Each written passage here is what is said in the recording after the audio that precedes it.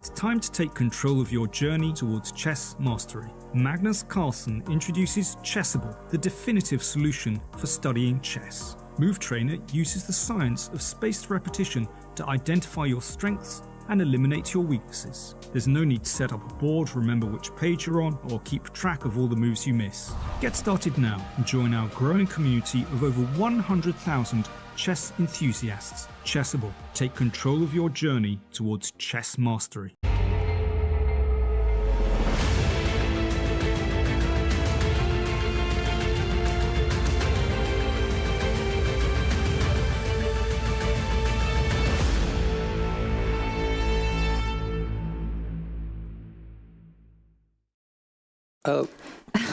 So welcome everybody for the last day of the World Blitz Championships.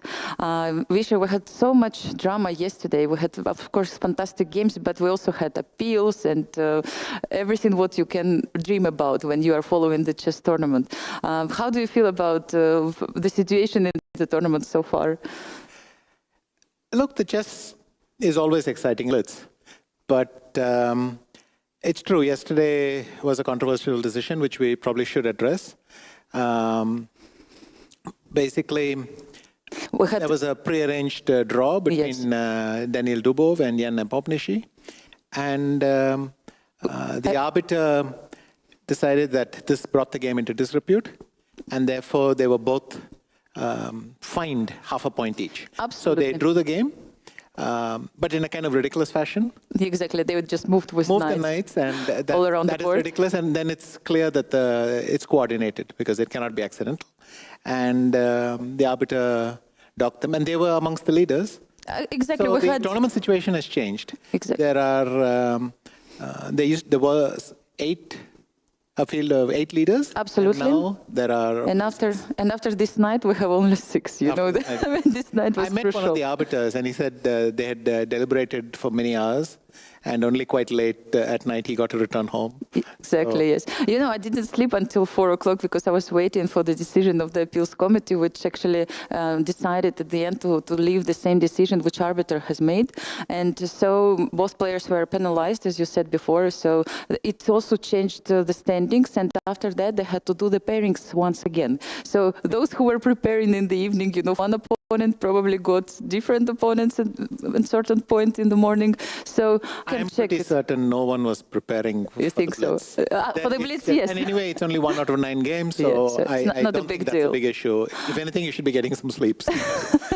Exactly. I was not sleeping. I was waiting. I was curious what will happen in the end. And yes, you can see now on the screens. Yesterday we had 8 players. Now we have only 6. But so far, Vladislav Artemiev, Magnus Carlsen, Maxim Vasiligraf, Nihal Sarin, Riga Iserdjun, and Ryazantsev Alexander share the first place with 9 points out of 12 games. And the group of people, including Daniil Dubov, Sugirov, Anand, Tabatabai, Murzin, Nepomniachtchi, Shimanov, and Mamedyarov are following them only half a point behind. It's nice that it's such a big group of people chasing the leaders. It means also that we'll have many interesting fights today. And of course, we got new pairings. And also first check the standings in the women's section after a 1.5 point lead. Mm-hmm. A 1.5 point lead difference. Exactly. Valentina is 1.5 points ahead of 5 people in second place. Alexandra Kostenyuk, Harika Dronavalli. There are women's rapid champion, Anastasiya Bodnaruk, Garifulina, and Katrina Lagno.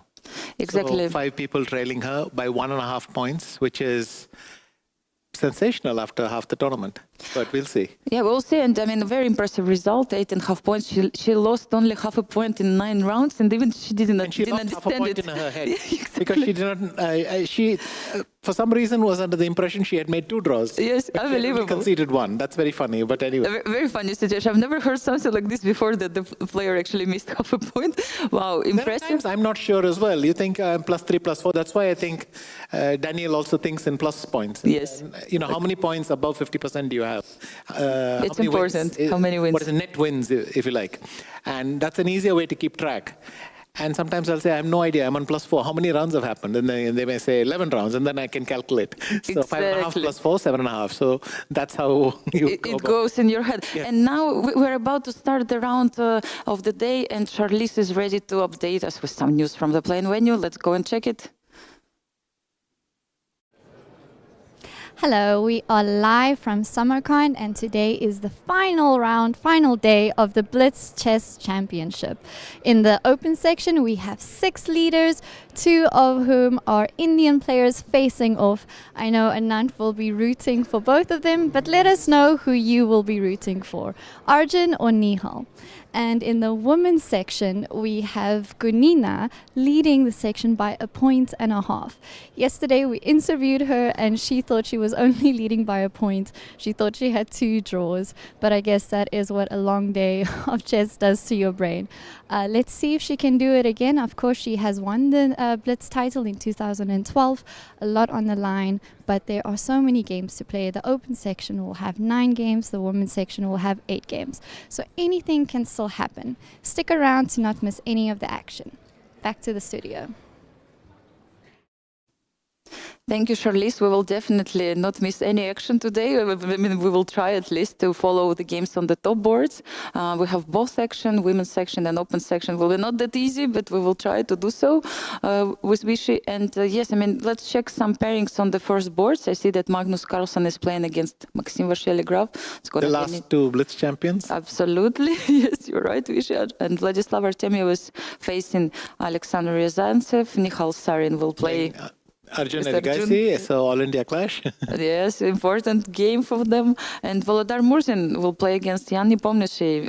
And both of them are big training partners, by the way. So. Oh yes, really? I didn't know that. Yes, but in fact, Volodar has such a great tournament so far, and of course we were following his steps all those days. Daniil Dumov will play against Tabatabai, Iranian player, and Shimanov Alexander is facing Mamedzyarov. Very good tournament for Alexander so far. Of course, also Shahryar Mamedzyarov didn't start maybe that great, but then managed to come back. We can see Magnus Carlsen and Maxim on our screen, and they're discussing something. I wonder, probably they're discussing some appeals. Yes, because maybe he was smiling at the arbiter. I don't know who this is. The arbiter who took the decision. Yes, Ivan. And so it might have. They were discussing for sure. I mean, you know, chess players always follow what's going on in the chess world, and we're going to have a first symbolic move very soon. We could see also Jan Nepomniachtchi on the background. Yeah. I think it's a color of the day. Everybody has coral today. So e4 is on the board. I wonder if Maxim will proceed with this move. Yeah. Okay. Arbiter puts pawn back. And now we can see Arjun has come. Arjun. Yeah, let's see, where is Nihal? There's probably 1 or 2 minutes left, right? Until the start of the game. Yes, and it's players can be late if they want. We don't have 0 tolerance rule, but if they do so, they will just miss some time. Yeah. Nihal is coming. Yes, maybe he just a few seconds. Okay, so we have a Sicilian. Which both of them are specialists now, because Maxime has added this move to his repertoire and he plays it quite often. And contrary to normally going bishop b5, he goes for this thing. And we have a Sveshnikov. Wow, on the board. Knight b5, this is all theory. Knight goes to d5. And Magnus exchanges the knights in the center. So knight e7 or b8? e7. e7.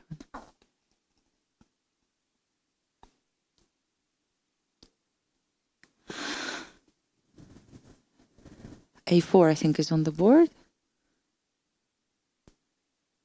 Yes, we have a4. What are the main ideas in this opening? Now that d5 square is occupied by white? I mean, generally, I thought that they go c4 and queen a4 check b4. So a4 might be slightly new. Also, I think if you go knight b8, then a4 is quite a common move. But after knight e7, I'm not familiar. Already after a4, I could play a6 if I wanted. And then they have to play the knight thing, c3. white wants to come back here. But if white does that, then I win a pawn with a check. Oops. Yes. So you would have to come back here. To c3, yes. And somehow this doesn't sit well together, this knight on c3 and pawn on a4. But I think this is overanalyzing quite early in the game. Anyway, Magnus, who's hardly new to this opening, decided to go... And knight g6 and... He's just given a pawn. Ah. Wow. Can just bishop a7 happen? Yes, in fact, it has happened. So he took on a7, yes. Maybe okay, so the board is a bit behind the video feed, so let's look there. Bishop a7, something, bishop b6. That much I see. Yes, bishop b7, bishop b6. So white just won a pawn, and the question if it's enough compensation for black. So black is going to lash out. Just f5, e4, f4. Just push this guy here, jump with the bishops like that, and then... go for the kill. Wow. What yes, is because you're lost on the queen side. Exactly. White, however, can delay even castling. If white plays rook a3, I'm threatening rook c3 attacking the queen. Yes. So white has more options to avoid just bishop e2 and castles. Yes. Whereas black actually just has to, as we say, throw the kitchen sink at white. Just take the pawns and chuck them up the board. Absolutely. So I think that's how it's going to go. It's going to be an exciting game, I think. Yes, if we'll see all those moves. He has got rook a3, good. Yes, if we see all these moves, f5, e4, f4, Maxim will need to defend on the king's side. But for me, I don't see anything that white has done that needs to be punished, that allows black to punish white like this. So he took on b5, I think. He took this knight. Correct. He probably had no choice already because the attack was quite strong. And then he's exchanging bishops. But I can exchange bishops. I can do that. And if you take with the queen, I play b4. Yes, I'm not doing great on time, but where's your attack? It's a good question. Yes, where is your attack, right? So I don't know, like queen h4, all these moves, I mean, trying to at least attack b4 pawn. Ah, that's true. Queen h4 would be a thing if I played b4. Has he gone queen d2 instead? Maybe he could play as queen d2, or we don't see it right now. No, he just made a castle. Why didn't he take with the queen, actually? That is interesting. He took with the rook and he doesn't threaten. If b4, then the problem is queen h4 attacking the... b4. And no matter how I defend it, you have queen e4 queen check. e4 check, yes, and you can provoke the king on f1, and then knight f4. So that was kind of the idea. Yes, then and black has what we have here is black has done the same thing... But keeps the queen on c8. Again, quite strange. Maxim, after queen c5, castles, queen c5 has happened. And there is no way to avoid this. c4, queen b4. And now because black is attacking two pawns, the only way to defend is queen a1. And then Magnus has jumped in with his knight. Knight on f4, yes. And so he's trying to reroute the knight to that square. Wow. So the bishop is out of play for the moment, yes? At least he has an extra piece right now on this side of the board. So he's actually found himself forced to play king f1 here. So, yes. What a move, yes. Preventing knight e2. I am a bit nervous here. What about knight e3? You have rook e2, right? Knight e3, rook e2 wins the thing, but he's gone e4. Threatening maybe the same. Well, if rook e4, I think he wants to play rook a5. Rook a5. But the beauty is I can go king queen c1, what he has done. And then I'm basically a clear pawn up. Maybe not crystal clear, but clear enough. So, very nice position for Maxim. I think this is something like that happened. Knight was on d3, but Maxim took... Yeah, Maxim just got angry. He just took the knight. Took the knight, exchanged the queens and took the knight and enough. I mean, he could have gone rook b1. It's just to make this point clear. He could have gone rook b1. Protecting pawn on b2, but I don't know, he probably decided... And I'm threatening b4. But he just did this. And now he's going to take... d3 pawn, and then we'll try to promote In fact, I think it would be even better for him to take it with the king. And rook d1 was not necessary. King e1. He should have gone king e1.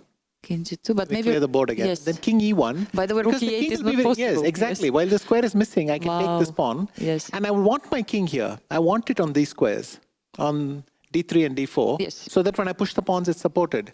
So I think rook d1 is a bit slow.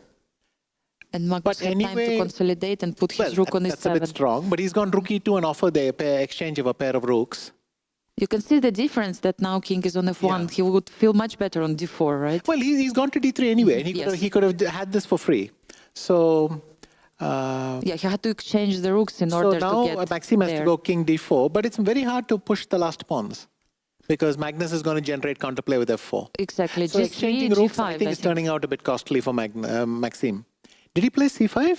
He did, and Magnus has gone f4. f4 but no, I can go c6 here. What is f4? F4 is nuts. I just go c6. What if you take on e3? No, he plays e4. Maybe he was afraid of But what was wrong with c6? I fail to understand completely. If I go c6, what is happening? Takes on... yeah, I mean... Take on was he afraid of rook b8? But then I even get the... No, I don't get this trick. Anyway, he's gone e4. So now the question is what happens after g5? Yeah, this is what Black probably should play. He needs to arrange pass pawn as well, some counterplay. No, he plays f3. F3, okay. So his rook is going to work from the back. Rook f4? No, he doesn't take on f3.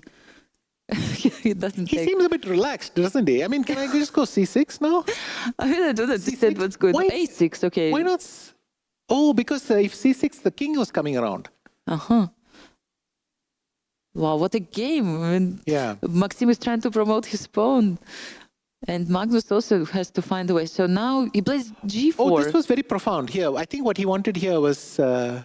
What if now he plays g takes f3? So bishop controls f1 square, so probably his pawn comes first.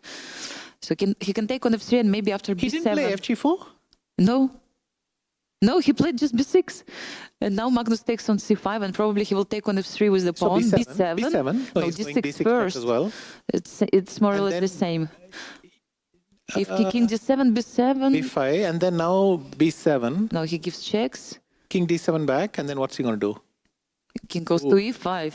Maybe there will be some checks, you know, after d7. No, and now rook d7. f8. Yes, and then d7. I'm going to go king c6, c7, and f1 is control. Maxime is winning. It looks like that, 2 pawns. f4, f6, king c6. It's c6. That's it. You cannot play f1, bishop will take on f1, and then b8 check. b8, d8, anything. Queen, yes. Wow. Well, you're right. Better give it bishop with the f1 check. all the way back. Yes, king c7 is a threat. Magnus will resign soon. He has just few seconds. 5 seconds. Yeah. Okay, he resigns.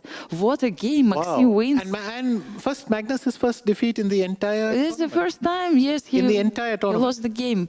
Oh my gosh, this is big result for the tournament situation. A huge result for Maxime. Yes, bravo, Maxime. Bravo. Yeah, he played very brave this game. I mean, yes. Rook d3, sacrificing this exchange. Yeah, so I don't know. Magnus probably I don't know what was the last mistake. I still like my king because if I can push the pawns with my king and with the rook. Then it's so much easier to defend them because you cannot bring 2 rooks to attack my pawns. Well, anyway, yes, you can't argue with the win over Magnus. So I think we'll give Maxime that and stop second-guessing his moves. Let's look at the other ones. So Daniel Dubov recovers nicely by beating Tabatabai. What happened in the Pomnishi game? I think they made a draw. Morzin, yeah. Yes, I hope not the quick one. No, it was a good long struggle, but again shows that Morzin is one tough cookie. Yes. Can we see the board? Yes, okay. Anastasiya Bodnaruk, the new world rapid champion, is playing against I think those pawns are running. Somebody once famously said the pawns are crawling up like ants. So many pawns. Yeah, like ants. Yes. Is the expression. And I got news that Gunina won one more game. No, but now king g6 and then it's getting spoiled. Not h7. Oh, what? Bishop protects the pawn on a5 and king g6, yes, she plays this move. Oh, she's blown it completely. So I think it's, yes. King g6 and it's a draw. Yeah, king f5 it's a draw. Yes, the rook will take the pawn and... Yeah. So the game will finish in a draw. Yes, he just takes the pawn and bishop cannot win against the king, so the game finished in a draw. Of course, I think Ekaterina had good chances to win this game, but yeah, I mean, it's Blitz and everything is possible. They played on seconds. Yeah. We have Artemiev against Rezanov. This looks totally equal. The leaders. I mean, if anyone can win this, it's Artemiev, but I don't think anyone is going to win this. It's hard to do so. And it seems like Maxime probably will be the only leader after this round. So now we have the queen's ending with this h pawn. Of course, Artemiev will try, of course, to win this one. They will play maybe hundreds of moves. For sure. I'm sure if Ryazantsev blunders his king, Artemiev will take a pawn instead and then win the ending. No, I'm joking, but that was a funny incident against who was it? Sugirov, right? You mean yesterday? Artemiev against Sugirov. Yes. King is6, yes. He played this. I asked the arbiters about this story, and they said that they noticed only after the game, after the end of the games. Unbelievable, yes. Nobody noticed there was impossible move yesterday. Yeah, they keep playing. Of course, the idea is that White gives lots of checks, but we'll try but how to make progress. And now, now the king is exposed and the queen cannot block anything. So where the king goes, to a5? The king is going to try to run... all the way. Oh, queen f6, beautiful. Unbelievable, yes. And he exchanges queens and the pawn ending will be winning after that. Wow. But it was difficult because even if you don't capture the pawn, the white king is going to go via the 6th to the 7th and try to hide behind the queen in a7. Wow. So, but he just really... If anyone can win this, it's Artemiev. He just wins this all the time. Okay, so MVL, Artemiev, all made progress. Dubov stays half point behind the lead. I see also some draws, but and Duda, young Krzysztof Duda won his game. Let's quickly go through the results. Yes. Sarana beats Yugirov. Yu Yangi beat Vidit. This is the half-point group behind. Jan Krzysztof Duda beats Sindarov. Exactly. Swidler beat Muradli. How many points Peter will have? And he will have 9 points after this. Yes. Let's quickly scan the women, the top women. Yeah. So I know Valentina Gunina won one more game. Maybe we can check the ending. Valentina Gunina has won. One rook. Just a rook up. Probably somebody. Let's see a couple of moves, but maybe. This made it even worse. But she was winning anyway. She was a clear exchange up. Lagno drew this dramatic game with Bodnarouk that she was on the second board. Winning clearly. Alexandra Kostenyuk drew against Harika. Goryachkina lost to Mungsul. Mamadzada beat Anna Shukman. And Bibisara won her game, yes, okay. Anna Musichuk drew, and so on. So we'll understand the consequences when we see the new things. But what is clear is that Gunina is leading. Valentina Gunina is on 9.5 out of 10. I hope she knows this by now. Maybe she thinks she's 9 out of 10, but either way. Maybe somebody told her. You play even better when you don't know how many points you have. You need to score more. You feel that you actually need to score more, and in the end, I remember.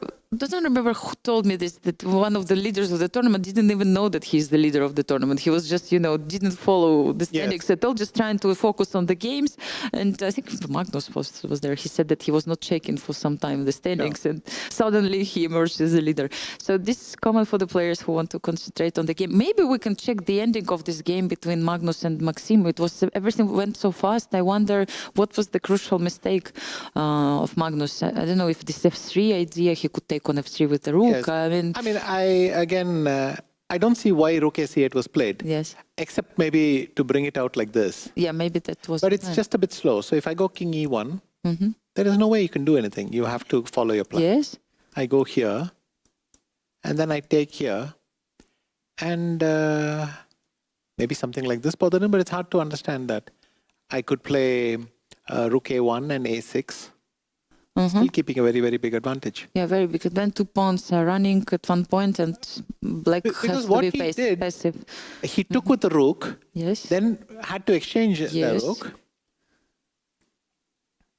But maybe the question is, could Magnus have done better defending this in the following way? King d4. Maybe he's just a one move slow here. Okay, so let me try this one. Rook takes e3. Yes. F takes e3, king e7. King here, I go rook f8. What I want to do is to take my king over there. And protects. But maybe the problem is that e4 happens. And if this, maybe some pawn sacrifice works, like this. And then another pawn is jumping. Or maybe this is better, because then you're E5, forced to take. and then I play c5, and then by sheer pawn mass I might crush you. Yeah, normally, yes. Yes, It looks very but these are dangerous. risky because black starts pushing in a hurry.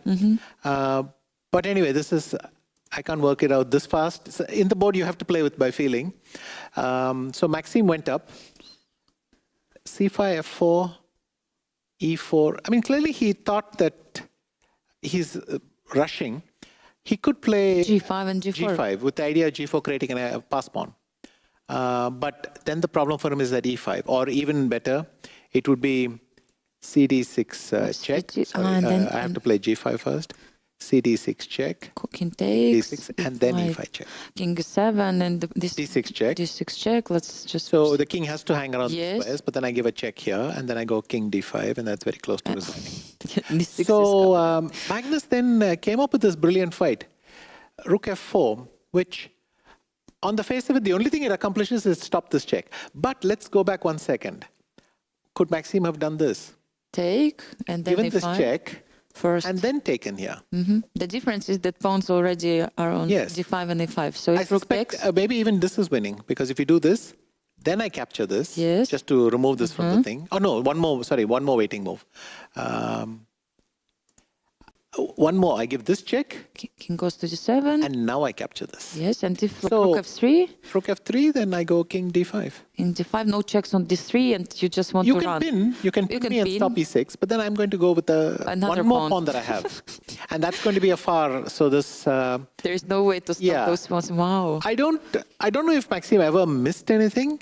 He went A6, which surprised me a lot. Then I understood that after C6, what he didn't want was this. Take, king C7. And But it pawns should be are- winning anyway. I go here, And then B5, probably B6. Rook A6. F3. I go A6, If rook A3, then I go B5. B5, you protect the pawn. I'm threatening B6 check winning, by the way. Yes, You have to go back here. Yes, and Now I don't have I B6. check my last pawn.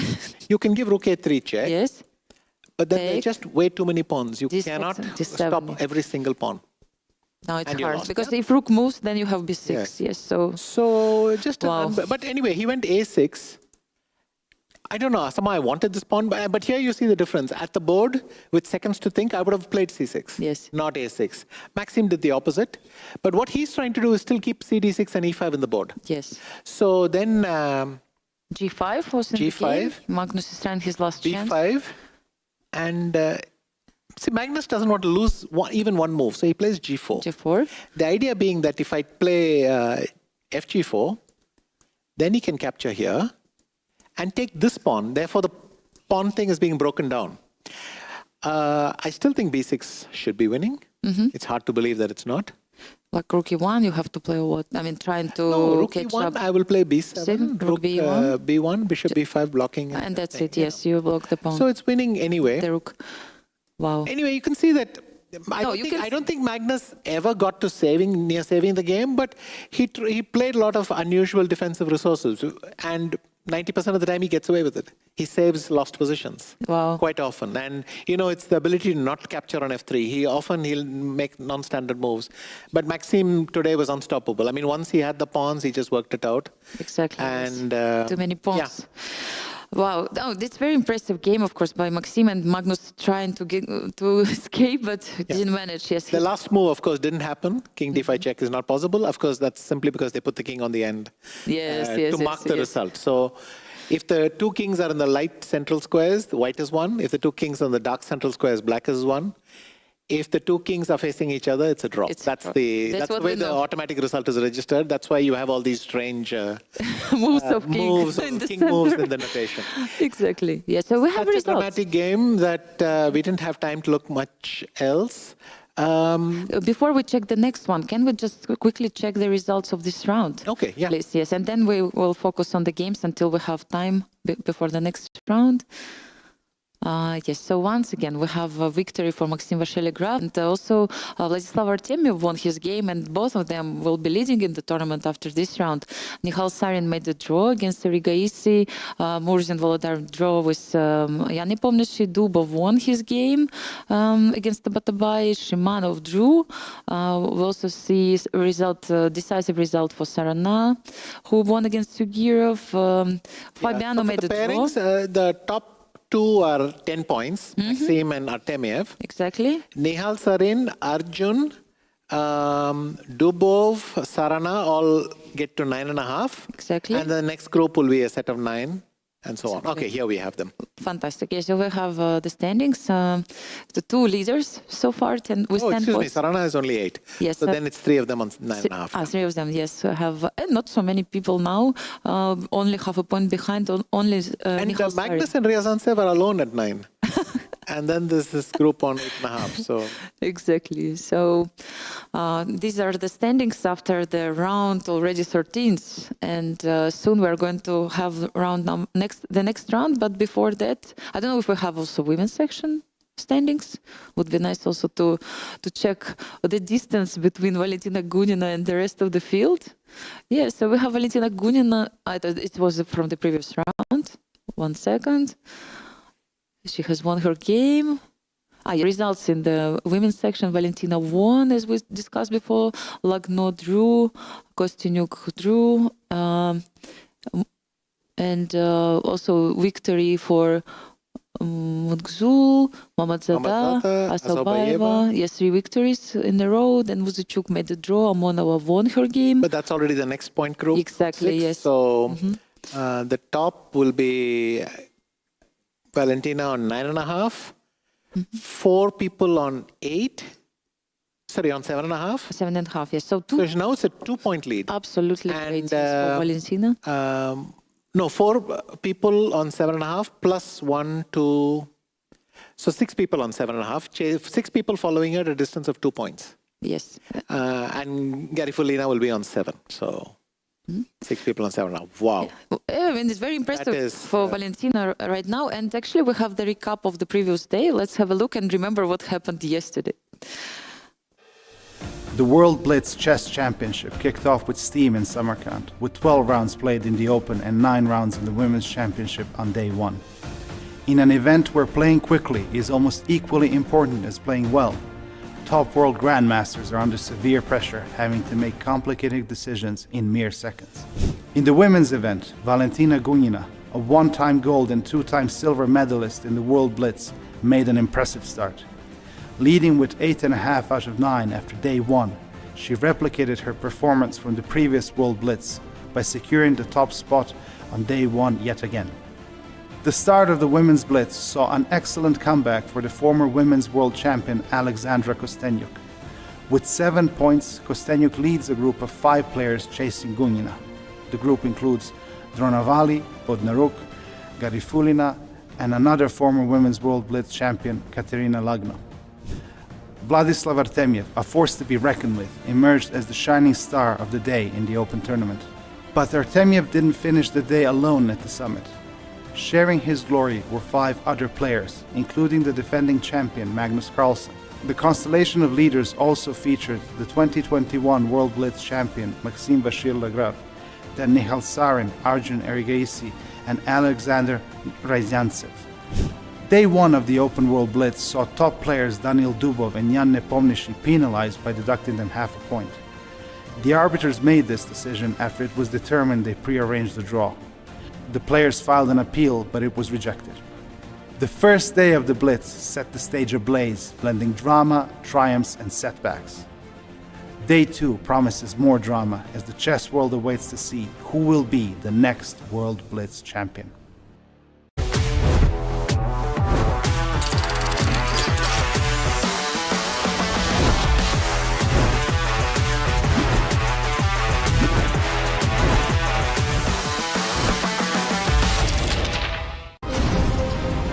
Legend. Every drop is legendary. Chessable, the definitive solution for studying chess. Choose from one of the largest online chess libraries in the world. with hundreds of titles ranging from classic books through to our exclusive Chessable courses.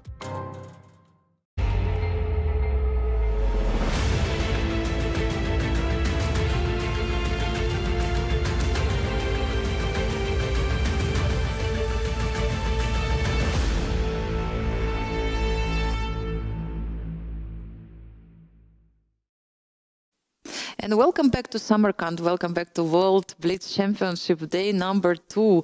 And we had very exciting first round of the day. Magnus lost his game against Maxim Vassiligraf and Artemiev won his game against Ryazantsev. And we suddenly have 2 leaders who will be playing against each other in the round 14s. Again, very important game between those who are leading in the tournament. Can we see the pairings? Is it possible to check the pairings? Not yet, but I have them on my screen. I can also see that Riga Isi will face Daniil Dubov and Yu Yangi will play against Nihal Sarin. Very, very nice pairings for the next round. Yan Nepomniachtchi is playing against Alexander Shimanov. Alexander Ryazantsev plays against Duda, and so on. I mean, you can take the top 14 players by points, and any pairing is interesting. So yes. We're going to have some good rounds. Yeah, Mamedjarov plays against Swidler, and many interesting game. Murzin will play against Fabiano Caruana. Also interesting encounter. Many interesting games, but of course we will focus probably on the first board, right? Where 2 leaders are playing. Yeah. And they will switch for the next games. Of course, also women's section. Yes, so actually we will start this round with women's section. Is that Murtas over there in the hall? I think he's talking to Pankratov. Oh. Murtas is playing. Okay. Yeah. Sorry? Yes, so yes. No, we will check the open section. We will start because Gunina is leading clearly 2 points. Also, somebody should update the board. Yes, the board, yes, we don't have still We don't have the current round, yeah. Yes, so, but Gunina, I think they can do it remotely, right? Yes. So Gunina is playing against Lagno, actually, in this round. I think it's important. They are rivals all their life. I think they're playing these important matches, and it's going to be a crucial one also. Harika will play against Mongzul. Bodnaruk will play against Mamadzada, so also interesting round. Asubayeva will play against Alexandra Kostyanyuk. Yeah, we will see. Let me remind you that yesterday we had 2 appeals, and the second one was very important and crucial for the standings, as Yan Nepomniachtchi and Daniil Dubov lost half a point, both of them, for the game which they played, like we call it pre-arranged draw. So the arbiter fined both players, but they keep playing, and then Daniil Dubov won his game. He recovered nicely, won the game, and here he's back in third place. Yeah. Yes. Yes, he's sharing the third place right now. Yan Nepomniachtchi made the draw. Yeah, actually, I was following Twitter of Jan, and he wrote something like night dancing. He published a video of some music with night dancing. Yeah, it's great that chess players have some sense of humor, no matter what. And what to do? I mean, they're trying to stay positive, and it's very important for Blitz to be in a good shape, to have energy, and to be positive, of course, and forget about what happened before. We can see the leaders of the tournament on our screen, and the game is starting right now. Knight f3. Artemiev chooses this D5, move. G3. What will happen? Bishop G4? G6 maybe? Or G6. G6. Because MBL isn't all in these Grunfeld setups, so it's more natural for him to do this. Yes. And now E5, or let's say, or Knight F6. E5, good. D3. Takes Knight control E7 over Knight center. C6, Knight C6, yeah. Knight C3. I can see even from the way Maxim plays, he's like, ready for fight. He got extra confidence beating Magnus. Doesn't happen every day that you But he beat Magnus. He eliminated Magnus twice in one tournament. Yes. Recently. That's yes, how he qualified for Toronto, right? Yeah. So you're right. he eliminated him in one mini match and then in a second mini match. Well, in the final, so to speak. So He knows he's something. He's finally onto something. Exactly, yes.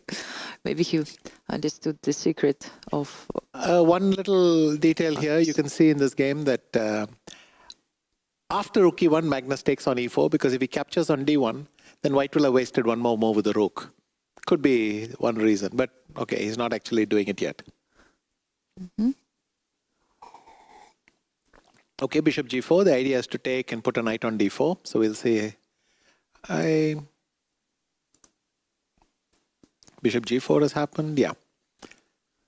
So if, for instance, h3, Yes. I will take here, take on here, c. and you lose a pawn with On c2. on c2. So that's what white should avoid.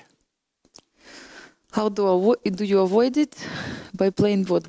You could do this, Take. and then h3, because then if I take, and I go here, you have this retreat.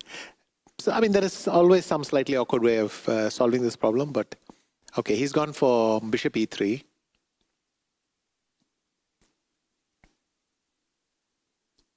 Yeah, the idea is that now d4 square is covered. Yeah.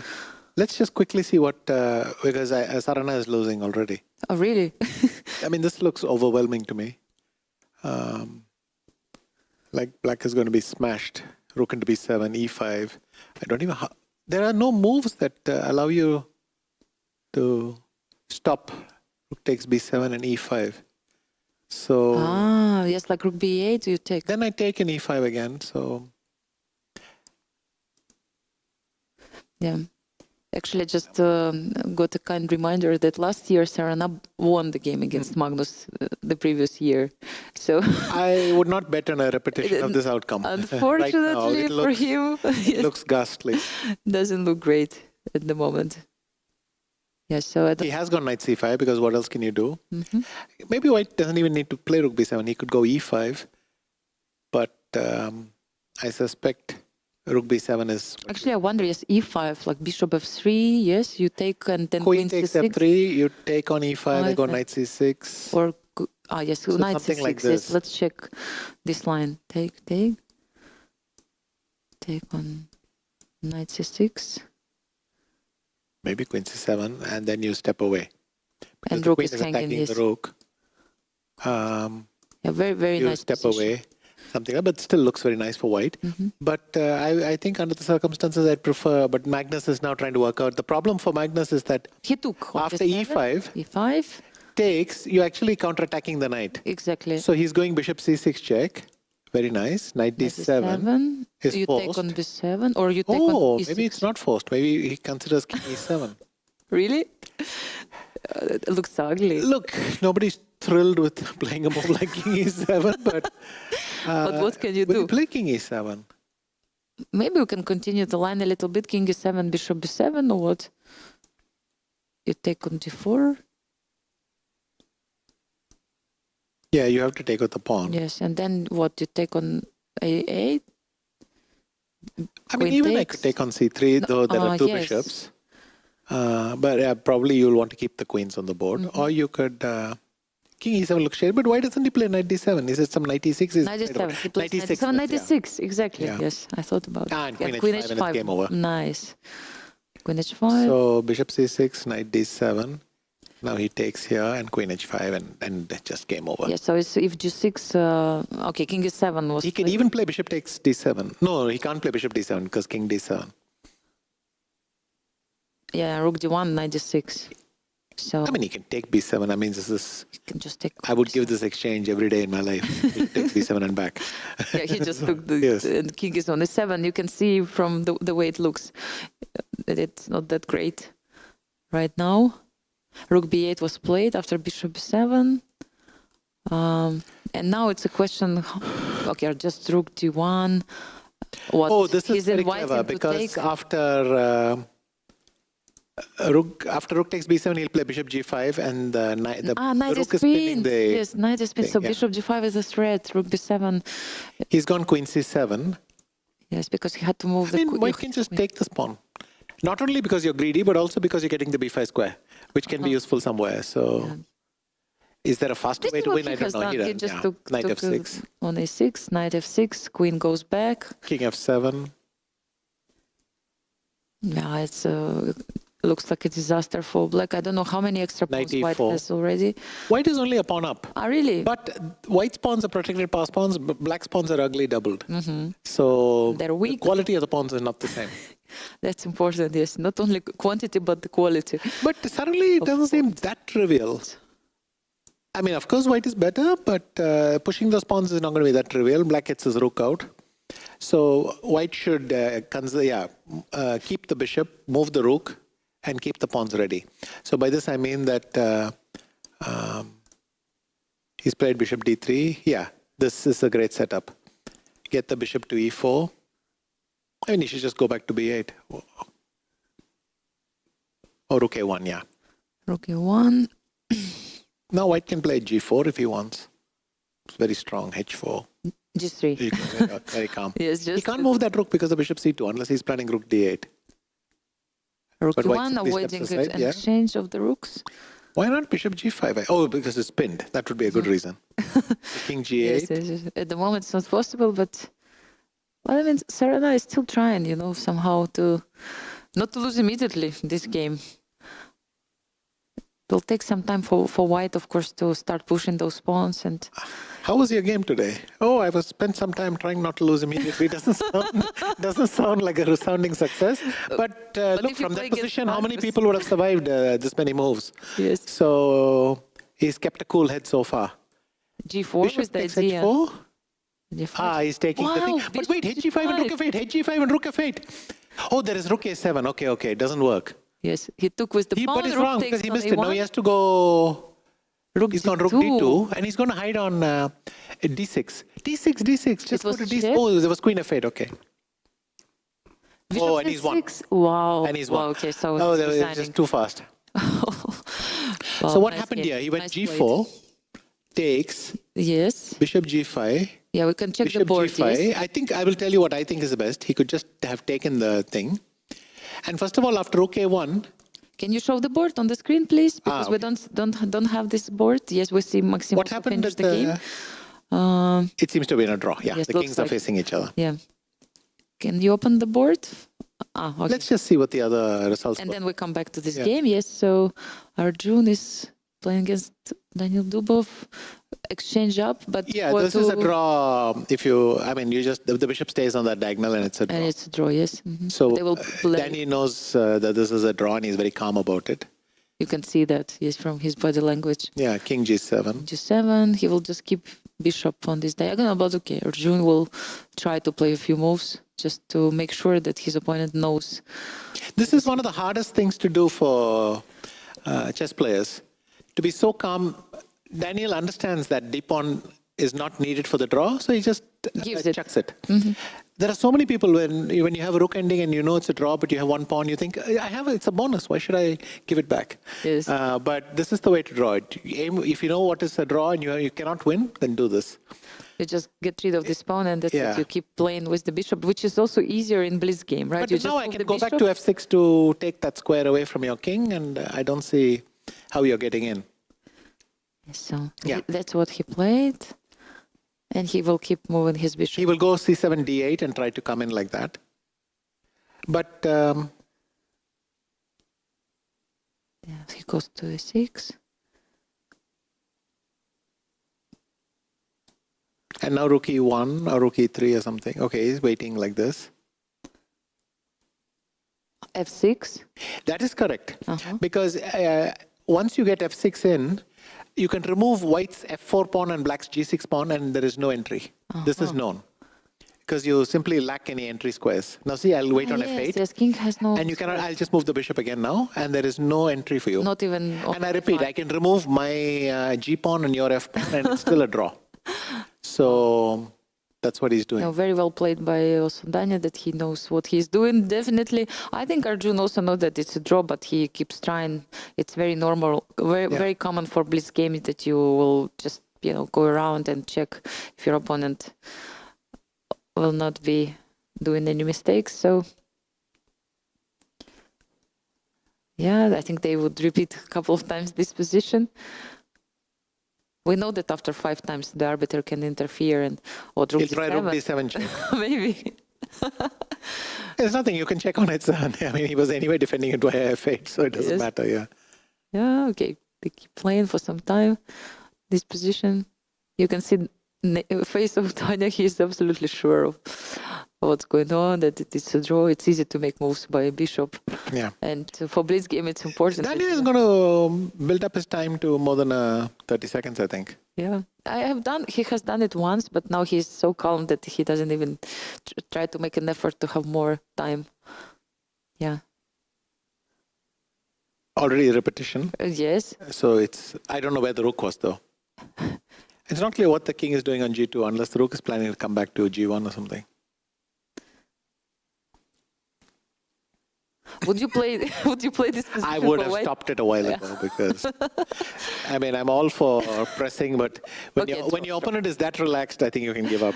Exactly, yes, he knows what's going on. So the game finished in a draw, and players keep analyzing it a little bit. Maybe there was something before, and that Arjun could play somewhere better. I don't know. It's hard to say. We didn't see the whole game, but if we let's quickly scan the results. Tabatabai beats Rapport. Caruana beats Murzin. Lost. This was a draw. Artemiev MVL was a draw. Yu Yangi Nihal Sarin was a draw. Many draws on the top boards, but we remember Magnus managed to come back by winning this game. So in fact, it's incomplete. So we're simply waiting for a lot of results to be filled in. Yeah. Let's see the women. What's happening?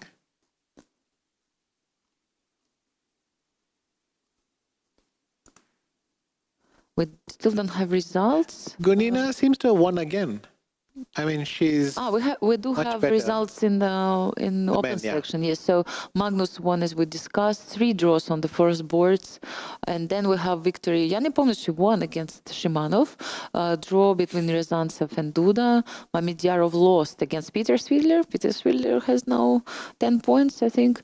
Murzin lost against Fabiano Caruana. Fabiano comes back with 9.5 points. Mamedov Rauf 8.5. He lost the game against Levon Aronian. Ricci lost against Tabatabai, and then so on. Salim lost against Nesterov. Yeah, we have how many leaders? With 10.5 points, we have 2 people right now. I think so, yes. I think we still have 2 leaders, the same. Yes, because the 2 people who Arjun and Danny could have reached. One of them could have reached, but they drew. And Nihal Sarin could have reached, but he drew with Yu Yangi. So they are still the joint leaders. And big group of people probably with 10 points. So we will find out a little bit later. Yes, if we can check also results the women, in the women's section, it will be great. Yes. Draw. Valentina drew. Why did she draw this position? She's an exchange up. Maybe something happened later. Maybe we don't have all moves. Okay. Fine. Right now. Yes, so Dranavali Harika made the draw, but Naruk made a draw with Mamadzada. I understand. I think she was afraid of knight f6, Yeah, Kostyanyuk won her game against Bibisara. Charuchkina won against Wagner, and Garifulina. But the beauty is Gunina keeps her 2-point lead because nobody on 7.5 won. No. Oh, no, except Kostyanyuk. So Kostyanyuk won, yes. Gets to within 1.5 points. Everybody else is on 2 points behind her. Exactly. I think that's how it was a few rounds ago. So we're just back there. Konero Hampi drew. Koryachkina won. Yeah, June lost again. Yes, she lost again. She doesn't have great tournaments so far. When Lina Danilan won the game against world champion. Okay, we'll see if Gunina will manage to keep the same shape as yesterday, and she will keep winning and making sometimes draws. It seems that she can be unstoppable today. So I was asking myself, what's going on here? Why this is a draw? And so then I noticed that there is this move. So you're attacking G2. If White does this, maybe this worried her a little bit. Rook A2, then Bishop F3, yes? Yes, but I think Rook F1 is still playable. But you could get nervous in this kind of position. Yes, and Knight G4 sometimes. Also, we may simply not have all the moves. We may have lost the transmission at some point. Another thing is you can actually take this way. Yes, on B3. And basically you're trying to take the pawn as a bonus. Only thing, knight d2 actually works. Yes, so... No, knight d2, I have queen b2 pinning against the thing. So, and no rook b1. I'm not sure exactly thing, but maybe there was just a tactical draw offer and both of them decided to stop. Exchange down, but good compensation. Yeah, black pieces are quite active in this position. Yes. Yeah. Can we check this ending of Magnus' game, because everything went so fast, and remember this moment we started, but then we changed for the games on the first board. Sorry. So h4, he went king e7, bishop e4. He went queen b5. At this point, Magnus launched g4. He could also kept waiting some more and played b4 because black is still not well placed to take advantage of anything. And I can even permit these rooks to be exchanged at some point. But he went for this. Bishop h4. And because the bishop is on the other side of it, he gets to take. I was briefly excited by this move because I thought that rook f8 is rook f8, but then I realized rook a7 is winning. Wow. So that is thing. Doesn't work. And h5 locks the bishop out of the game, so maybe it's not advisable. Maybe for the second he also thought of rook f8. Yes, it's easy to miss so he something can. Like that. He could play bishop takes g5, yes, instead, but still. This happened. And then I thought queen takes b2 was possible because if rook a7 check, I have rook d7. You take, I take, you have queen f7. I can, for the moment, play bishop e7 or even king d6. I don't see the breakthrough. Maybe queen b8 bothered him. But I've got enough control of the dark squares that I don't think it's a danger. Bishop, what do you have to play bishop b7 here? I can go back king d7. But then attack was check. Yes, and I come back here. I mean, the beauty of my bishop and this pawn is they're controlling a lot of dark squares. And my queen is threatening to return at some point. It's not clear to me how white is going to break through. But... So actually, Serena had some chances to defend at the end of the day. Yeah, but he did something else. He went. Did he go h5 and rook d2? No, he went. Well, where are the moves? Maybe here. Yeah, I mean, I'm trying to. We don't have all the moves. Yes. Yeah. So this happened. No, this is my analysis. Where is the move? Is this happening? No. That's also my analysis. Yeah, I okay, so we'll have to see wait for the end of the game. Yes. We don't have still complete game. This also, this is, at this point, I don't know if they had many moves. No, we just don't have the moves yet. Yes, unfortunately. So we cannot see the end of the games for the moment. But things are going so fast, and soon we're going to have the pairings of round 15. Let me check, maybe we have already them. It would be nice to understand what's going on, because the leaders actually played against each other, so they will. I have. So we can see that Magnus Carlsen plays Arjun Erigaisi. Yes, Svidler jumped all the way to the board number 1, and he will play against Vladislav Artemiev. Maxim Vashchelegrov will play against Daniil Dubov, and Mikhal Sarin will face Yan Nepomniachtchi. Fabiano. They played a tiebreak in Baku. So yes, where they obviously went through some rapid and blitz. So we'll say. Exactly. Yes. Probably we'll see those pairings now on our screen. Oh no, we have standings. Great. So once again, we have two leaders, Artemiev and Maxim Vashchelegrov, leading with 10.5 points after 14 rounds. Daniil Dubov, Mikhal Sarin, Erigaisi Arjun, Yan Nepomniachtchi, Magnus Carlsen, and Peter Svidler are following them just half a point behind with 10 points. And then we have Jan Krzysztof Duda, Alexander Ryazantsev, Yu Yanggi, Tabatabai, Nesterov, Indic, Fabiano Caruana, and Levon Aronian with 9.5 points. All familiar faces, and big fight is still ahead. Many rounds to go. Actually, in the open section we have 9 rounds today, and in the women's section we have 8 rounds. Just reminding the viewers who just joined us, Magnus Carlsen, yes, is playing as we discussed. No, it's a previous round with Erigaisi. And Gunina leading by 1.5. you were right, yes, right? and 1.5 point distance with Alexandra Kostyanyuk. Anastasiya Bodnaruk, the winner of World Rapid Championship, has 8 points. She shares the third place with Mongzul, Dronavali, Lagno, Mamadzadeh, Garifulina, Charochkina Daria. Also joins the group of rivals. Clear second place now for Alexandra Kostyanyuk. Very, very strong player, Blitz player. I'm sure she's, very, very enthusiastic and tries to fight for the first place no matter what. She also knows that if Valentina loses one game, immediately the distance becomes completely different. So, of course, fight is still ahead. So these are women's pairings. I don't know how much time we have until the next round, but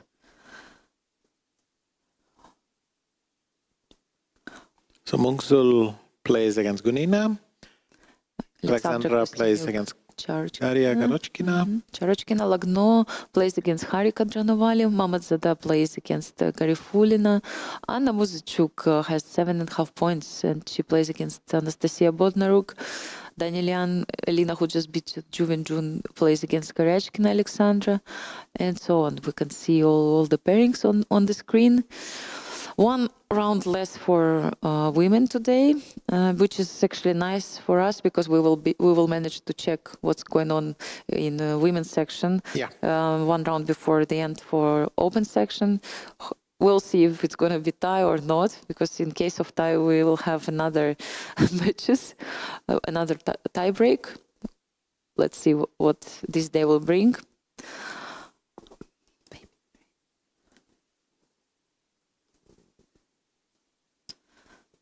So these were the pairings for the next round, and we have a few more minutes to go.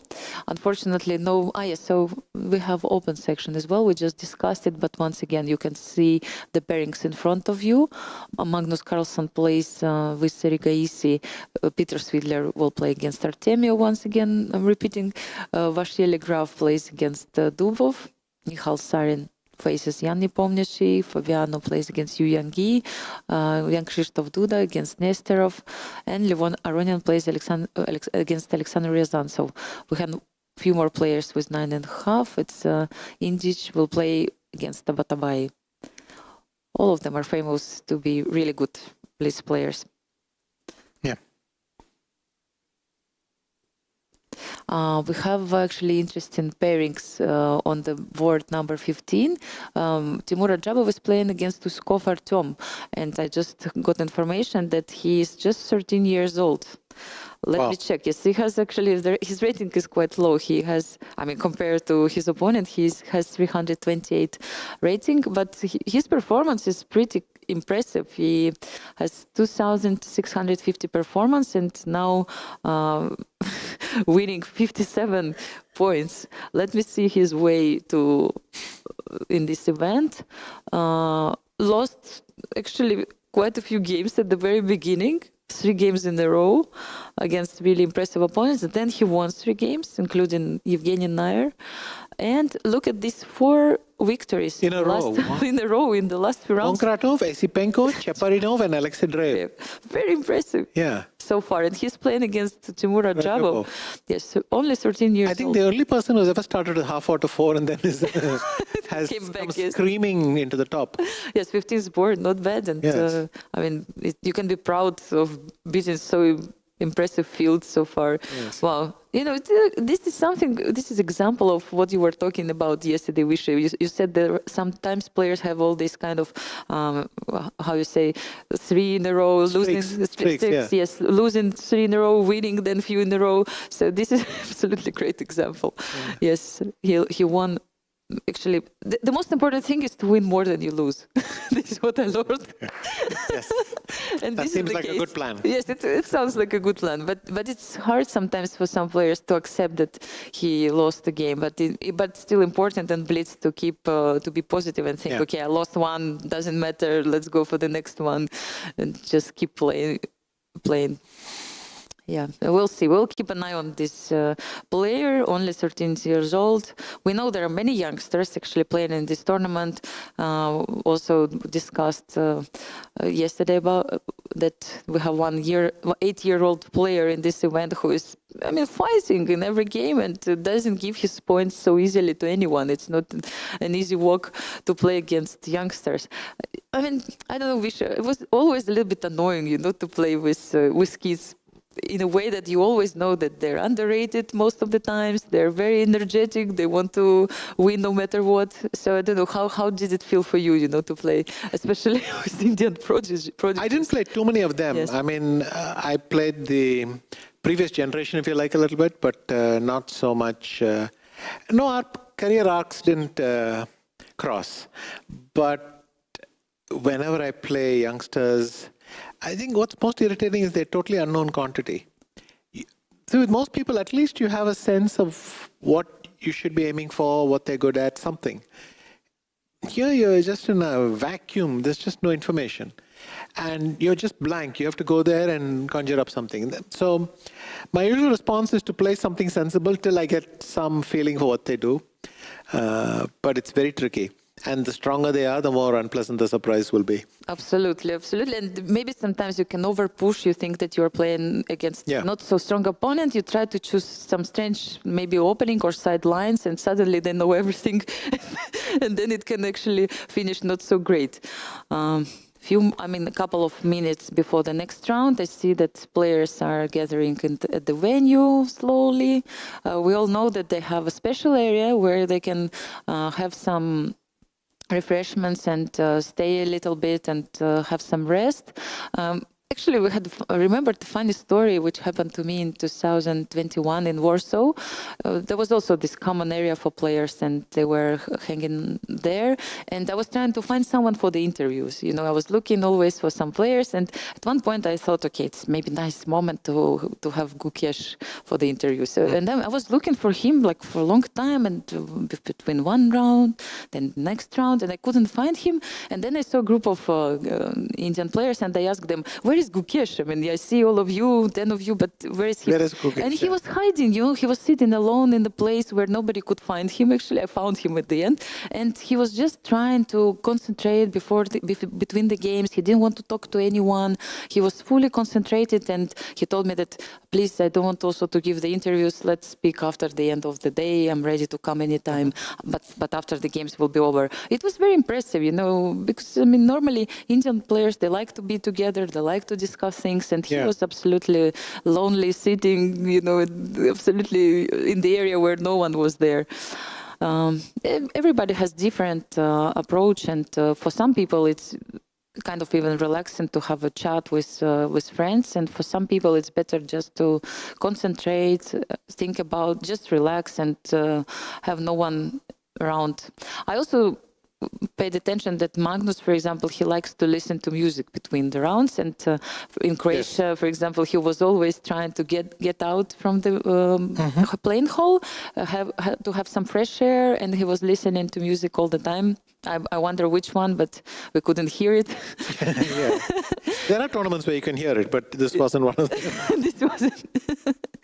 Yes, it's important also. I know that Boris Gelfand likes to have a walk before the games, and everybody has his own tricks how to get into the best shape before some crucial games or before any game. Fresh air normally is not a mistake, and so it's a handshake, and we have 15th. And they're off, yeah. Yes, we have 15th round underway for open section. Right so now. Magnus going for some sideline. G3. Yeah. Just develops. So it's just going to be a King's Indian attack.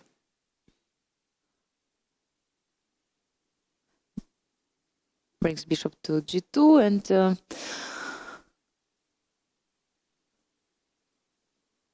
A4. 6. All this should be known. Well, the moves look pretty innocuous, but they're playing them so fast, you have to assume that they know what they're doing.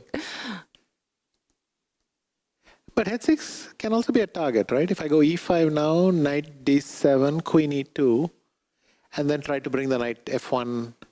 So I'll put this on the board. Well, let's see. Does he play e5 or ed5?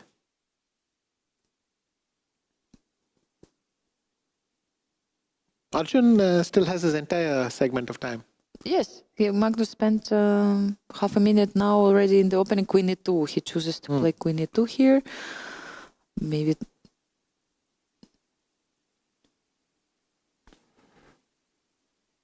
So there are a few more moves which we still don't have. b6. So he decides to bring his. But he's gone to h7, which is very unusual. Normally you go to d7, right? Right. But normally you're attacking a pawn which white will then defend. But here white is already over defended, Yes, so he's going the other direction. Not quite sure what knight h7 is trying to accomplish. Maybe knight g5 is the idea, but that's just a target, so I don't know what he wants. Anyway, I think Magnus will have to aim for h4 and knight e3 g4. Or knight h2 g4. He's gone what, bishop a6? That's what it looked like to me, but yes, bishop a6. h4. Empty square for the knight on h2. So now I can play knight b4, and I've built everything up to play c4. So that's the main idea of black here, to play c4 and open c-file, perhaps. I don't know if it's the main idea, but if once you play bishop a6, it's the only idea I can think of. So knight b4, and this will be weak. And he's gone queen d1. I'm almost tempted to play c4, d4, c3. It really throws a span in the works. He's gone king h8.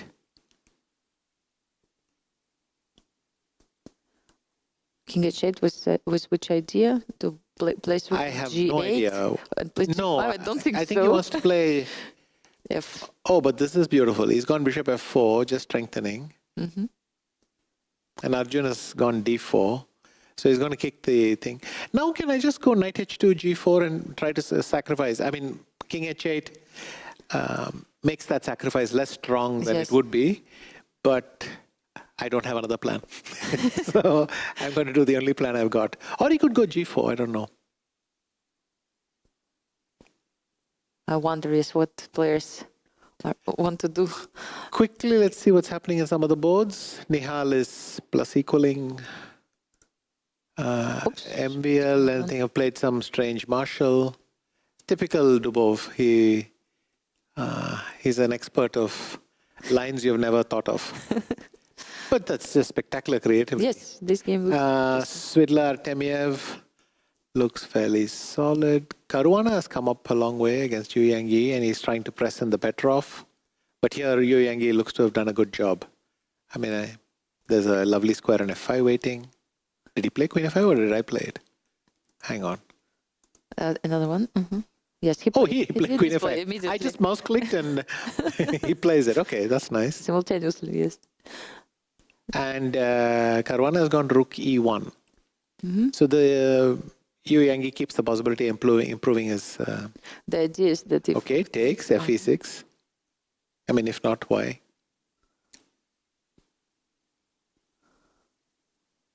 He took with the pawn, right? So this is slightly what I would say is hope-based. You just play h4, h5, maybe h6 or g6, and then one day you might turn out to be useful. It's a good plan. Let's go back to, okay, we are now here, so we'll look at this game. h4, he played queen e4, so just centralizing a bit more.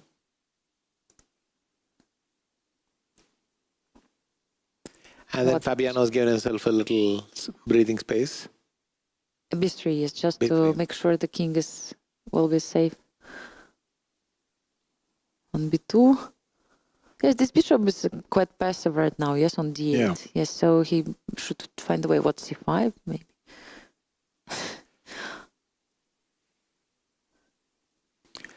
Black's got superiority on the queen side, so he wants to keep that. And also, that bishop has been pushed from d4, Exactly. which is a nicer square. Yes, maybe so already there, it's a kind of accomplishment. Okay, he's gone king f7.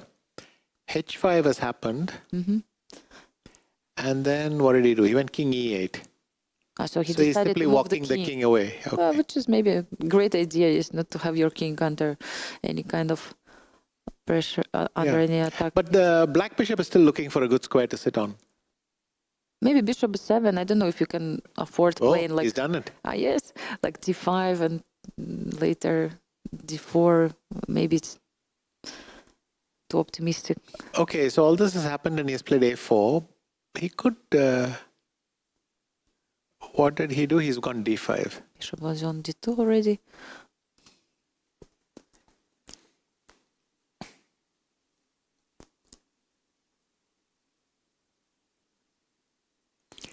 Also, Fabiano keeps the option of queen a1 and coming back to f1. Maybe Yuyangis take the draw, or will he just repeat once and then see? Yeah. Will he play c4? Yeah, he's just taken the draw. Yeah, so let's jump to maybe the next game. Things have changed a little bit, but f6 is on the board. Artemiev actually won his game already. Against Peter. Yeah. Something went wrong, yes. Oh, that went wrong. Rook is on f2, cannot Let's be find good. out what happened. Very quickly. Bishop takes b5, bishop c4. We still have the games happening. Maybe let's focus on... No, let's finish this one. We didn't take a look much at the tennis. After all, one of the decisive for the tournament. We'll get back in a second. Very quickly, and suddenly Swidler just blundered into and a knight assault, and that's it. Game over. Okay, was good. Let's see. Nihal Sarin plays against... This was a draw between Dubov and MBL. And Nihal is, I don't think too much is happening here. It looks... no, wait. Suddenly knight c5 and and Nihal is very quick. He spots immediately that he has to run. Because once the knight would have come to c5, he would never have gotten out. He's offering the exchange of knights, but I think black should play knight c5, obviously. And then give e5 another go, e5 and e4. Okay, he wanted to do it like this. He has to protect the pawn on b3. e5, yes, so... They play with... g5. Yes. G5, yeah. Last time right now. g5 trying to... Create a pass pawn, pass pawn, yes. HY g4. But now bishop b2, maybe he wanted to take on c1, yes. That's why king and went g5 to c2. now, yeah. Yes. Oh, and Jan is winning this. It's just resigns. A4, h5. h5 and g4. Okay, he can take and play e4 check. Hang on. He played bishop b1 to prevent h4. I can just play fg4 here. fg4. And then it's, now you have to take. So this is more clinical. e4 first. Gone e4 check. What will he do if I go king c6? I mean, now the pawn is hanging. And he has what? to play e5. Fine. And then bishop g3, knight e4. Yeah, check for, I mean... Knight e4. If bishop b6, I play g3. And then I'm winning anyway. So he will take the pawn. No, if he takes the pawn, bishop b6, take on a5, and some bishop c7, h2, some rerouting will happen. So I think that's why he played g3. He could play knight f2 check here even, because that bishop is shut out of the game. Yes. And now, push the thing all the way. And I think Nihal knows that he's Nihal busted. just made move with Nihal knows that knight e4 check, knight f3 is resigns. Yeah. Knight f4 check, knight h3, whatever has been resigned. 3 seconds, 2 seconds, 1 second. Knight he made a d4 move. check, knight f3. Second. Yeah, knight f3, and then bishop has to move. And wow, what a victory for Jan Nepomniachtchi. Managed to win with black pieces. Oops, and we still have one game. Magnus is still playing against Arjun. I mean, the position was very complicated, but now it went all the way to exchange up for 3 pawns, knight and 3 pawns. Yeah, Carlsen was winning before, but missed. Knight d4, and if rook d1, he can go knight c6. Knight c6, because I have a fork on e7. You cannot take, knight e7. King f7. Now I can go king e5. Yes, protecting f4. Check. King now d6 I have to go back to f5. No. Or maybe king... King d6 is 7, but maybe... King f5, yeah. King f5. Check. Does he give knight e5 check? Yes.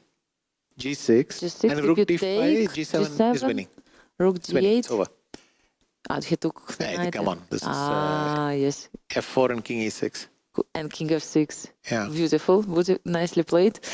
Victory for Magnus, but he doesn't look happy. He looks a bit disappointed because maybe there was, as I heard, he missed the victory Earlier in the game. That Yes, seems plausible. and that's why probably he didn't look that happy. We have Jan Krzysztof Duda on the screen playing. Andrew Hong?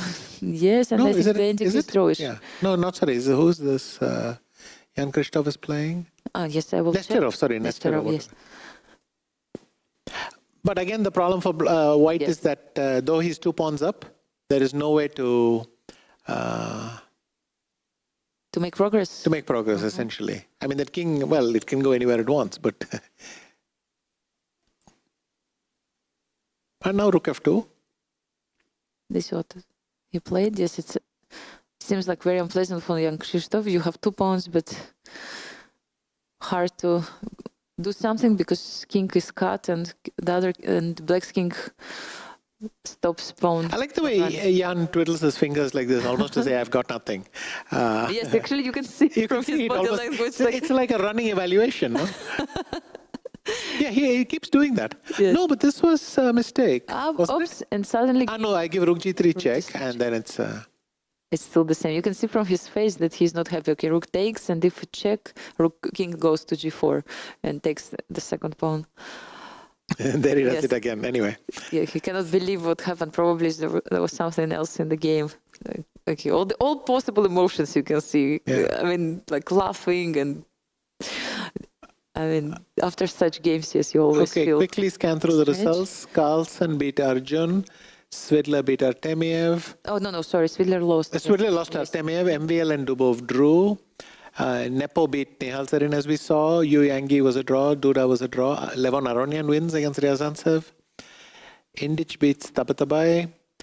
Shimanov beats Andreikin. Mamadyarov beats Sidipov. Sindarov Sarana is a draw. And Abdusattarov beats SL Narayanan.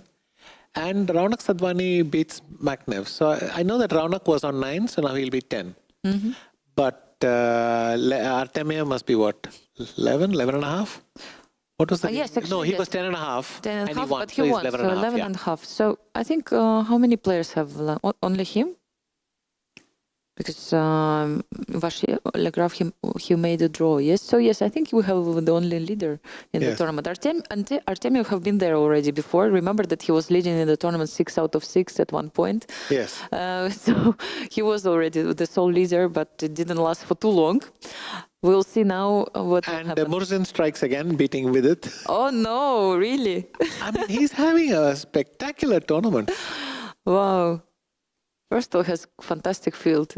These events are so exciting because you can actually have this chance to play with all top players. If you are doing well, of course, you are playing with top grandmasters in this world, and wow, you have such an impressive event. How did it go in the women? We forgot a little bit, but we will It's check. difficult to follow tournaments. Gunina actually makes a second draw now. Second draw, yes. Alexandra Kostynik wins, so she's now 1 point behind. Exactly. Lagno drew.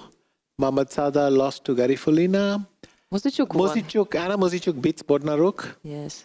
Goryachkina draws with Danielian. Maria Muzicuk also won the game. Good day for sisters. Yeah, Antonetta Stefanova beats Zuzina. And Sobaeva won also against Salimova. Yeah, so many decisive games. And we'll see what happens now. It's just a question of a couple of games, and if Valentina will not speed up, anything is possible. Yes, we have also the results now on the screen, so everybody can check them. 7.5 points Muzicuk had. So 1 year, I think in Qatar, Anna Muzicuk won both titles. She was a World Rapid champion. She was also Blitz champion. Yes, so it was absolutely great year for her. She missed a couple of championships. I remember she didn't play last year in Kazakhstan. So, I mean, let's see. Of course, definitely one of the top players in this event. many players actually have 8.5 points, and I think maybe only Alexandra and 9 points, but Alexandra Kostyanyuk is the only one who has 9.5 points, so she's in the clear second place, most probably after this round. If we check standings at one point, we will be sure of what's happening. Yes, we can wait a little bit. Let's see Gudina game, how quickly she made this draw or what happened, because we haven't checked anything in women's section, or maybe how Kostyanyuk won her game.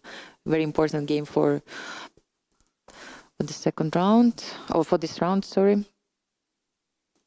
Let's go all the way down and find.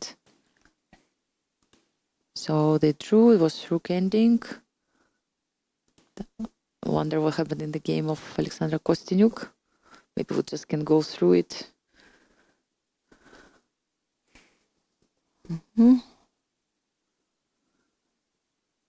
How did she manage? Okay, she offered the exchange of queens. Yeah, but her opponent decided not to do it, maybe hoping some attack will happen after b5. Well, why shouldn't it? Queen d3, b5. b5, exactly. Bishop d2, b4, queen b3, willing to grovel a bit. Yeah, because let's say black is faster since a3 pawn was already there. Knight b6, hoping to take on a4, bishop b4. It can be dangerous because some files are open right now. And c5. If you take with the pawn, bishop takes b2. Correct. Unpleasant surprise. So bishop had to take on c5, and you cannot take queen, of course, because black just took your piece. And rook d3. Yeah, so let's check what's going on. One pawn up for white, but You're already slipping. I think maybe queen takes a3 and rook f c8 was a better try than this. then c5. After dc5. After dc5, yes. So knight c5, Yes. dc5. And maybe it was already time to do this. And ruin pawn structure. And go here. And if you go rook d5, I'll play e6. So you cannot defend this pawn very long. And, Just yeah, transfer the sorry. game into descending, yes, and suddenly And just take it and double and just have a black very is doing pleasant well. position. Yes, black. But around about here, it feels that slowly the initiative fizzles out. Already the pieces are massing towards the Yes. king, and then c6. She got this pass pawn. and she had, oh, this nice trick, and knight f5. Knight f5. That's a good Okay, shot. that's nice. But Knight then, f7. but then there was a accident here. She could have gone bishop h6 check first, Yes, king b1, and then queen d5. and the difference is The knight can't move because it's pinned against the yes, of course. So The rook now on the let's one, yes, see what can be done. You can go rook c7, rook c5, but I Yes. can just go queen d6. The pin is still Still conserved. there. Wow, and you cannot get rid of this. So in fact, Charles Maryam is had to the win. chess. Wow, that's Bishop amazing. h6 check, king b1, queen d5 Queen would have won d5 the would spot, be, yeah. and instead of this, she played queen d5 right away, And then after ran knight into f5. this, after which it was game over. Wow, So knight f5, just one move, you know. and the rook is attacking. And more important, knight on f5 stops knight. It's bishop h6 check. So no more So it's checks quite anymore. unlucky for her that exactly that one worked. And once the knight e7 check, the fork, then she took She the took the c-pawn in, and exchange, that and was it, yeah. c7 pawn, of course, is So a decided. little bit of luck there. Which is Vanina, I think this position at least suggests it's just equal. Still very impressive so far. Oh yeah, Valentina is it's a good- huge is- performance. Yes, Harika on the board number 3 against Katerina Lakhno. The game finished in a draw, though. Yeah. Maybe nothing crazy happened. Garifulin also has a good tournament so far. She managed to win one more game Yeah. against Mamanzada on the board number 4. Anna Mozichuk beat Bodnaruk. Oh, this is a lovely mate. You play king takes a5 and bishop c7 is checkmate. So Once I lost similar mate. Oh my gosh, I couldn't sleep So- after that. after king b5, rook h4, What she has to do? Rook she e2? would have to continue like Rook this. e2. There is no other way. Wow, rook b4 and bishop c7. But understandably, she didn't want to do that because I just go G4. g4, g3, and then it's extra unpleasant for you. Yeah, but at least At least it's not mate. not mate immediately. Yeah. I don't know if black and white can just maybe try to grab some pawns here and get some chances. I would do G3. this, and then let's say you go king b6. Yes. then I can Maybe you take, consider taking. G2 and No, not G2 yet, but King not F5 yet. and then try to push both my pawns. Yes. But it's a race. I'm not sure that black is the one winning this race because you start your pawns. I start my pawns. Rook. Bishop C2 is, of course, a very expensive blunder. Rook E2, black has every right to hope for something. No, Rook B4 and Bishop C7 was impressive. Yes, let's check the standings before we go for a short break. We have standings, I hope, in the women's section or open. Let's see what comes first. So yeah, we have open section. As we discussed with you, Vishy Artemiev was leading the tournament with 11.5 points. Maxim Vassily-Graf, Jan Nepomniachtchi, Magnus Carlsen are on the second position. 3 players have 11 points. Daniil Dubov, Indjic, and Levon Aronian, 10.5 points, just half a point behind. Only 3 players with 10.5, and then we have a huge group of those who have 10 points. Nihal Sarin, Rigaisi, Peter Svidler, Duda, Yu Yangyi, and many other players, including also Mamedyarov, Abdusatorov, and so on. Can we check? And Murzin Volodar, yes, also he has 10 points.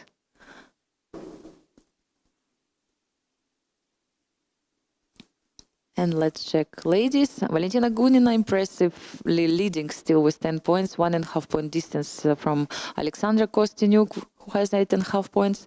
Then Anastasiya Bodnaruk, Monkzul, and Harika Dranavali, Lakno, Mamadzada, Garifulina, Charochkina, all of them have 8 points. Yes. No, okay, we don't have break now. We're waiting for Charlize to give some news for us, or maybe she caught someone for the interview. So far, impressive. I just wonder how many rounds remained for men, for open section. So we had round number 15 right now. It means 6 more rounds, yes. And for ladies, 5 rounds to go. Everything is still possible. Artemiev is leading. He has played already with many top players. I wonder what will be the pairings, but for now we have actually Charlize waiting for us with some news. We're live at the playing hall. The day started off pretty smoothly, nothing happening. And then, of course, we saw some people surrounded board with Andrew Hong again, who was at the center of yesterday's claim. What happened today? A player made here a claim that it's already 50 moves. We checked it. Of course, it takes some time, but it was only 45 moves, so they should continue. Of course, the player who makes not the correct claim, his opponent gets +1 minute because he was disturbed. But as the position was already winning, the player who made the claim, when he realized is not a draw, he resigned immediately. So just we had to check it. Okay, so smooth sailing, nothing big that happened. Okay, and Andrew at least got his point right. He was the winner of the game. Okay, well, that's good news, I guess. A little bit of drama, but okay, it settled down pretty quickly. And how has the rest of the day been going? Yeah, the rest of the day till now is good, but I never want to say this because it can, of course, change immediately. So I wish it continues this way, but till now, no problems. Yes. Okay, well, a few rounds left. Let's hope that it stays this way. Thank you very much, Chief Arbiter Ivan. Thanks. Bye-bye. Bye-bye. Back to the studio. What does it take to be a chess champion? It takes talent. It takes practice. It takes creativity. It takes confidence. It takes an ability to keep cool, to find the best solution, to be on top of the situation. December 26th to December 30th, the ancient city of Samarkand, Uzbekistan, hosts the FIDE World Rapid and Blitz Championships 2023. Star lineup featuring 300 plus world's best chess players. Prize fund of $1 million. Compete for 4 titles over 5 intense days. Don't miss it. Watch the event live on FIDE YouTube.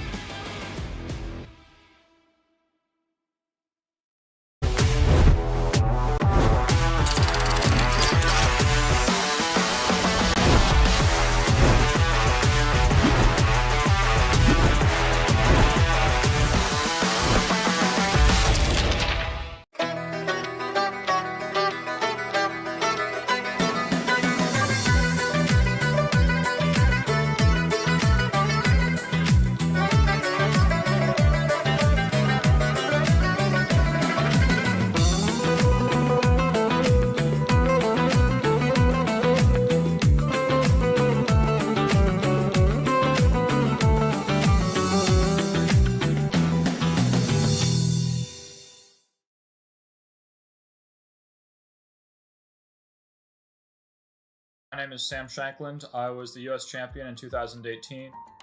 My goal is to keep things as simple as possible, but no simpler. So if I believe there is an easy solution to something, I'm giving it. No questions asked. Thanks much, and I wish you the best for all your studying.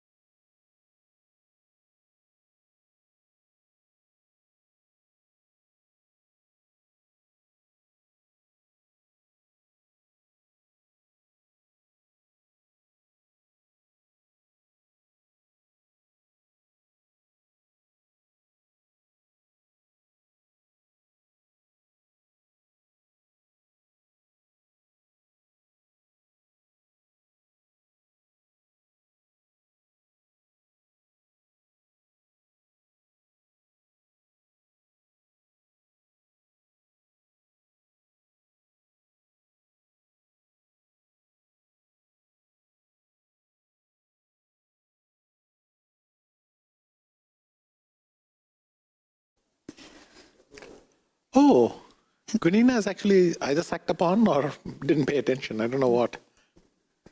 So we have actually already round start running, and yeah, so maybe we can start with ladies. Yes, so Maria Muzachuk plays on the first board against the leader of the tournament, Valentina Gunina.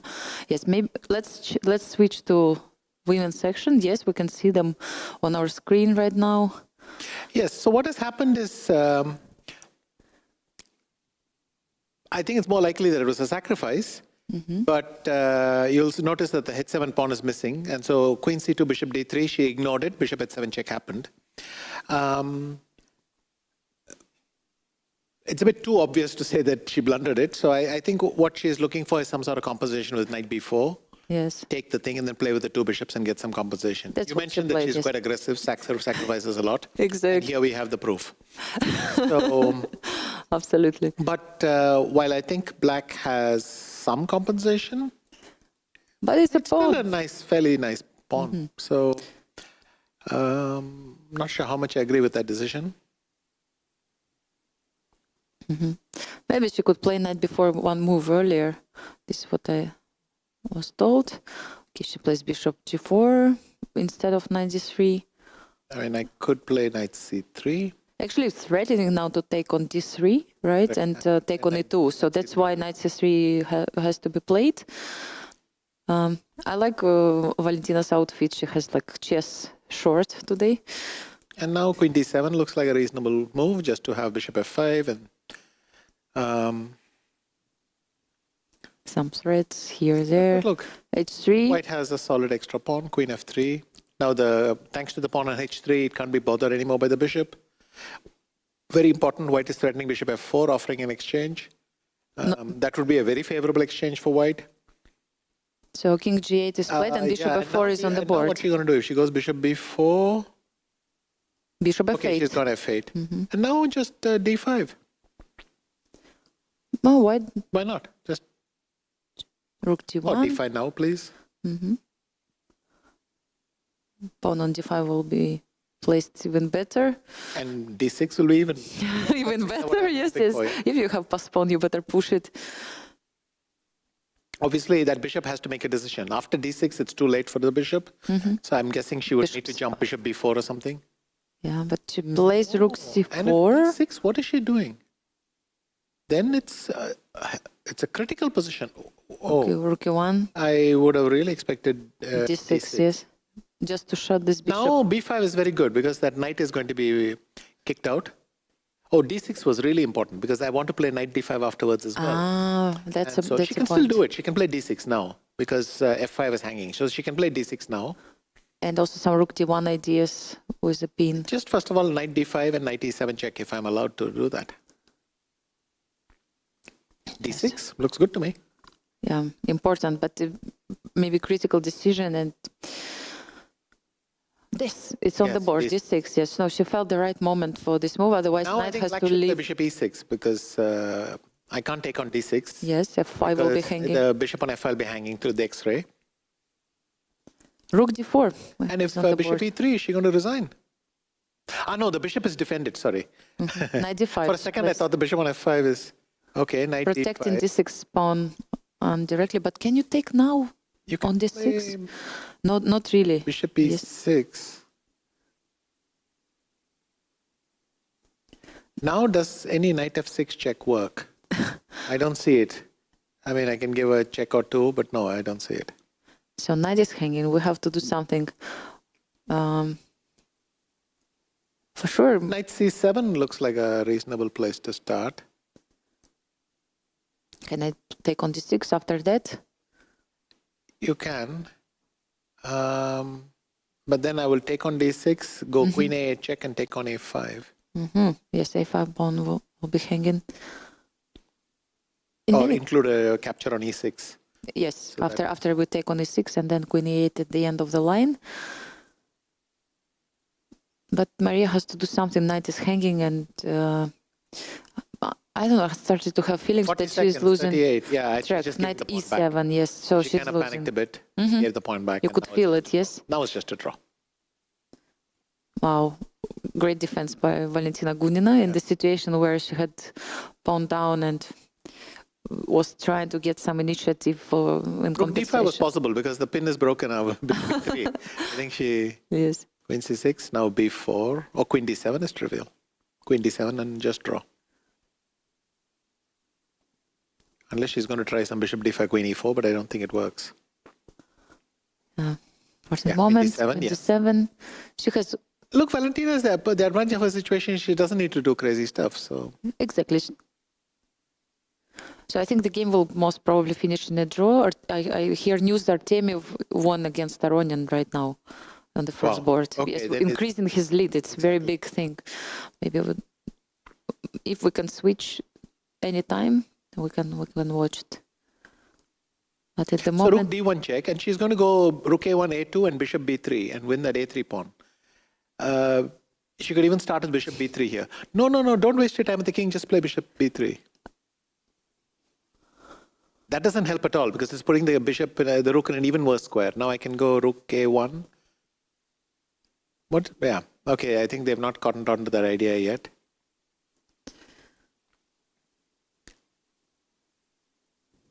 h4, I mean, the game continues. Yeah, You know? okay.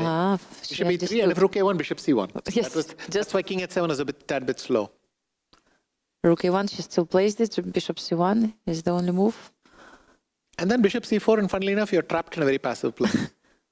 Yeah, rook a2, f3. Alexander Kostyanyuk made a draw already. I think this is not enough to win anymore. So, yeah, I think this will be a draw. Will be a draw. So let's jump maybe to open section. Which game would you like to see? Because we know that the leaders, that I heard the news that... Okay, Indic lost to Carlsen, and Levon lost. Artemiev beat. He just blundered a He just knight. blundered a knight. Yes. He went b6, attacking the thing, and simply didn't count. Yes. Wow. Happens sometimes. Duda against Abdusattorov. We can see now... Dubov against won. Abdusattorov. We can see the king on the white square. So Dubov won against Abdusattorov. We still have Nepomniachtchi playing, right? Or not? Against MVL. Yes. And Jan is pressing very hard in a... Can we see Knight off. Nepomniachtchi game if it's... But he's an exchange down in return for a lot of compensation. He's finished. What's the result? We will learn more. But we have Fabiano Caruana playing on the board, and we have camera on him. Yeah, Andrei Nesterov. Nobody's going to lose. King d4 takes and bishop b3. No, but now rook g4 check and bishop c4, but king c3, and yeah, so it's working. Now rook ca8 and then check and... Oops. Oh, sorry, that is brilliant. Wow. And he has yeah, queen, so- yes. Check. Of course, you shouldn't go to h-file. Okay, he's winning. Oh, what a blunder. I think that was a The end, yes. round. What happened with Jan? Jan seems to have drawn with MBL. So Yes, and I heard that Irigasi won against Prague. Let's see. okay. Quickly, yes. Let's have a look there. We still have So this Fabiano. was Nestor. one of these provocative Archangels.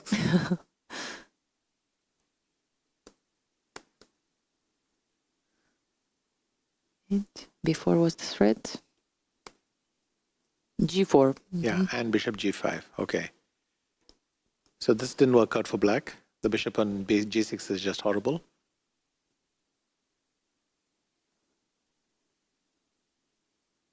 We still have actually one game happening. Murzin is playing with Nihal Sarin. If you can, you don't. We don't have cameras, unfortunately. Yes. So here would knight f4.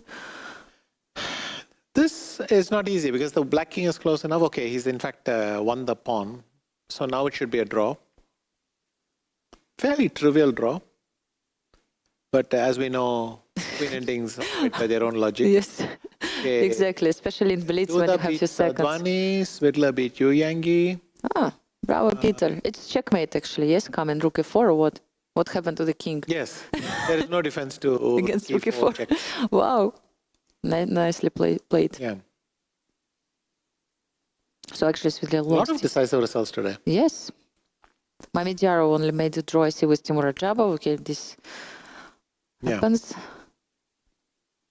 Richard Rapport won against Alexander Shimanov. I can see one more decisive result.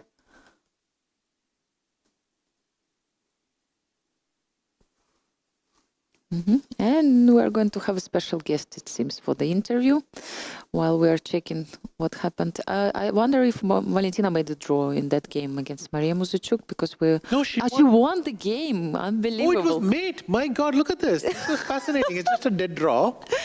Oh my gosh, I cannot believe it. No. And King E4, Bishop D5, check, and then she goes back.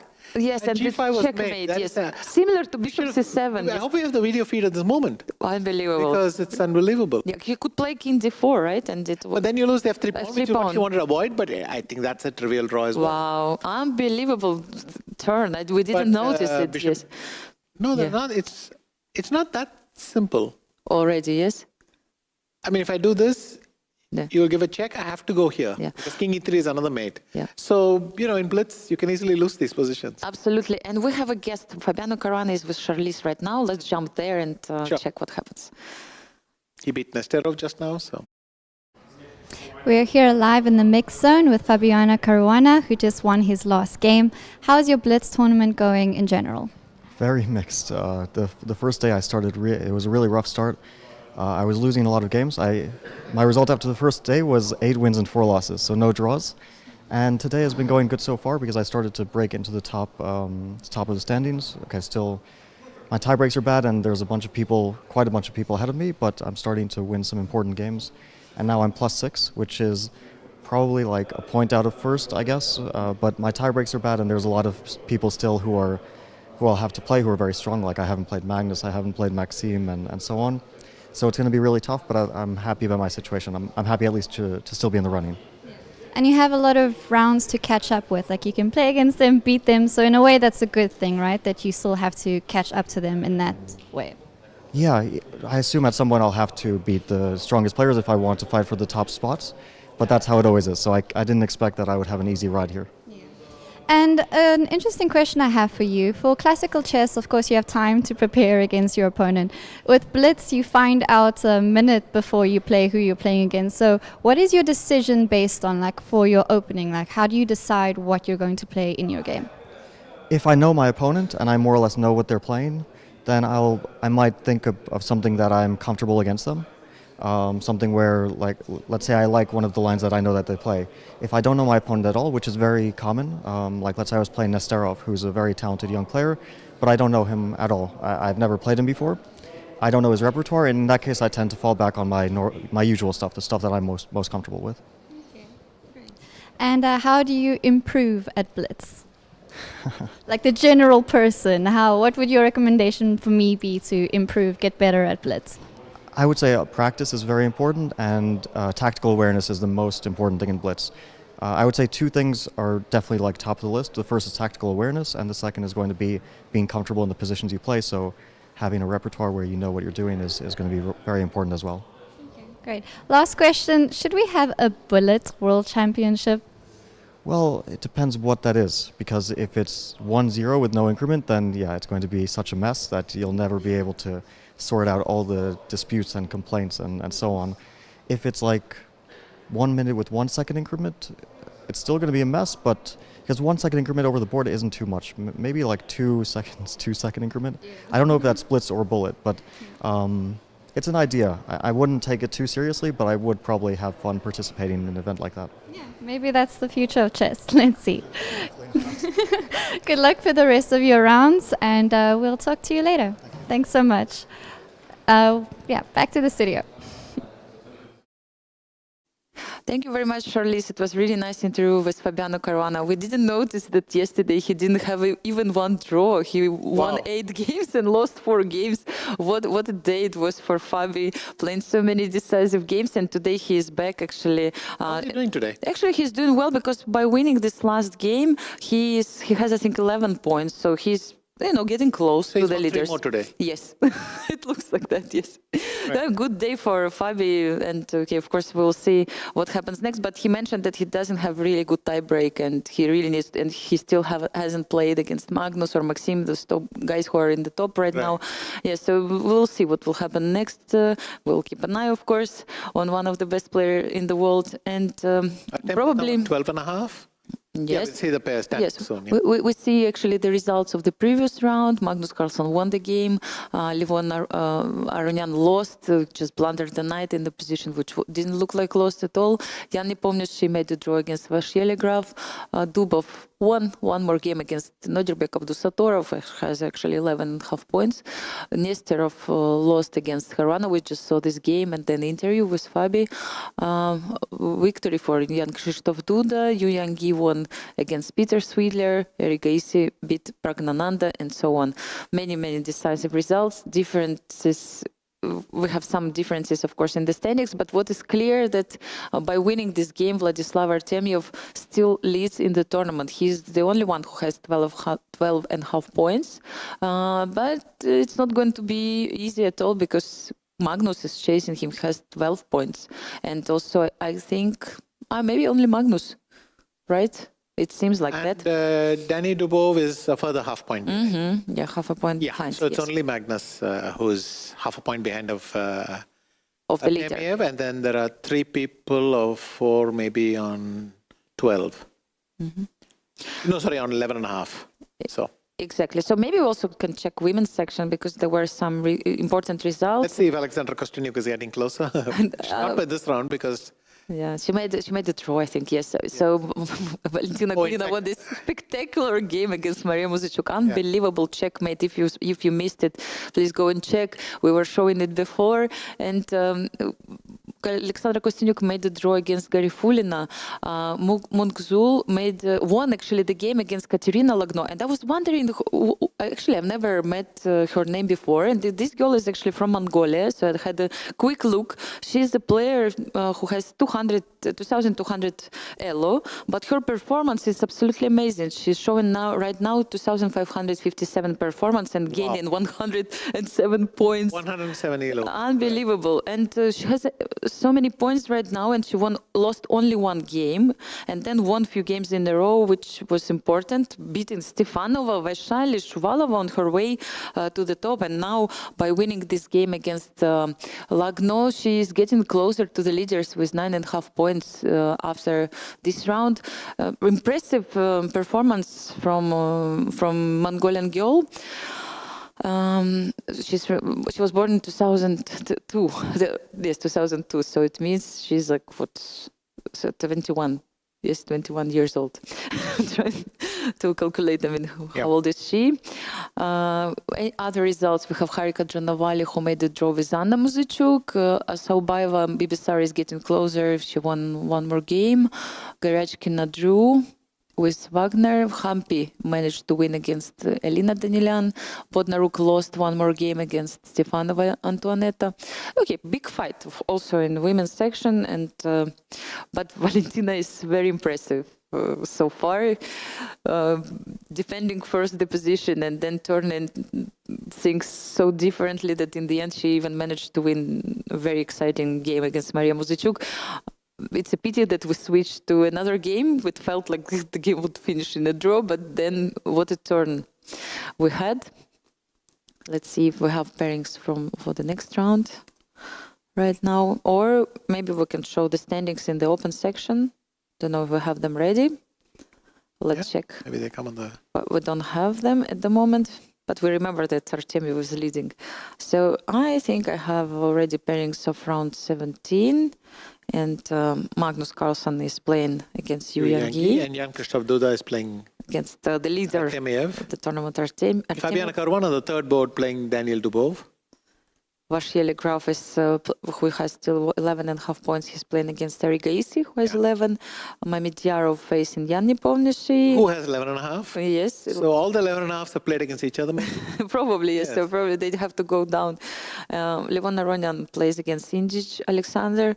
Timur Ajabov plays against Richard Rapport. I wonder, probably he made a draw with Murzin.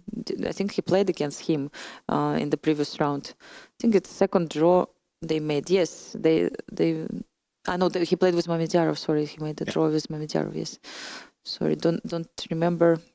Yes, and Volodar plays against Nihal Sarin. The battle between youngsters. Richard Rapport against Shimanov. Saran Alexei Suleiman Lee, and so on. We already checked the pairings quickly. I don't know how much time we have before the next round. Wonder what's going on also in the women's section.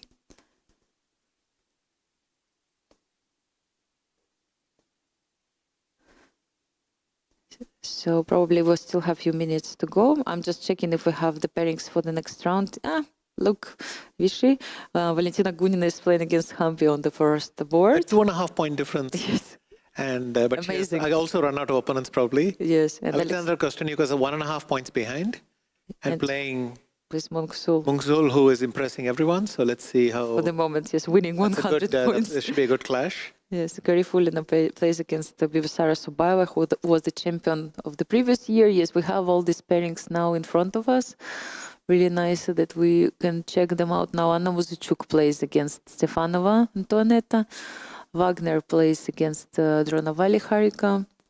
Katerina Lagno plays against Muzichuk Maria, who was definitely not happy after what happened against Valentina Gunina, that crazy game. What is great about Blitz games that we see some checkmates here and there, because people sometimes make move and they don't realize that it's a checkmate on the board. Yes. and then finally we see checkmates, which normally doesn't happen with games in games with classical time control. Yeah, we'll see what this round will bring. I heard there was a try to have another appeal, but it didn't happen. So luckily we are not waiting for any other decisions. Yeah, we have the standings in the open section. Vladislav Artemiev leading with 12.5 points. Look at this. Magnus stays on the second place. He's the only one who has 12 points. Daniil Dubov, Yan Nepomniachtchi, Maxim Vasiliy have 11.5 points.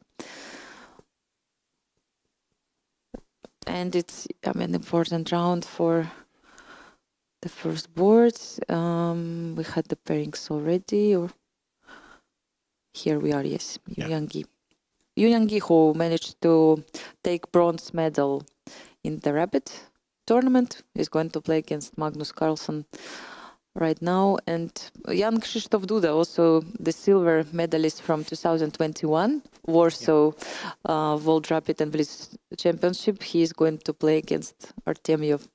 Big fights everywhere. FIDE, after winning, as we mentioned, 3 games in a row, will be facing Daniil Dubov right now.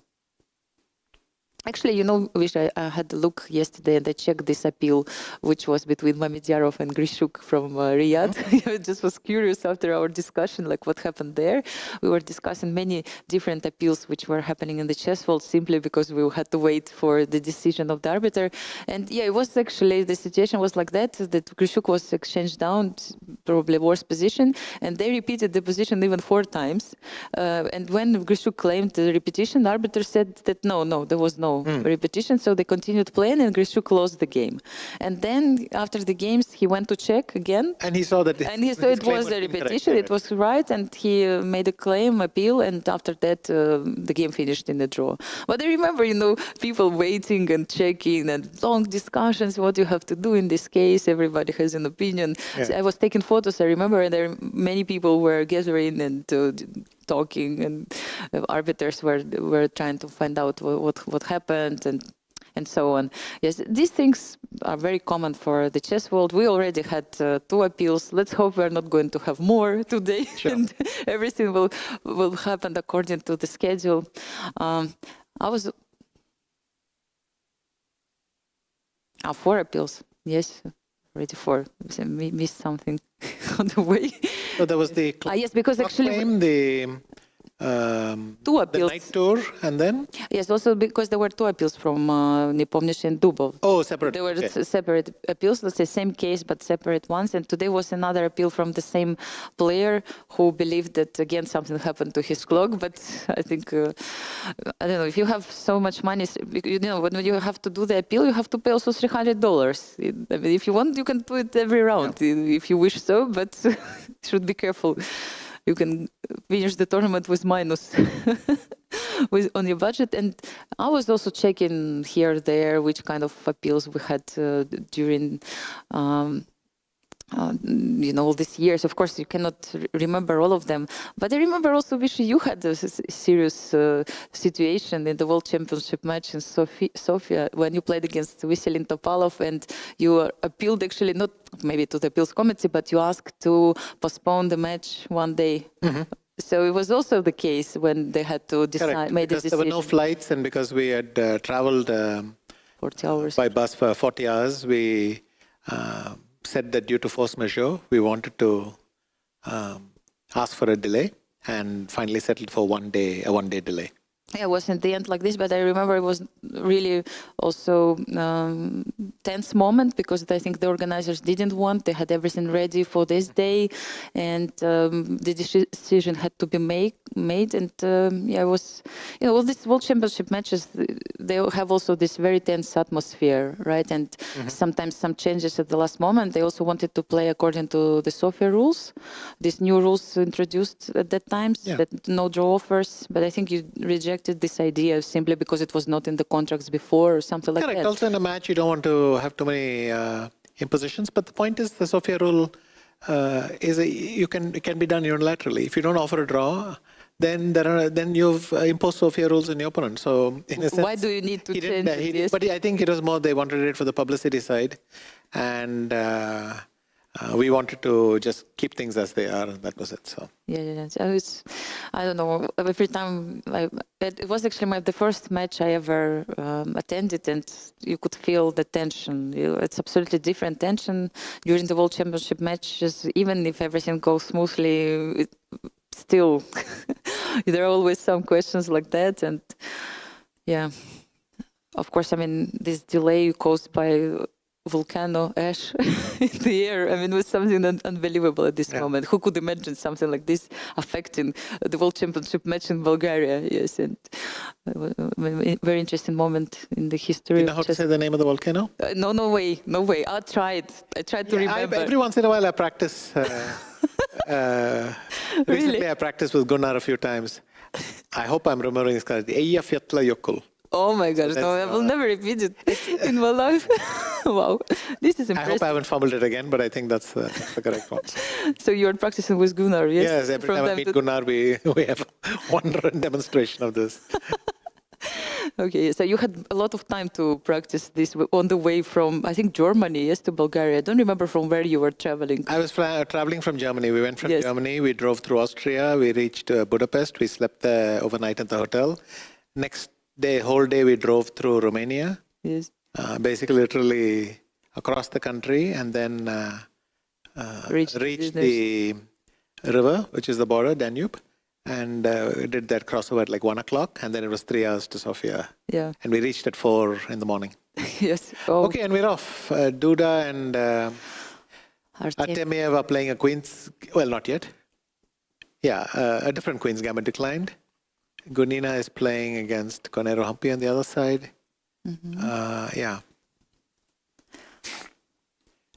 Carl, let's quickly scan the openings. Carlsen, Yu Yangi is a Petrov.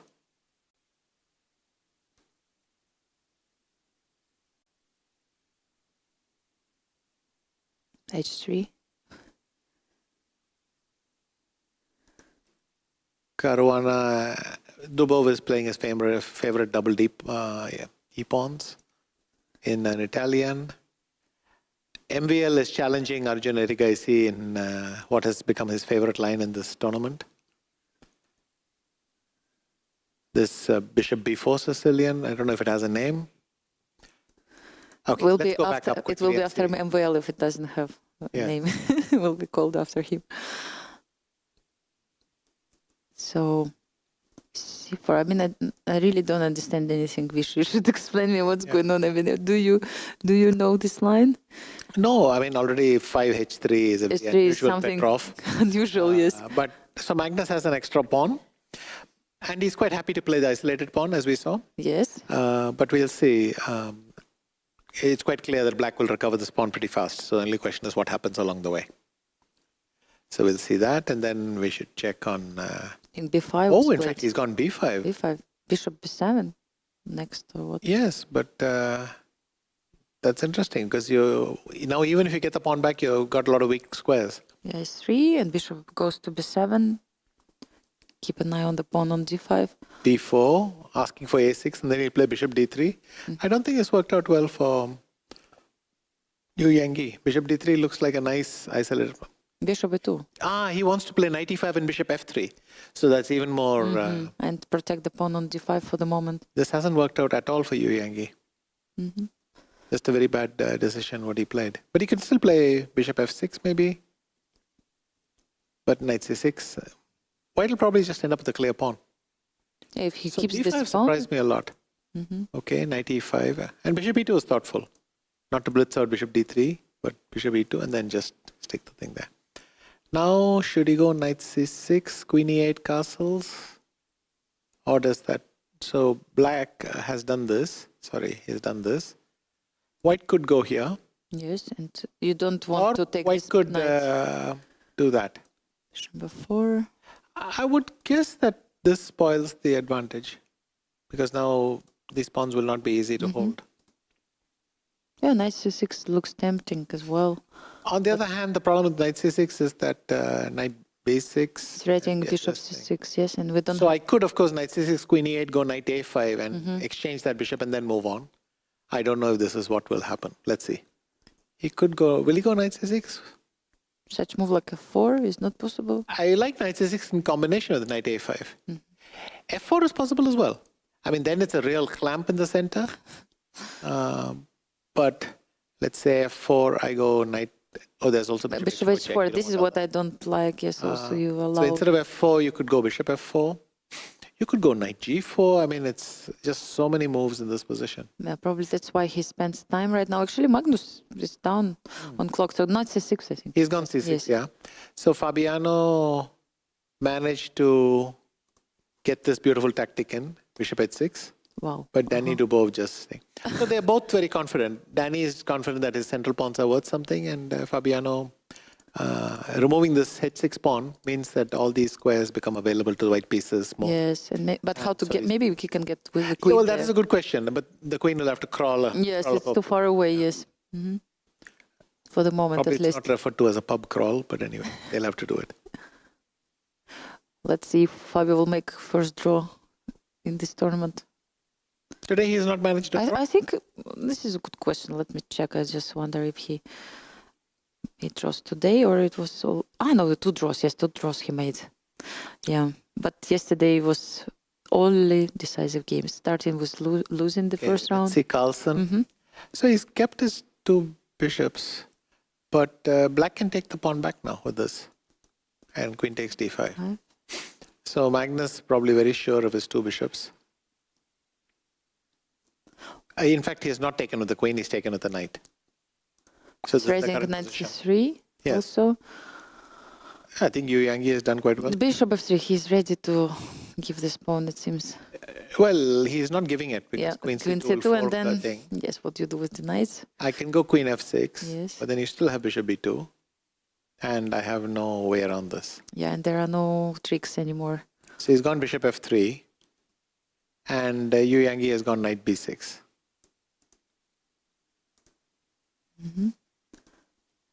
I heard news that Gudina first time has very, very bad position.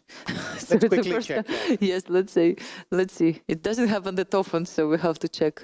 Oh, it's just awful position because all Humpy has to do is to castle long and do something on the g file. Yes, this desperate. It could be game over. In fact, Humpy has taken on d4 and king f2 has happened, so f4. Just king f2, f4, or e5 she plays. Yeah, that's also very strong. Very good position for black. It's often the case that when you're having a spectacular tournament, you'll still find one game to really spoil it. But I don't like what Humpy is doing, mainly because I feel it's allowing too much counterplay for white. And white didn't deserve this much counterplay, from the position she had. Yeah, so she takes this. Can she just take on e5? This is what happened. Intermezzo. Exactly. And Humpy doesn't have much time. It's already they're playing with seconds. Oh, she could have gone knight takes g2. Oh, no. No, it doesn't work, sorry. So nothing works. So she's gone queen f7 and then rook takes e1, knight, bishop c6. It looks already... I mean, I can go rook g1. This queen on h2 is absolutely out of play right She's now. gone queen h3. Queen h3, that's why he tries to bring her queen somehow maybe to the game. Oh, this is very good for Humpy. She has to go back to e1. I mean, f1. Knight f4. Yes. Oh, this was a terrible decision somehow. King goes to She's f3. allowing... no, queen h5 and rook g3 is winning. Queen h5 and rook g3 is winning. She started with rook g3, but that's terrible. this is different. Oh, in fact, it's totally wrong what she did. Yeah. Because the h pawn is alive, so I play h5. Yeah, and... I'm not even sure that... That's insane. Now I go king f2 and I play rook h1. No, white is surviving, but... But Humpy could have just played queen h1 check and then rook g3 and then you get the... Oh my goodness, I mean, it's just amazing what's happening with Gunina in this tournament. Yeah. If she survives this one. You know, desperate position in Blitz doesn't mean anything. Everything is still possible. Maybe Gunina was almost gesturing like, do you still want to play this? Yes. But Humpy doesn't, both of them, they don't have much time. They play with seconds. Yeah. And bishop c3, yes, and then force her to exchange one more pawn. No, it's also hard for Humpy to realize also that now she doesn't have victory most probably anymore, and just to accept the situation. Yeah. It takes time also to understand like what In fact, has she could happened. take the king to h4. Black cannot give a check easily.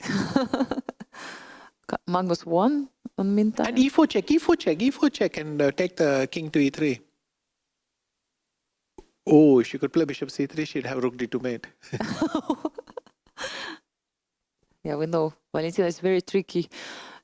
And queen c6 is in the air, so suddenly white's in big trouble. Yeah, she played and then with now- 1 second. She played the move with 1 second only. Okay, but it was important move, and so many checks just to gain some time. And she takes the pawn on This e3. is easy to win. I mean, I just wait now. Yeah, I'm not sure. So it's important that she put her pieces to the squares where they protect each other. Correct. And very, very Queen takes important e4. moment. No, sorry, it's not working. I just You got thought confused, about king yeah. takes e3, yes. So But now it's coming. King b4 and then... yes, oh, king she's goes go able to do back. this Yes. efficiently, yeah. And she's trying to maybe push c3 at a certain point, but yeah, I mean, not that easy because white is blocking this pawn from... King d5, Yes. And, bishop e5, king e4, and we start again. and here we go. King, queen c2, threatening queen, so white has to move. Queen g4, maybe... No, now queen g1 is a win. Because Really? queen g4 was forking. Oh, really? Again, You're queen right. g1 is a win. Queen g1. Queen g1 is a win. She's just missing this. King b5, and if she moves the bishop again, queen g1 Queen check g1. and queen g4 check, and it's win. I think she's... No, queen e1. No, it was queen g1. Oh, no. No, bishop it's, c3. no. Ah, yes, not it's happening. interesting. You don't Trap. simplify into a lost ending. Yes, bishop So- c3 will be losing. Unbelievable. And now... Oh, my goodness. What a game. No, we should admit, both of them, they play with seconds only, and it's hard to find, of course, all this move. Easy to judge when you watch the game, but what queen h2... Rook h3, yes, white had queen g4, king Queen went all the way to f6. Who is playing for victory here? I don't know already. Yes, so king goes back. Yeah, what a game. I mean, it seems like white has created this kind of fortress. But rook c1 is a blunder. Rook c1, what? Oh, not really. Yeah, but I now suddenly the pieces get loose, but I can play rook c3. Because if Rook queen takes c3, e5, fe5, and my pawn queens. Unbelievable. So even this is not winning, yes. Yeah. So She now keeps the Humpy queen just in has case. few seconds to solve this. It's a draw. She It's a should draw, take yes, the draw yeah. and close. Okay, listen, if she doesn't take a draw, I don't know what will be the result in this game. I've never seen this possible. This pawn will start running. In fact, she's blundered that pawn. Yes, she But did. it's a draw anyway. King e2, f3, king g4, and it's a draw. Yeah, and many checks after that. Yes. So after queen g1, it was a victory for Humpy, but she missed it a few times. About 5 yes? times, yeah. Yes, unbelievable. Yeah, and crazy game by both players. I'm wondering if why both of them are not probing for a draw offer. Fighting. Queen b4 has happened twice already. Happened. Maybe it was 3 times. I'm telling you, maybe Valentina is playing for victory now. You never know.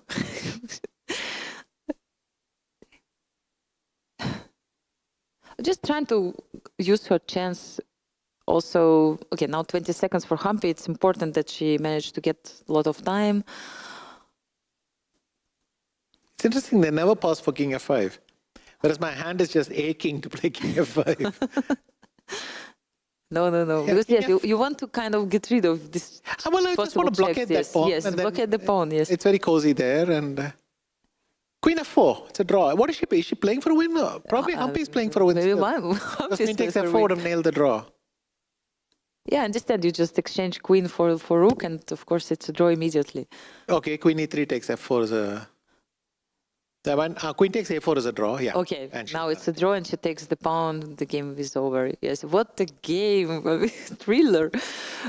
Was losing for Valentina Gunina a few times and she was still holding this position. And Hampi, you can see that both players are laughing. They feel, of course, that there was a victory somewhere. And so Magnus does beat Yu Yangi and he catches up with Artemiev, who draws against Jan Krzysztof.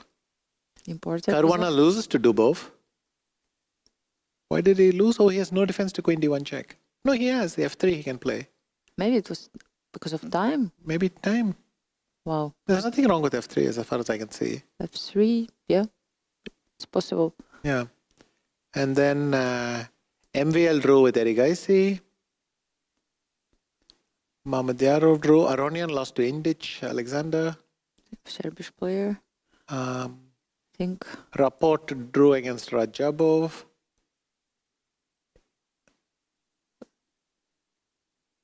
If we have all moves, they agreed in a draw. Draws. Pragnananda beat Idani Puya. Murzin won against Salem. Against Salem, okay. Oh, wow. So I see the extra bishop right now on the board. Peter Swidler won against Adiban.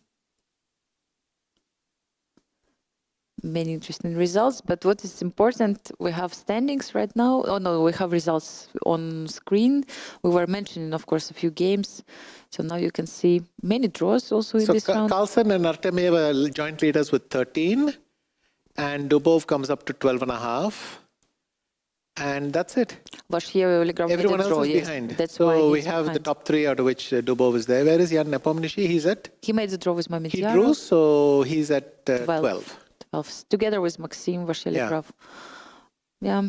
Aronian lost also, this game. Maybe we can check also women's section. We all only know that Valentina made the draw, but we didn't check the next games. On the second board, what happened?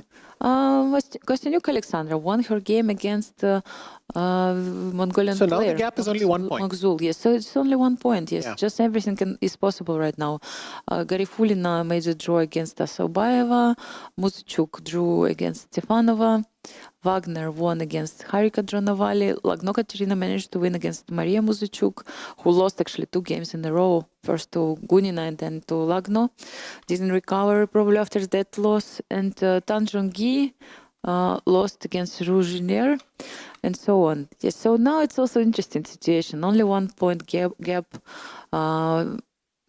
When we started the day, Gunina had 2 point gap. 2 points, yes. So now it's... Or even, was it 2.5? No, her pairing was 2.5, but she had a 2 point lead. Now it's only 1 point. 1 point lead and only. Alexandra Kostyaniuk really... She's trying.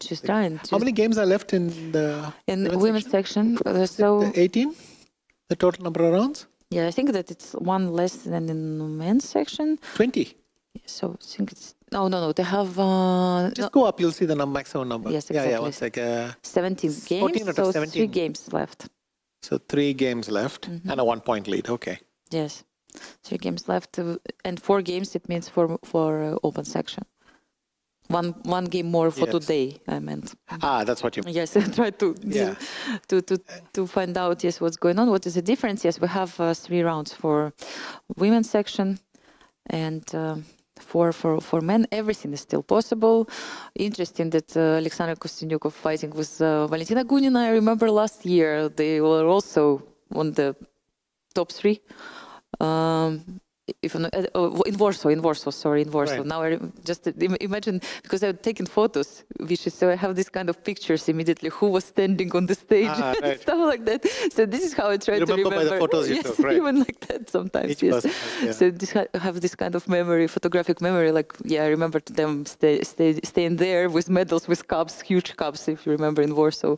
So, of course, definitely they're fighting now for the first place, and it's not going to be an easy walk for Valentina at all. She should try to gain points in the last 3 rounds.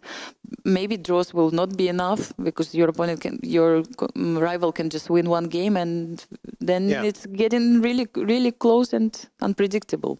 So she really needs to win. But I think with Conero, she should be pretty happy with this draw. That was too much. Oh, poor Humpy. I mean, okay, it's Queen G1. Maybe we can even show it. I don't know if we have all the moves, because we just mentioned it, but maybe not everybody realized that what's happening next. Queen G4. Let's do it. Let's show the game. This game was crazy at a certain point. Basically, Conero Humpy was almost winning here. I mean, this is as good a position as it gets. Then she made some strange decisions. I didn't like this. She could even start with d takes c4. No need to give these pawns like that. And then Gurina sacrificed, I think. Later on... This moment when she could play Queen H5 first, remember? King F3 is a blunder. You have to go King F1. And it might well be lost, but it's the only thing that you have. After knight e4 check King F3, there is a important check. And then Rook G3. Completely different story. You have an extra knight. And you win the queen, but you keep a piece. So it's only a rook for the thing. Conero went like this. Then for a long time they played this position. Yes. And neither side could make progress, because Conero correctly blocked the H pawn there, which means it's not defended. And so this thing hung out for a while. White could try this move. And then check, and take on c7, like that. But it's hard to give that pawn. So they didn't really make much progress here. Humpy exchanged a couple of pawns here and got the c pass pawn. So one of the tricks White cannot fall for is King F3, because Queen F6 will take that rook. Yeah. So White just was waiting. And Gunina decides not to let that pawn come to c2, but to simply sacrifice the thing. Queen takes h5, King g2. And found g4. fortress here, I think. This is probably a fortress, but... Humpy kept playing. Most likely it is a fortress. But then Gunina blundered a few times. Somewhere around here, yes. Was this the moment, or was there one earlier? Maybe later. No, I think later. No, yeah, it was later. Yeah. They played quite a lot of moves, yeah? Yes, many moves, checks. I don't know even how many moves we had in this game. 114, wow. Rook c3, Queen d1, she kept running back. And here, yes. And here, Conero kept on missing this idea of Queen g1 check. A few times she could play as Queen g1 check. King h3, Queen g4 check, forking the rook and king. Yes. And you get a rook. And if King h4, then checkmate on g4. Mate, yeah. Yes, even mate. But she got multiple attempts at this. At least maybe 5 times, and then she gave Queen e1 check suddenly instead of Queen g1. No. I remember that she gave Queen e1. Here. Yes. So she went King c6, Rook c3, King b5. Once again, Queen g1 check wins. She missed it again. Check here. Check. One more Queen g1 check. Yes, here she gave Queen e1 check and then King runs. Yeah. And now afterwards, the Rook stayed on c3. White tried charging up the board, which is kind of unusual. Queen h2, at least White has Rook h3. I think you can play Queen. In fact, Queen e1 might be winning. Because it's a Zugzwang. No, but you play Bishop c3. Yes. Queen f2. Bishop f5. Oh, I have it. Yes, this was C3, a win. And C3? This was a win. No? Queen e1. I go Bishop c3 because if you don't play Bishop c3... I want to play c3 myself or not? No. No, I'm basically saying you can't come back because it's mate. Mate. Wow. So you can kick me.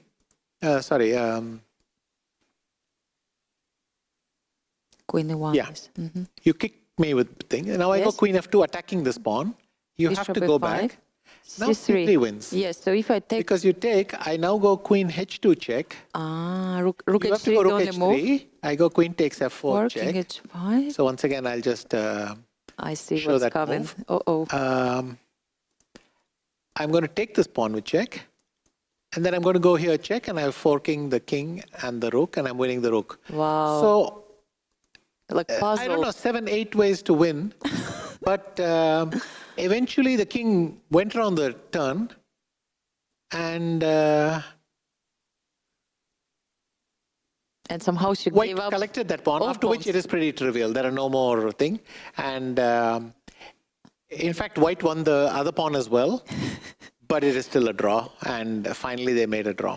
Yeah. This is On move 114. So this is quite tough. I think they were both caught in the game and simply could not stop at any moment. But let's see what Kostenyuk did. Oh, once again, her d4, cd4, queen d4 idea. So that's probably what she's prepared for this tournament. And this looks great for black. I mean, for white. Oh, this is awful. Yeah, knight Something goes to coming h4. I mean, strategically, very bad Just position. horrible. All this. Very quickly, we get to a position where black can barely move a muscle. And white... Knight h5. I think rook f5 was better. Because if I go g4, then you sacrifice the exchange. And, you And play at least f5. there are some... Then it's nice. But in fact, she sacrificed the exchange bishop h6, and then she slowly won this. Black has some compensation, but let's see which moment it happened. g5, fg5, hg5. Oh, attacking that pawn, and then queen c3. Queen d2. To be honest, black's position looks excellent here. Yes. So you never know, yes, what to have. Yeah. E3 is the threat, Maybe right? knight d3 was already a good moment for knight d3. Knight e3. So white will check, and take here. Take the But by knight. this point, I have a counterplay on the h file. My rook will come there, and so I'll have some counterplay. This happened, and then she never quite got the pawn. Somehow white, I mean h5, I don't even understand. Yes, I don't know. Probably she So a little bit of a late collapse. And yeah, let's get to the standings and see what happened, yes. how it's going. Do we have standings ready? Would be nice to check, or results. Katerina Lagno beats Muzichuk Maria. But I don't think, I think these are the, Gunina and Alexandra are the only ones competing. At the moment for the first place, it looks like that.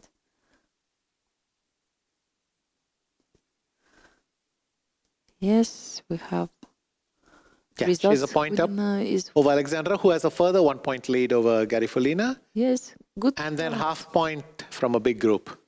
Good tournament for Garifulina as well. Yes, Yeah. she is now on the third So position. there are only 2 people who even can remotely challenge Valentina, and only one with a realistic chance. Maybe she Alexandra. guaranteed already the third place even.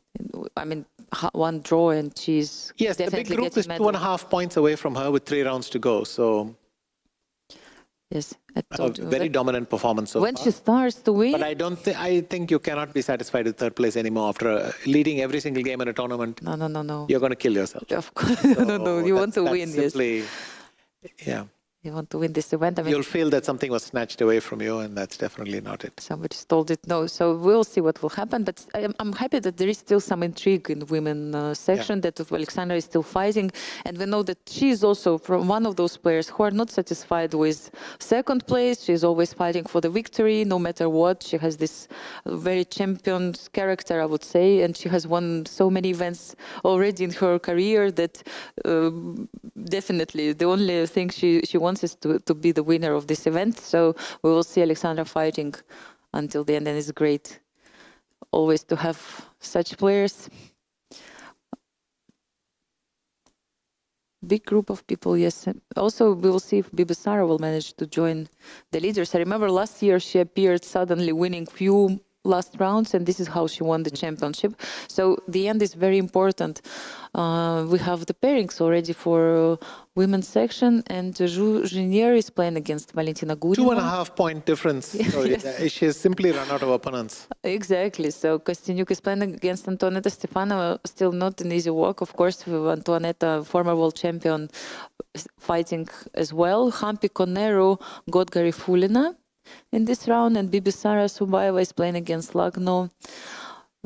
So we see the other pairings. Muzichuk Anna is playing against Mongolian player, and so on. Do we have the standings or the pairings of the round? Which one we have for men's section? 17. We have standings, yes, for open section. Artemiev Vladislav and Magnus Carlsen are leading in the tournament with 13 points out of 17 games. Daniil Dubov has 12.5. He's alone on the third position. Jan Nepomniachtchi and Maxim Vasiliograf, both of them, they have 12 points. Then 4 players with 11.5. Nothing is clear still also in open section, and they have more rounds to go. I think we are about to get pairings, yes, of round 18 in open section. And so Jan Krzysztof Duda is playing against Magnus Carlsen. Artemiev Vladislav is playing against Sinjic, and then Daniil Dubov is playing against Volodar Murzin. Volodar is playing on the third board. Great tournament. Jan Nepomniachtchi is facing Arjun Erigaisi. Saran Alexei will be playing against Maxim Vasiliograf, who actually has 12 points. Fabiano Caruana with Prague, Yu Yangi, Timur Ajabov, and Richie Rapport against Sindarov. Interesting round indeed.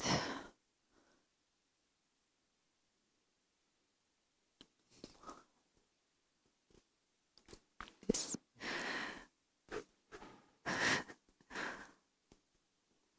I'm wondering if we are going to have a tie break today, Vichy. What is your prediction in open section or in women's section? 4 games to go. I think it says a 20% chance. Okay. It's much easier for me to imagine that over 4 rounds, which means 8 games of the 2 of them, something can slip up, and even that someone else can join. So, I mean, even that someone else can overtake. But I would say 20 to 30% chance that we'll have a tie. Yeah. Yeah, in this case, we'll see. We have the regulations for this case scenario. What is clear that everybody who will tie for the first place will play either playoffs or the match. That will be fun to commentate.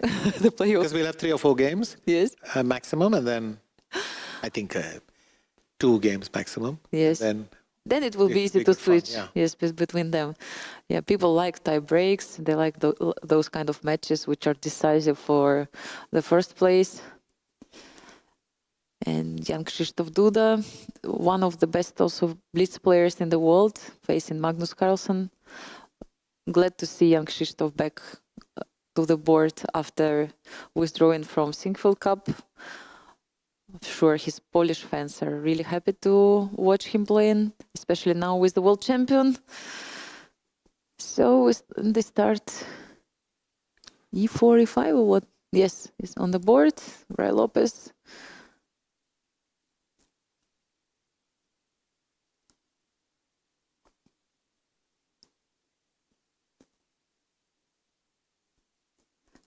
So far they follow. So offering the marshal and D5, but A4, B4, D4, and D6. D6.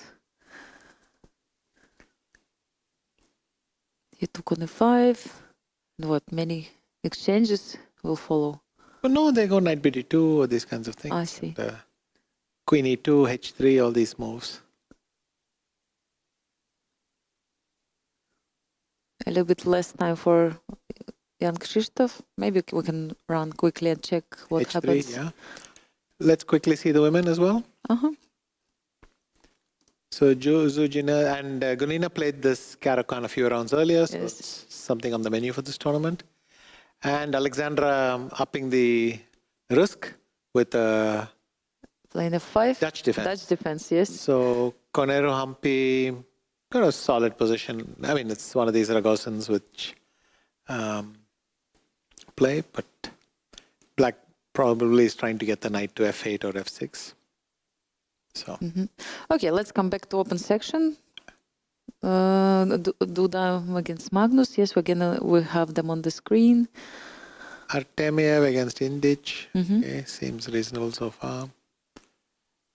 Then Dubov against Murzin. Okay. And Nepomniachtchi against Arjun Erikaisi. Sicilian, yes. What was it? C3 Sicilian, yes. D5. Alapin, yes, variation. Now bishop f4, and then what is he going to do? Can be unpleasant. Yeah, he's going queen c5. This does not look good. Unless he's going to take his queen after f5, h5, but that also does not look good. And I think if I can play a3, b4 or something and keep kicking your queen, if I go queen d2, let's say. Yeah, you don't want to exchange queens, right? In this position. Black has not so many squares. Not. Yeah. Nothing terribly wrong with that as well, but it feels unnecessary. I think black needs to make few really... Yeah, let's stay in this position. It's actually kind of interesting. Nothing else is this interesting. He's gone bishop e3. Bishop e3. Okay, this is Carlsen. Yeah. Sarana has a very good position against MVL. Oh, he has a pass pawn on c6. Wow, something went wrong there. Yes, c7. But let's come back to this one. We're checking Nepo game. So. And now black can't move the bishop. Oh, he can move the bishop because rook g8 will be very strong. He's even provoking, saying, come on, come and get me. Take the pawn. Yeah, so bishop d6, asking. But it looks kind of silly for white to move away from g3. I mean, the queen came from somewhere to g3 and now it goes back to h4. It's looking ridiculous. So maybe white should bite the bullet and... He goes to h3, yes. He found the square. Because he can still play knight d4 and kick the queen. And maybe he keeps eye on e6. Who knows? Yes. Maybe not this time, but some ideas like this are always in the air. Actually, at this moment, e6 is potentially knight g5 takes e6, but I don't know how it's going to work. Okay, castling. Rook d1. Bring in one more piece to the center. Now there's a trap. If I go, he's gone queen c7, but if I go knight d4, you have to watch out for knight b5. But maybe he'll move bishop e5 then, or bishop f4, exchanging that bishop. So black is now I think black is completely out of any danger. He made all the precise moves to equalize, you think? Rook c1, bring in I think normal position, playable for both sides. Rook g8, making sure that also bishop is defended and maybe knight can go one day to f8.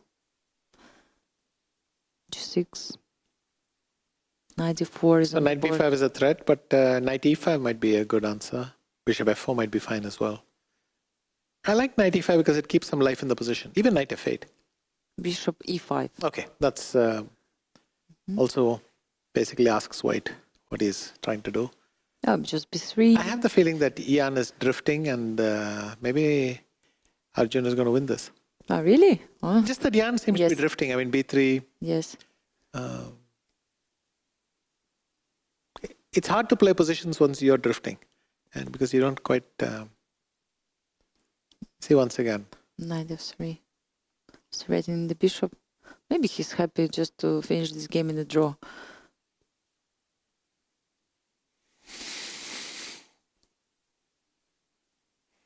Exchange of rooks.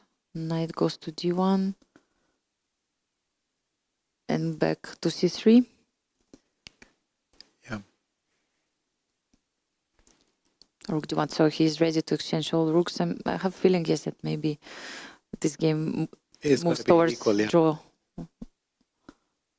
They just exchange few pieces and will be hard to create anything.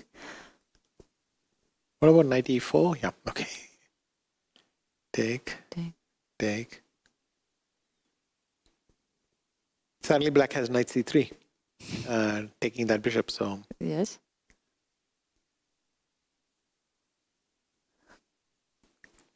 maybe we just have a look at what's happening in Magnus' game. Yes. What about So knight c3 here? Uh-huh. Oh, Magnus has gone very far. Yes, it's already ending. What they exchanged everything basically. Yeah, but this is knight ending. When I see knight ending it is in good for Magnus' yeah. game, I'm not sure what's going on. But white has got a rush with his kingside pawns. G4, H4, next two moves. But obviously, Duda is quite happy to repeat if king e7, d6. I don't know if king Look c5. at Duda had 4 king c5, seconds. h4, a5. It could be an interesting race. I wonder, he has 4 seconds against almost 2 minutes for Magnus. 5 seconds, he plays with seconds. Maybe position is simple enough. Could Magnus have gone king c5 here? Look at this h4. Knight c5. We have to stay here because 3 seconds. Yeah. I mean, it's unbelievable. It's also the time. Proposing knight exchange. Not a good idea, yes? On knight c4. He doesn't want to go to the pawn ending. e5 is on the board. Duda is trying to create his pass pawn while black has his own But pass g5, pawn. yeah, suddenly... g6. Smart in order to make sure that white will not create h-pawn. Blocking pawn on a6. And now again, magic starts maybe. He jumps around. And it's unpleasant to play with 7 seconds at this position. Magnus got 1.5 minutes. Let's see if what happened. I mean, we should stay with this game. c5 is on the board. Knight goes there. Blocking at the moment all pawns. Trying knight c6 and a5. And a5, yes. So that's why. But black can't make progress easily. Because if he exchanges knights on c6, h5 wins. So yes, he gives check, king d3. What now? Knight goes to d4. Threatening knight f3 now. Oh, even knight this f3. Yeah, knight f3, but knight c5 takes a6. Yes, at the moment it's not so possible. he might have saved it. So not all knight endings are lost against Magnus. And Nepomniachtchi lost. You were right. Who? Nepomniachtchi lost. Yeah. So I mean, he looked like I felt like he was drifting. So now knight takes a6. You take on h4. And now I should come back to e3. Yeah, because knight f3 was a threat. Yes, and then king f3. And then knight b4, get out. Yeah. Should be drawish, yes. Yeah, this is all totally... pawns are on the same side. But it's not escaping anywhere. Why didn't he go to b4? Oh, he took the pawn. He blundered the pawn. Because the knight was about to get trapped. Yes, that's why I had to go. Why did he go to b8? I don't know. Maybe because you have 3 seconds and you start, just making many moves. Yeah, you could see even from body language that Duda felt that he's doing something wrong. King goes to g7. Probably king wants to get... Yeah, come back with a check. I mean, Duda does the same thing with his hands. It's almost like a draw for an. We can see Jan watching their game. I got news that Gunina lost her game for the first time. She's losing in the tournament. Yes, so what a turn. I mean, everywhere. It's getting wild at the moment. Will Magnus convert this ending? Still only 1 pawn up. I'm guessing it's a draw objectively, but that's not the relevant term. Yes, it's a pawn. Yes, and Duda is still playing, has to defend this position only with a few seconds. Yeah. He doesn't want to play probably king g5. King g3. He does, king g3. And then a check and back. Knight e6 check and knight back. And knight c5. Protecting e4. Now he goes back with the king, but it allows king to go further. Yeah. e5 is hanging, so knight f7. Yes, knight f7 is on the board. Knight f6. And if he pushes pawn, he goes with king first. g5, g4. But now g5. Yes, 4 seconds. You can see from body language of young Krzysztof that he's unhappy about his situation. Knight f6 back, and knight he's f4. losing the second pawn. Oh my gosh, I mean it's... And in fact, he is winning. Yes. 2 seconds, 1 second. He made a move with 1 second. But it doesn't matter. Most probably the ascending is... King f6. The knight has to go back to h5 and it's trapped. Yeah, okay. So wow, what a victory for Magnus. Very important one. He cannot believe himself and also. How many night endings he's winning? Oh, no, maybe it's not lost. Or is it? Now king takes b6. No, what are they doing? At least he blocked those pawns for the moment. They keep playing descending with 2 pawns up for Injic, Alexander. And the question... Yeah, now it's a draw. It's just a long side. And then rook h6 is a draw. And Magnus is leading in the tournament. Just rook h7. No, he has to first move the king, yeah. And now, yes. No, that was the wrong plan. That was blunder. Really? Now he's lost. Because the rook had to be on the long side. It had to be able to... Now it had to be there with white to move. Now it's king b1 and resigns. Wow, what a victory of Alexander Injic. So Magnus takes the lead. Yes. After winning one more night ending. It's a 1 point lead? Yes, it's 1 point because Artemiev lost his game. Correct. It's unbelievable. So what happened in the women's section? I know that when Valentina Gunina lost her game, what happened was in the game of Alexander Kostyanyuk? Let's see if we know the result.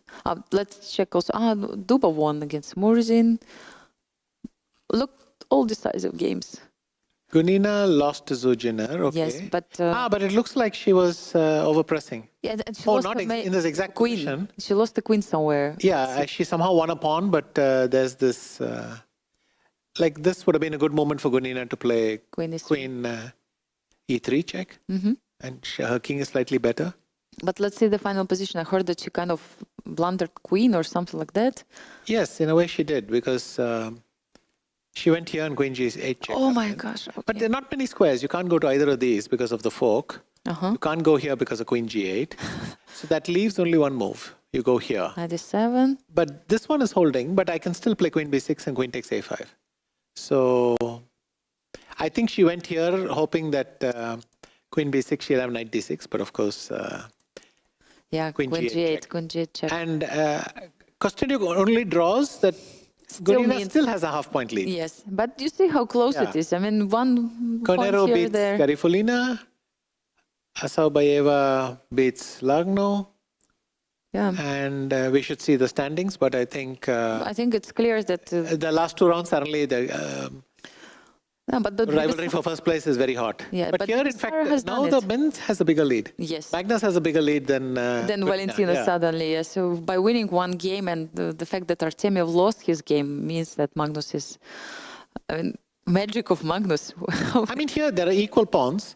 All he has to do is to go here. Yes. Instead, he goes, miraculously, he goes here. It must be some kind of chess blindness because your knight has no exits.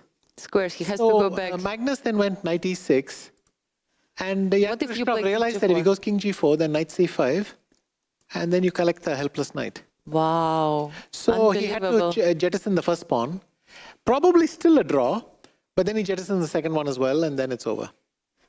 We have to admit that he had less time compared to Magnus, and it's really hard to hold the And this position. one was a trivial draw. All he had to do, I mean, not this position, I guess, but he got this, took the thing. So let's just see how this is quite an easy draw. First of all, he should just play this move without thinking. Just move it's on the long side, and then you keep on checking on the long side. But he got back, which is fine. This is also fine. And now he has time for, if rook h6, then c2 is working. Because the king should be on a2, so it's just one move too slow. So what he had to do is simply go like this. Or is he always going to be a move short?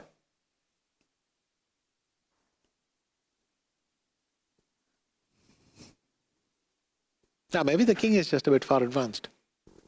Because if I keep checking now, your king will come to these squares. The black king will come around like this. So maybe he's late. At every stage, I need to be one step back with the king and it's a draw. But now this. Wow. Amazing.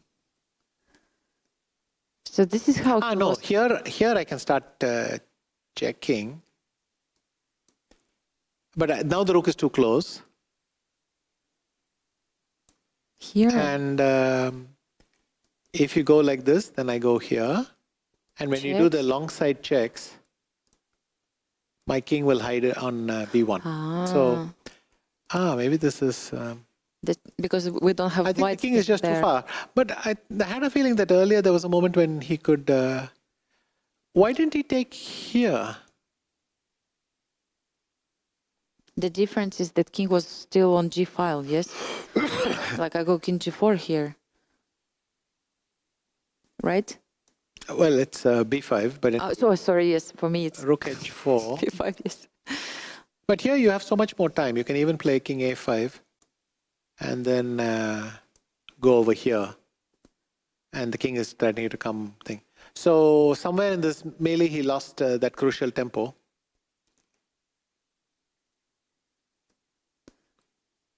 And I feel it should be. Oh, maybe this is the place to do it. Maybe even though I don't have much distance, I have to do it like this. King g5, because... King what? Sorry, either d4 or... Yeah, then I give one more check. Where do I go? Go further? You can go anywhere you want. My point is simply that... First you... If you waste one move, then I get to the long side and my king walks back in parallel with the pawn. I mean, the pawn can't go very far. So he just had to do this check. First. Easy to miss. Yeah, I mean, it's very easy to sit here and do this, but his problem was, had the king been on a2, black wouldn't have this king c1 move, and then I'll give you a check. And your king will never find any shelter. Okay. Crazy game. We have actually the results, I think, of the round and then standings. Let's check everything. We had actually round 18 already. Yes, and here we are with the results. Young Krzysztof Duda lost. We saw this ending. And look how many decisive games. We had to go to table number 10 to see the first draw. Artemyev lost. Dubov won his game against Murzi in Volodar. Nepomniachtchi lost against Erika Isi. We saw it a little bit. Sarana managed to win against Maxim Vasily-Graf. Caruana Fabianov wins against Prague. Yu Yanqi wins against Rajabov. Rapport wins against Sigirov. Many victories also for white in this part of the table. Rich Rapport also win. I just said about it, and so on. We have all these results, and I don't know. We didn't check what happened in the game of Caruana. Maybe we'll check it later. But so far we have the standings. I don't think it's right because Artemyev lost his game and Magnus won. I think it's from the previous round, no problem. Let's have a look at the current standings. Yes, so for the moment we have standings in, results in the women's section. Zhuzhiner won the game against Valentina Gunina, who lost actually for the first time in this tournament, but still leads in the tournament. Very important draw between Alexandra Kostyniuk and Antoneta Stefanova. Kampi wins her game. Sobaeva Bisar also wins, but they have only 10.5 points after this round, still trying to get closer to the leaders. Munhuzul, our Mongolian player we discussed before, she made a draw against Anna Muzichuk. Juvin Jun won against Wagner. She'll have 10 points after this round. Garechkina lost one more game. She doesn't have great tournament so far. If we can check the standings as well for both sections, will be great. Yes, we need a few seconds, but we will remember that Magnus Carlsen, after winning this crucial, important game against young Krzysztof Duda in this one more night ending, he is leading 1 full point ahead of the field. Vladislav Artemyev, who was a leader for a couple of rounds today, lost his game against Indjic. We just saw this rook ending on our screen, and he's, I think, in the second place right now. Yes, exactly. So now we see women's section. Valentina Gunina just half a point behind of Alexandra Kostyniuk, 12 points, and then Alexandra has 11.5. Then we have 3 players with 10.5 points. Zhuzhiner, Bibisara Sobaeva, Hampi Koneru, all of them 10.5 points, 1.5 point from the first place and 1 point from the second place. Probably fighting right now mainly for the third place, this group of players, and a few players with 10 points.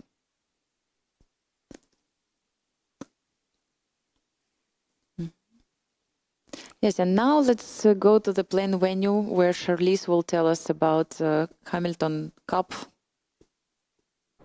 So we are here with the trophy that has been on display. You might have seen this in a few videos. This is the Hamilton Russell Cup, and it is the trophy that is won by the open section in the Olympiad. Of course, the Uzbekistan won it last time, so they're able to show it off at their very own tournament over here.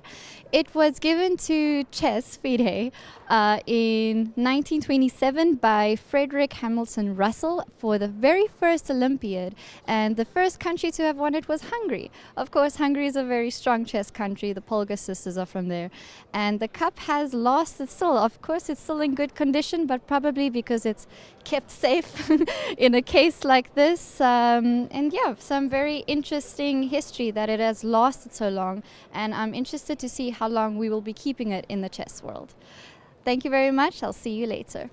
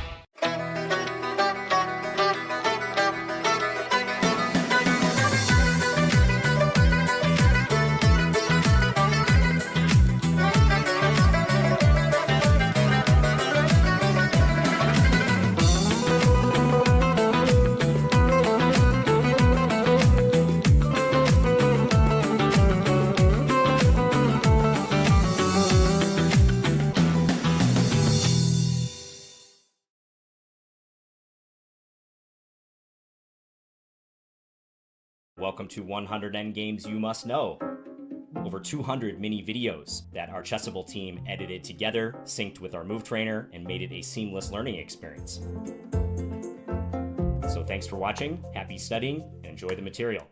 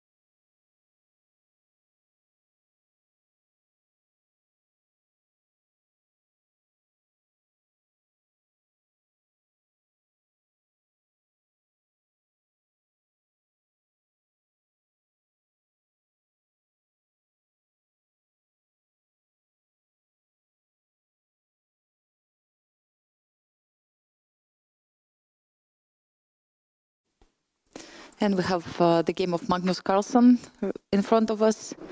He's playing against Richard Rapport on the first board. He's leading in the tournament with 14 points. Richard has 12 points right now. Daniel Dubov is on the second board. With he's the one trailing, and Artemiev is on 13, right? Yeah, but now we have Magnus. Very nice view. Richard Rapport and the position. Yeah, it was there. Oh, this is that Petrov that they're doing. Oh, exactly. Now he can't take with the rook because a5 is hanging, so he has to take with the bishop. But then queen e1 maybe? Yes, queen e1. And he's gone bishop h5, provoking a weakness on this side. I think it's on the board. Bishop is on h5. Knight h4. Queen e1 and rook e8. Still a5 is hanging after queen c1. He has to find a way to defend. Maybe repetition. Rook a8. Queen e1. I don't know. And Daniel Dubov he's winning against Yu Yangi. Oh, sorry. He came up with this beautiful move bishop b4, but black is not forced to take. But wait, bishop e7, queen e7, d5. Or d5.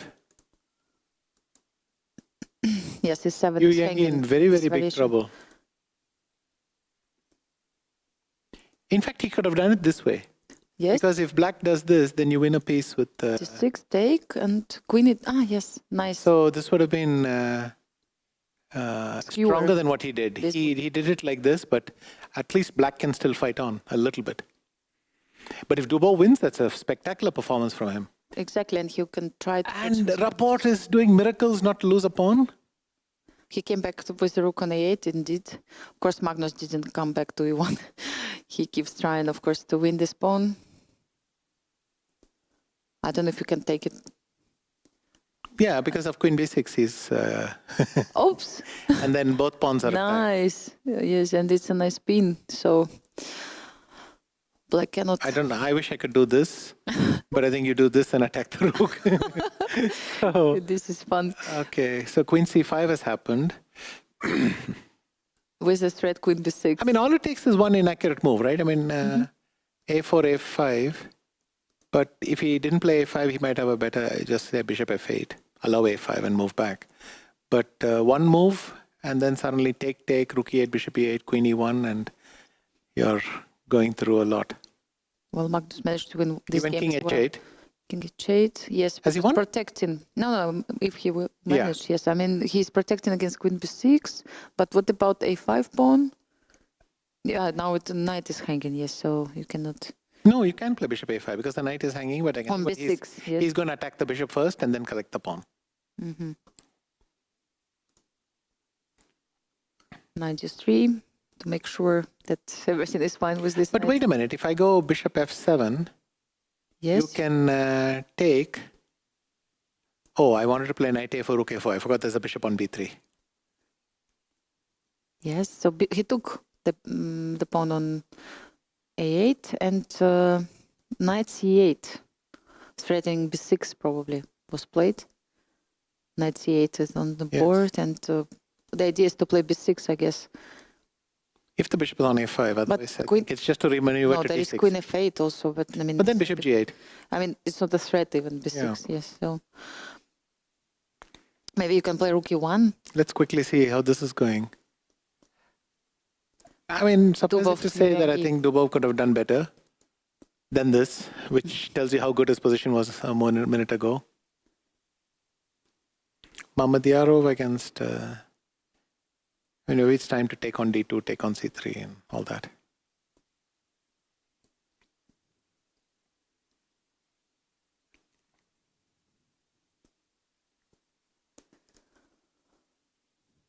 Queen f6.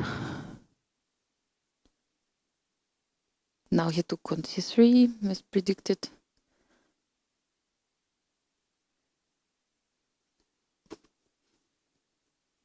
Protecting now the knight on d7 after rook e7. Yeah, let's see what's happening here. Okay, fighting on. Rook e1 he played, yes, with the idea Queen f8 and Rook e8. So Yes, that's why so the knight Black had had to to come to play d6, yeah. knight d6. So can we Bishop quickly- b4. He's ready to give up this bishop, but exchange a lot of pieces. And In fact, he's winning now. There, the position is collapsing. Queen e6 has happened. in d8. He takes on b5. He could have played a5. Yeah. Because I can't take the thing. He could have.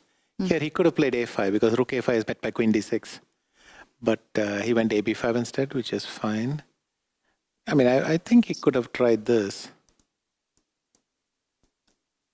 Maybe knight f5 is strong, so cb5, but now it's very close to loss. h6 in order to have some luft Knight for king. e4, just exchanging and pushing his pawns. Yeah, and it's over. Yeah, Magnus is... Actually, not quite so bad. It's still a rook ending, right? Yes. Yeah, and so queen c6, okay. King h7 has to be played. Then he'll go queen takes b5. So 4 seconds for Richard. He played. Oh, queen c2, queen d5. What an what a incredible pin! f3. What a pin! And now it's pinned. f3, f5, and he takes the rook and back to c2, winning one more pawn. Oh my God! What a Wow! Well, queen e4, and it's queen's ending, but 2 pawns up for Magnus. Yeah. And this one should be winning for him. Yes, he protects everything, and he wants to push his pawn all the way. Yes, king goes to f7 to try to block the pawn. check. And Queen e2 check because he cannot go to. Oh, king d7 is calculating. king d7 is the only chance. The only chance, check, and now. Queen c7. The idea is It's that pushing him black further has- and further. Yes, the black still maybe can give a H4. perpetual. That's why h4 move is on the board. He doesn't move d7 because it was perpetual. And he blocks the idea d7, but first check and then d7. And how do you And hold g4 it? is winning. So Yes. yeah, it's over. Yes, if you give a check, then g4 is winning. Probably he will try like queen e1 or something like that. Or but That's not enough because I not just enough. saw queen f3. c8 f3 check. is actually Oh, queen protected. a8. Queen a8 is winning. Queen a8 is winning. Queen e8, yes. Yeah. But this is winning as well. So Dubov and Artemiev won their games. We will see 2 queens on the board. I mean, of course, Richard will try to give few checks, but queen is protected on c7. He just resigns. Wow, what a victory for Magnus. I mean, he seems like he's unstoppable, but let's check the other results. Dubov won that game against Yu Yang, and Artemiev won against Shahryar Mamedyarov. Laughing with players. I remember last year, this crazy game between them. So all of them keep pace. Yes. Magnus leads by half a point over Dubov and 1 point over Artemiev. Yes, a very important game now. Alexander Kosniuk plays against with Eric Gaisi and Hampi. is surviving I this? see queen, knight and rook. What's good? Again, Hampi has a queen and her opponent pieces for... But here it's 3 pieces. So Yes, it's 3 pieces. Alexandra is winning. Did Gunina, what happened to Gunina? Oh, she won. She won. Oh, so she keeps her... Leading, yes. And if Alexandra wants to try a little bit, she needs to win this. Yeah, but it is won. Yeah. Rook c6 would have won. Many things would have won. Yes, so she protected her king with all pieces. And now she will try to bring the king a bit closer. It's easy to miss also queen somewhere. And rook c4. King goes further, and yeah, I mean, it should be technically winning position, but of course it requires some time. King goes Actually, when she went king b6, she could have taken rook takes c3. Yes, the fork on yeah, d5. because of fork, yes. Yeah, but this one is now F2 swapping. is hanging. You don't really want to give everything, but she takes the pawn on c3, exchanges it for the pawn on f2. But why? She could have gone bishop d7 check. Possible. There are some checks. King will hide on b2, most probably. Yes, Hampi pins the knight. And this is not trivial to win, actually. Yes, it is. Because everything is just a little bit loose. And also, your king is still open, and all those checks. Queen is a very So Gunina beat Jun. That's important. Jun, yes, who doesn't have really good tournament. The bishop, she forgot about the bishop for a second, I think. Queen is a very strong piece, even against 3 pieces. It's not that easy to win that one. Yeah, what will she? There are many checks here. Rook b3 or what? No. King c1, king c2, knight d2. Of course, Alexandra knows very well how important is it victory for her right now. I don't know if she's aware of the fact that Valentina won the game, but she knows that if she wants to fight for the first place, victory is crucial. She has to go to a1. Yes, not e1 because it's going to queen be a4. Queen a4 was a draw. Really? No. Rook a2, queen b2, d4 check, king b2. Rook b2, it would have been check. Sorry, okay. But if king c1, then the other checks, so rook a2 she plays.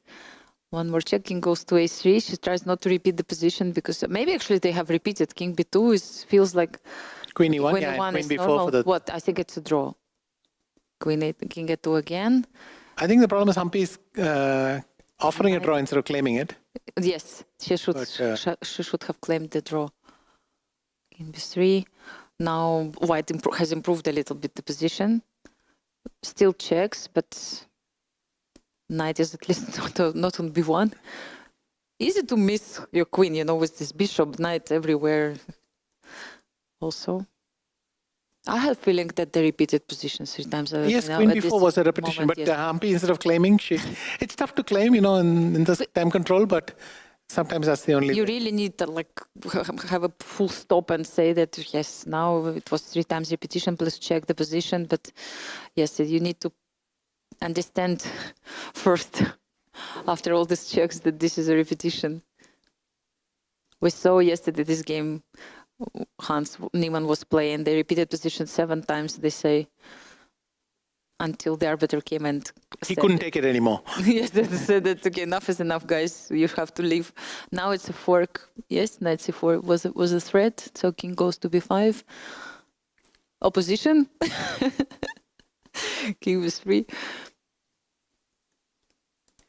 Goes to a6. Bishop f5. d3, Bishop f5. Yes, she will try something like that. So maybe she wants to give a checkmate, going with the king all the way.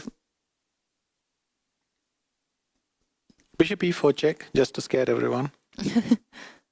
Knight e6 instead. Check, yeah. Check, yes. Knight goes to e4. You see, Alexandra always tries to protect all pieces with each other. It's very important, especially when you play Blitz, to make sure that everybody is defending.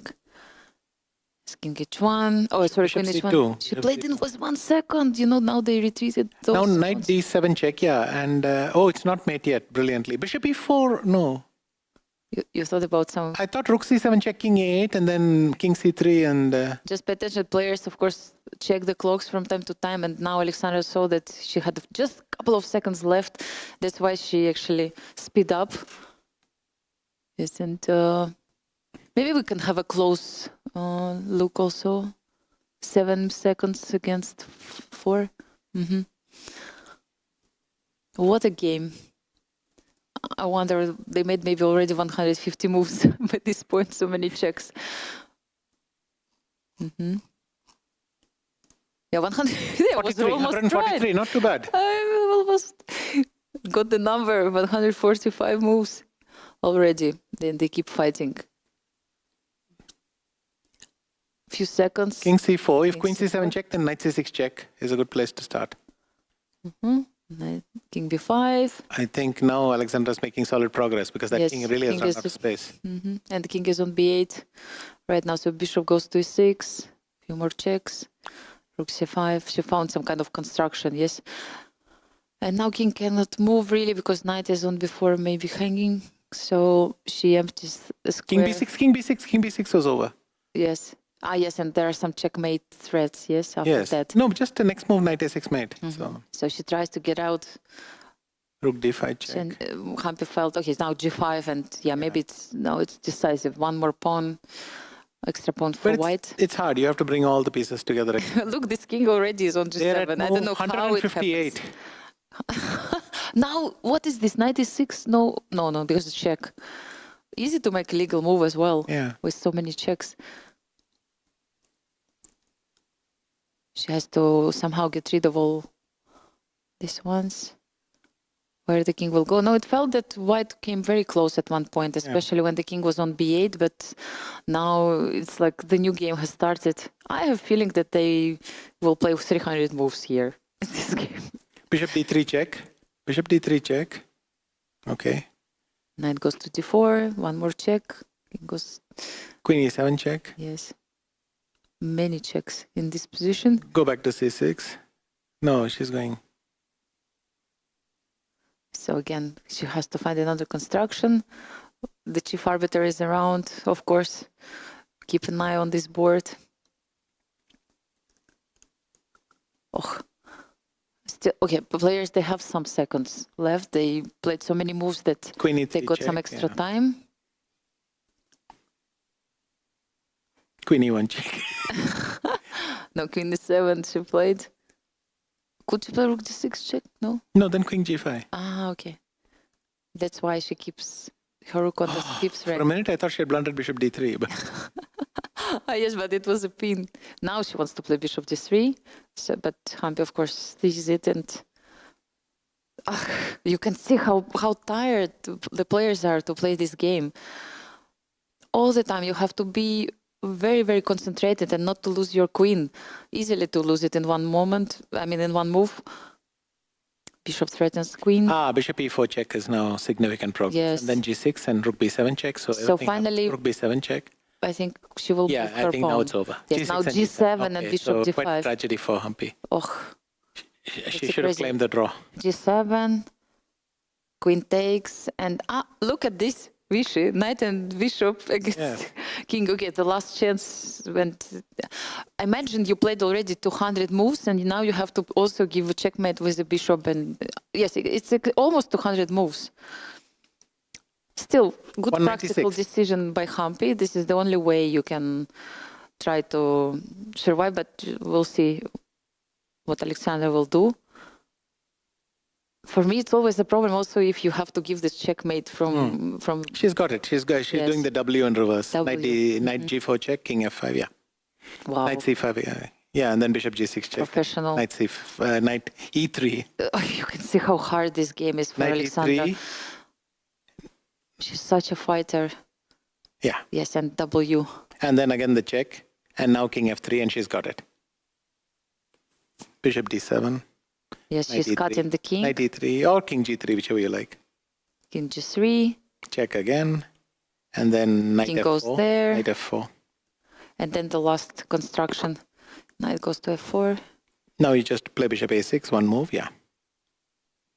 Yeah, and it's checkmate next move. So that's why Hampi resigns. What a game, Vish. It's just unbelievable. It feels that Hampi had this repetition. Alexandra keeps within reach. She's trying, yes, half a point behind Valentina Gunina. Unbelievable game. 219 moves. 19 moves. Wow, what a thriller it was. It's just unbelievable.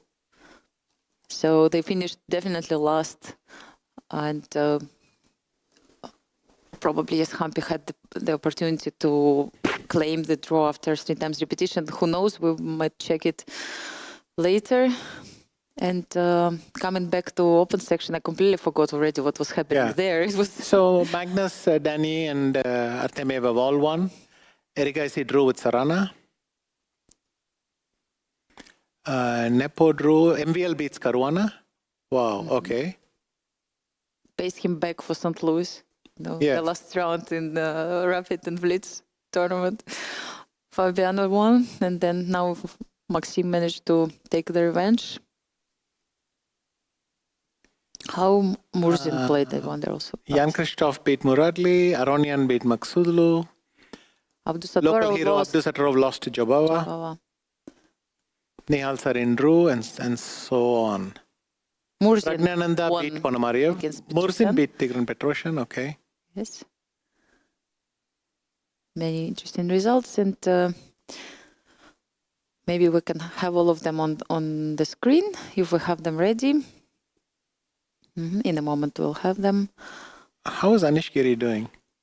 I mean, he's no longer able to win this tournament. Yes. That's clear. So seems like that, yes. I think then, Gokesh is probably breathing a sigh of relief somewhere in the tournament hall. Yes, probably. And Bibisar actually lost the game, I see, in the women's section. Anna Muzuchuk won. So probably she's also trying to fight for the third or second place. It's hard to we say need now. the standings. Yeah, we'll need the standings to realize all this. And after round 16, so we have the results of round 16 in the women's section. Victories for white in first four boards. Gunina won, Kostyuk won, Zhuzhiner won her game against Tasobaeva, Muzichukana won, as I just mentioned, against Garifulina, and then Charuchkina lost against Harika Dronovali. And so on. Can we actually check the standings, the current situation?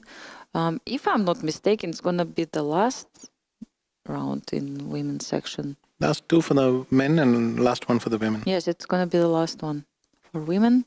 So it would be nice to have the standings before the last round. As I felt, it was very important victory for Alexandra Kostyuk, who is still trying to catch up with the leader. Yeah, so actually we have already the pairings in women's section. They have been done. Wow, it's going to be fun. Valentina Gunina is playing against Anna Muzichuk.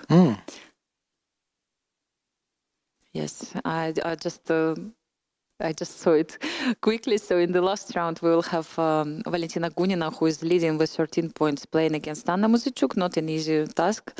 And then Kostyuk Alexandra is playing against Kamalidenova.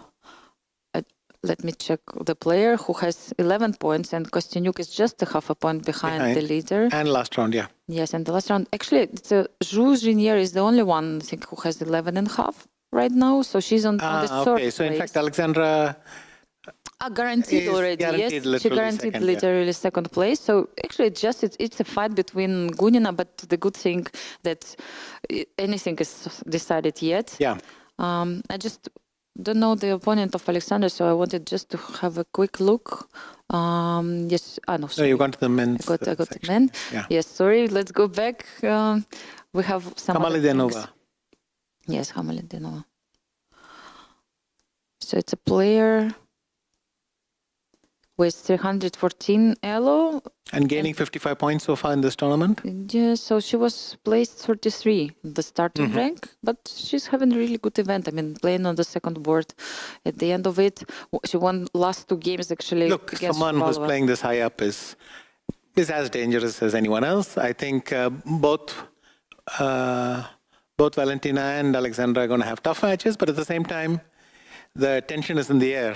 Either one of them could still win, and exactly, yes. I mean, everything is still possible. And actually, the last round in women's section is about to start. And we have Charlize in the playing hall, ready to update us with what's going on, what is the atmosphere in the tournament hall. Yes, she will do it soon.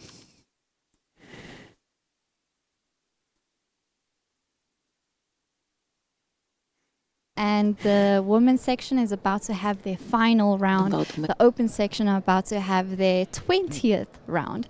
Leading in the open is Magnus Carlsen, but I want to talk a little bit more about the women's section, not only because it's highly intense right now. Final round, anything can happen, anyone can still win this. Gunina is leading by half a point, but can we just mention that she lost to Zhu Jiner and she came back in the next round to beat the current women's world champion, Zhu Wenjun. I mean, if I lose, I'm so sad. I want to go cry, and I'm sure she wanted to as well. But she picked herself up. She came back in a must-win game, and now she is still leading by half a point. Tensions are high. Anything can happen.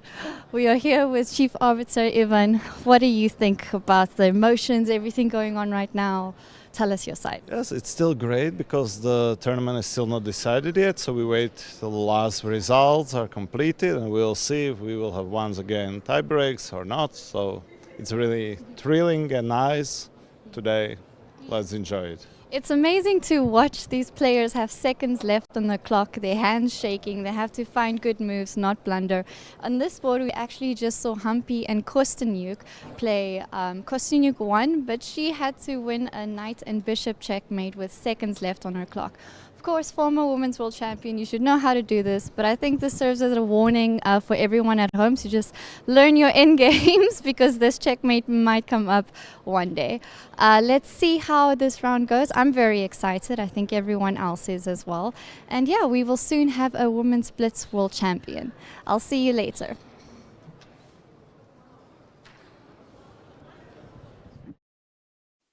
Thank you, Charlize. Indeed, it's time to repeat knight and bishop ending. She just mentioned that it's a warning for many players. Guys, don't forget that sometimes it can happen in the game, and then with seconds on your clock, sometimes you need to find this checkmate and show it on the board. Also, I'll just point out, I know it in this direction, that is E1 to E8. Yes. When you have to do it. Alexandra did it, rotated. Yes. So she was in fact sitting in the ranks. Yes. She was sitting somewhere between A5 and A4 and trying to win on this side. Yes. And she managed beautifully. It's not so that easy. is very hard. It's for instance, you memorize the technique with 2 bishops against knight in one area, to then do it with Jan Timmerman described it as having a rotated map and not being able to get your directions anymore. So I had this compliments to her. I had this experience, so I would stand up. I had more time than Alexandra. I would even stand up and try to, check it how I do this W, from a different angle. Yes, kudos to Alexandra for winning it very, very precisely and confidently. Yes, but Hampi also did everything she could. I mean, to defend the standing was not that easy. And probably missed a draw by not claiming. Instead, she offered the draw, and Alexandra just made her move. Playing, yes, you have to claim the draw. Correctly, yes. And but it's very easy to sit here and talk about presence of mind. It's a totally different situation at the board. And things are happening so fast that sometimes you don't even realize there was how many times repetition, 2 times, 3 times. I know that some players are using different technique, even counting like 1 time, 2 times, that it happened like on the board, but it's really, really hard. It felt like this, that there was a repetition, and maybe it was really crucial for standings, because if the game would have finished in a draw, now it would be 1 point gap between the leaders, but at the moment it's only half a point. Valentina Gunina is leading in the tournament. We know about it, and she plays against Anna Muzechuk. And we have also the standings for the open section. Let's have a look. Magnus Carlsen with 15 points. But look at this, just half a point behind him. We have Daniel Dubov, who won. I mean, actually, this half a point could be crucial, He still maintained the distance with Magnus. Yes, imagine if he would have made a draw with Jan and it was normal draw, he would have had now the same amount of points with Magnus. Unbelievable which kind of things can affect at the end of the day. Whereas Jan has fallen back 2 points relative to Daniel Dubov. So yeah, exactly. Artemiev has 14 points and he's in the 3rd place. Maxim Vasiliograf, Rigaisi, Indjic, all of them have 13 points. Then we have a group of people with 12.5 points, including Jan Nepomniachtchi, Duda, Murzin Volodar, Sarana, Aronyan, Jobava. All of them are trying, of course, to win a couple of games, who knows, and join the leaders at a certain moment. You never know how the things will go, so you just should try to do your best. And also standings in the women's section, we see Valentina Gunina with 13 points, Alexandra Kostyanyuk half a point behind. Probably both of them guaranteed already 1st, 2nd place, and now it's a question mark how the last round will go. And yes, we have the games. Maybe, yes, we should start with ladies because it's the last round for them. Crucial game. And Alexandra Kostyanyuk going for this very fashionable Caro-Kann, which, for instance, Jan Nepomniachtchi played yesterday against, Magnus played yesterday against Jan. That's quite popular, but... We check the game also on the first board. Anna Muzechuk also needs to win, of course, to try to fight for the medal. I think she still has some chances, depending on the other results. So it's also important. Yes, she is very much in the chasing pack. She can fight for 3rd place. So in case if Zhu Jiner is not winning, yes, she has a real chance for the medal. So it's an important game for her as well. So she's going to try. I don't think she's going to try to play for a draw, even though she has black pieces. We see Alexandra Kostyanyuk playing against Kamalidenova, who is having a really good tournament.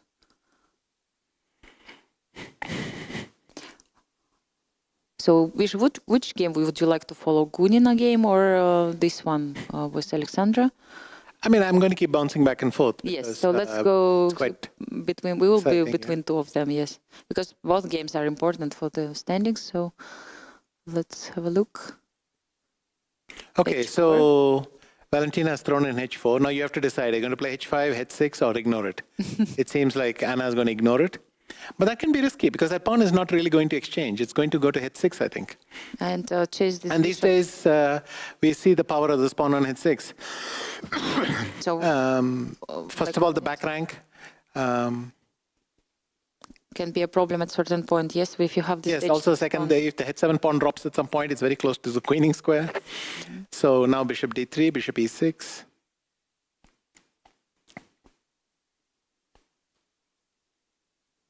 What about time? Actually, Muzichuk spent half a minute more already. Yes, h6. Everything predicted. Yeah. Bishop goes to f6. Of course, you don't want to put it on h8, but here now I can play e4. If you go knight c4, I'll take and play e5, but then your bishop is buried on h8. Exactly buried. Literally buried, yes. That's a word. I did not use the word accidentally. So e4 now is very strong. And I think then if she plays e4, she's the favorite. But she's allowing her to exchange this bishop. That is a mistake. She should have gone e4 and rammed it on e5. Then the bishop is on h8. It's never coming back. Yes. And that can be quite important. I think Anna should gratefully take it and play f6 and king f7. Just to make sure that she gets. This is a mistake because now knight e4 and all the problems are still there. Yeah. And now again you have to. And now that bishop is jammed again. It cannot move. So in fact, white can play g4, g5 if they want. She had her chance, yes, to take it. But I think she's trying to keep as many pieces as possible on the board. She's not playing according to the position, but according to the situation in the tournament. Yes. A draw would guarantee Valentina Gunina already sharing the first place. That is a very sophisticated move. Oh, but this is strange to take right away. Oh, then she's going to go b6. No, she's going knight c6, rook b1. Valentina is playing very well. After b6, she'll attack that knight again, and the knight will have to go jumping around again. And white has a big advantage. And that pawn is on h6. I think right now, Valentina looks like the favorite for this title. And yes. What's happening with Kostyaniuk? Of course, if she nothing is happening with Kostyaniuk yet. No intrigue. f5. But then knight c5. And then what's she going to do?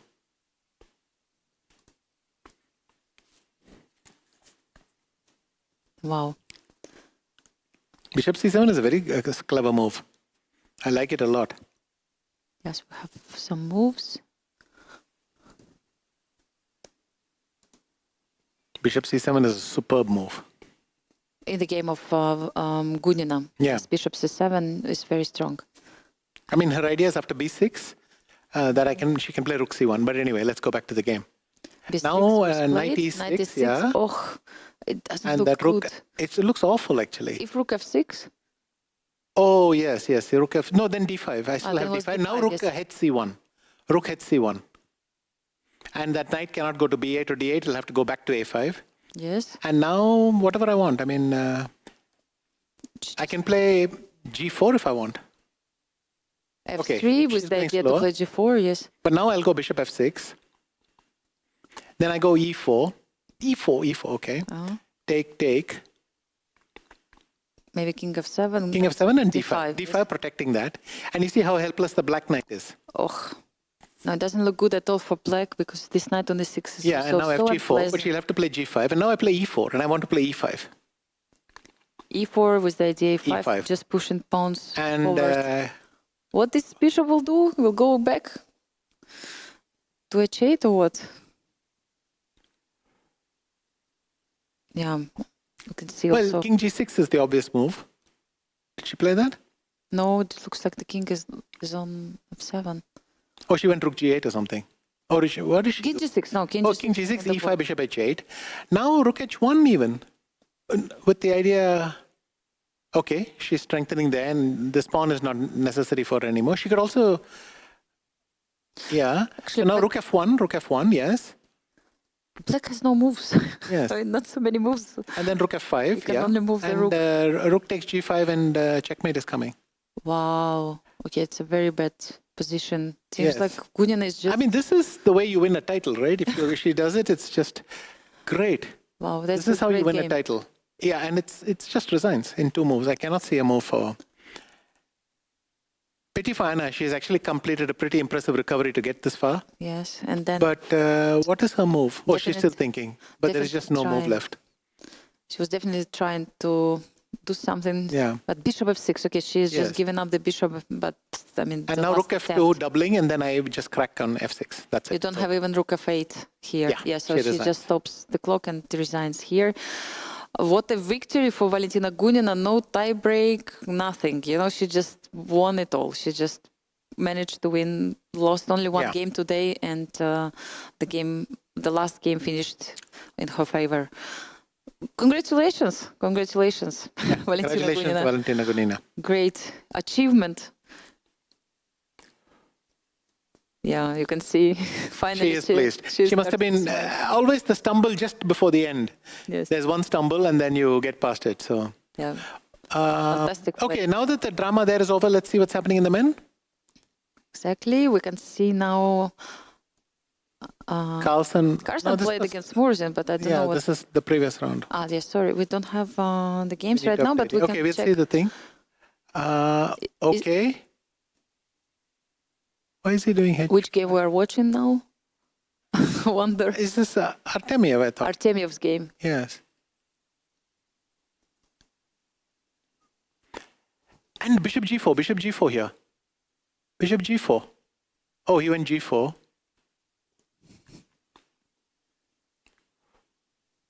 What is happening?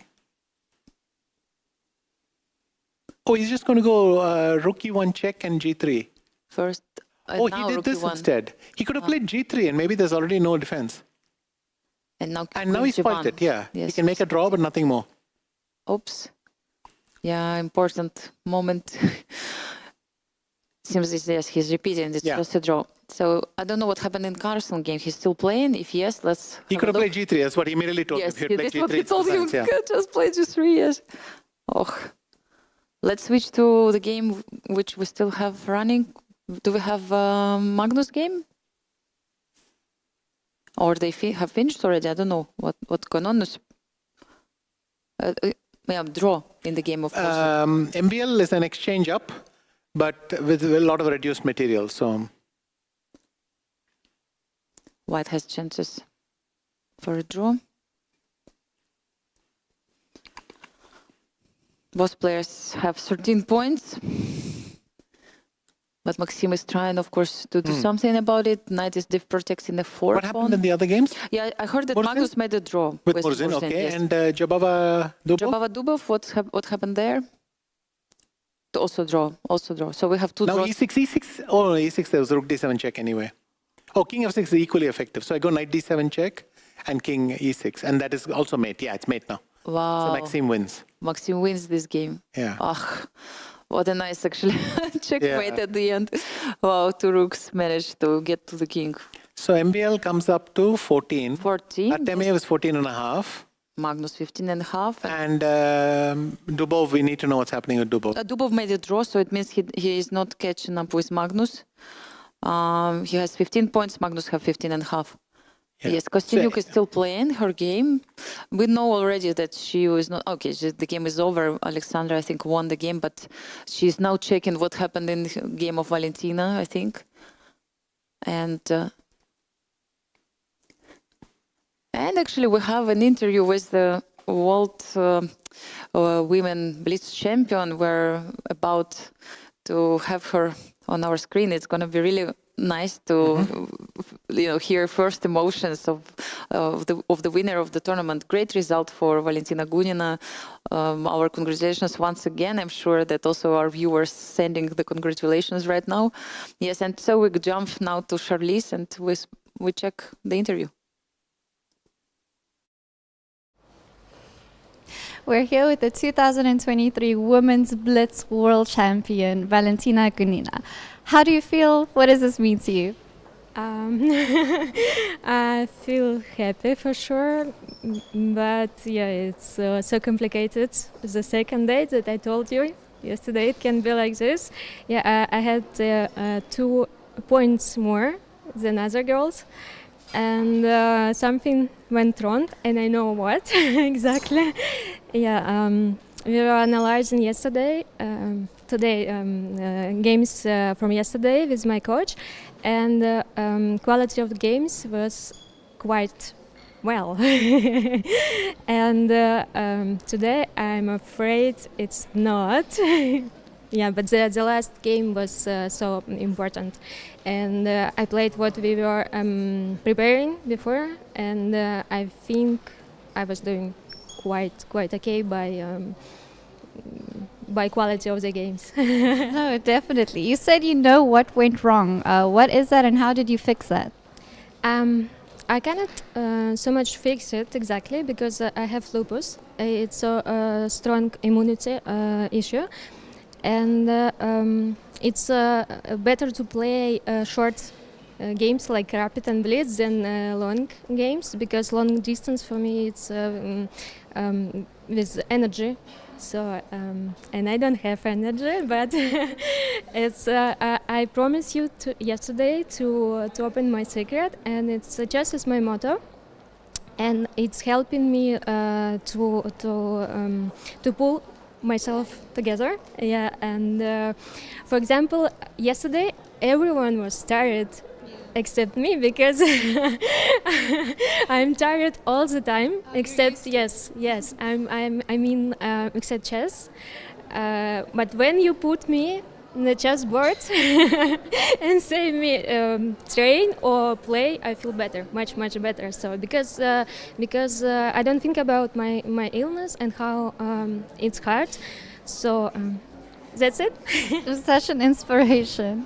And you lost the game against Jenner Zhu, and then you came back after that to beat the current world champion Xu Wenjun. What went through your mind before that? How did you compose yourself to come back and win a must-win game? Yeah, it was. I also had extra pawn, and I took king. And when I realized I cannot move without losing my queen, I was like, okay, I have to I have to play again this tournament. Yeah, because Sasha Kostyanyuk is doing great, so that's why. Yeah. But my it's also another secret that I had training camp with my coach, my private coach. So. That's all. Lots of secrets, and they obviously all work. But big congratulations. We're so proud of you. The whole world is so proud of you. You cannot imagine how I'm proud of myself, because it's really hard. It was amazing to watch you, and I hope you celebrate accordingly. You have a happy New Year's, and I will be like, okay, no chess, extra happy, and no energy again. Thank you so much, Valentina. Thank you. And thank you to all the viewers watching. Let's show some support in the comments. Nice. It was really nice to see this interview with Valentina Gunina. By the way, we just checked it, and because I remembered that she was already the world Blitz champion before. She won this tournament back in 2012 in Batumi. As usually, I started to gain some pictures. Yes, a long break. It was a long break. 11 years passed in this moment. Of course, Valentina was always in the top, fighting for the first places. I remember her scoring really well in Poland. Oh my gosh, we can see her now. She's crying. Oh, the emotional moment. And her friend is near her right now. Everybody's congratulating Valentina. Yeah, she just was mentioning about also her health issues, and of course, if you have them, it's really hard to put yourself together and fight. But she mentioned that she's doing better in with short time controls, and when the tournament is not that long. Okay. Yeah, I saw one movie about her, and I'm aware of her situation with health, and it makes her victory even more important. And of course, congratulations to Valentina, already two-time world champion in Blitz, if I'm not mistaken. Maybe I missed something on the way, but I immediately started to get these pictures of Valentina with some, how you say this thing when you get when you win the world championship match, you wish you had it many times. The wreath or the crown. Exactly. Yeah, okay, the crown, yeah. So I started to get the photos in my mind and remembered that she won this tournament before. Yes, but we still have, it's not over. We have open section. One round of the open section, and that's also very delicately poised. Absolutely. Nothing is clear yet, and we still don't have the pairings. Yes, but perhaps. But Magnus leads Dubov by half a point, who leads Artemiev by half a point. Artemiev missed a win, so he could have been a little bit closer. Yes, But once again we have the results. Just remember about them 3 draws on the first board. Murzin managed to make a draw with Magnus Carlsen. Great result for the young player. Jabava Bahadur also drew with Daniil Dubov. Same happened on the board between Sarana and Artemiev. Indic lost that game against Maxim Vasily-Graf. There was a nice checkmate at the end. Riga Issa lost against Levon Aronian, who is actually getting 13 and a half, so he'll have a good finish. And Nepo came back with 13 also and a half 13 and a points. half, beating Jan Krzysztof. Krzysztof and Caruana. Beating Svitla.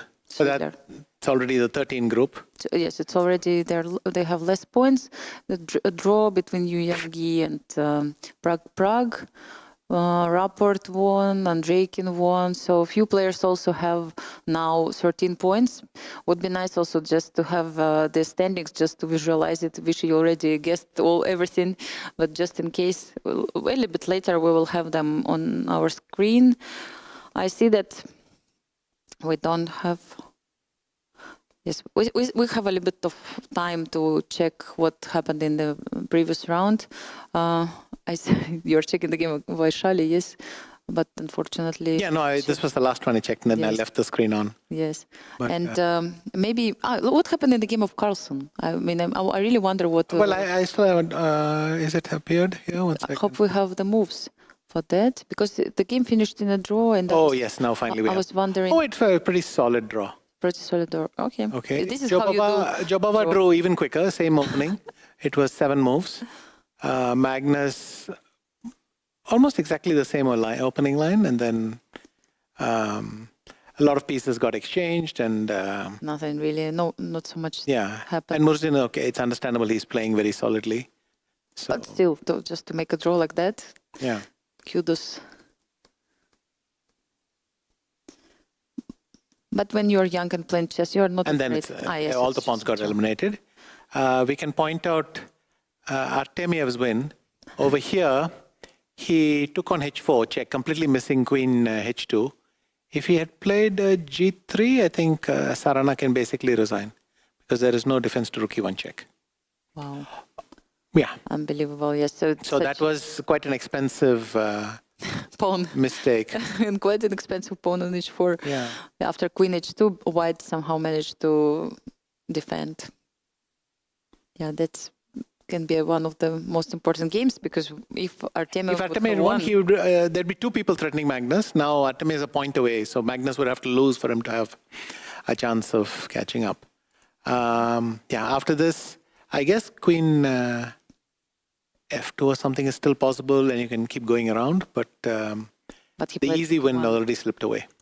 Yeah, and his opponent immediately told him, yes, you could have played And G3. literally right after the game, he said you could have done g3, and you could see it clearly in the body, in the finger movement. So that was quite obviously. Other than that, MVL finished in a nice way. I'll just show you the finish. So white's an exchange down, but black still got a lot of technical problems to convert. He first does the double rook on the 4th. Then he steps away. White makes 1 move. Black actually could have won here with rook d4. So always in Blitz, handing the move to your opponent is one of the best shots at success. Attacks the rook, attacks that, and then suddenly jumps here, blocking the last escape route for the king. So the king can no longer cross over, and maybe 97. 97, yeah, but then there is still nothing. You can move back, but then check and sorry. Nice. No, this is very then the king needs to escape, but the black king is blocking all these squares, and the double rook is checkmate. So very cute win. Let's see what happened there. Guys, see. Oh, this was this complicated Nimzo, F3 Nimzos. Oh, in fact, Erigasi was totally winning, and so Levon seems to have swindled him. He went knight e1, h4, knight d4. I mean, I started out this game wanting to tell you why Aronian won, and now I have no idea why he won. And how he has done it. Yeah, I mean, because white just have 2 pass pawns, and normally, and this pawn on a5 already. Oh, suddenly the Suddenly h-pawn raised. starts running, Yes. and all white's pieces are distracted on the queen side. So the rook is running to stop the pawn, but maybe it's not. Oh, and once again, Arjun declined a probable draw, and then two pawns come running. Wow. Why did he not play rook Rook g3 g3? check? Yes, I don't know. Admittedly, after king f8, there's going to be a problem with this. But still- king f8, I even have a knight f3.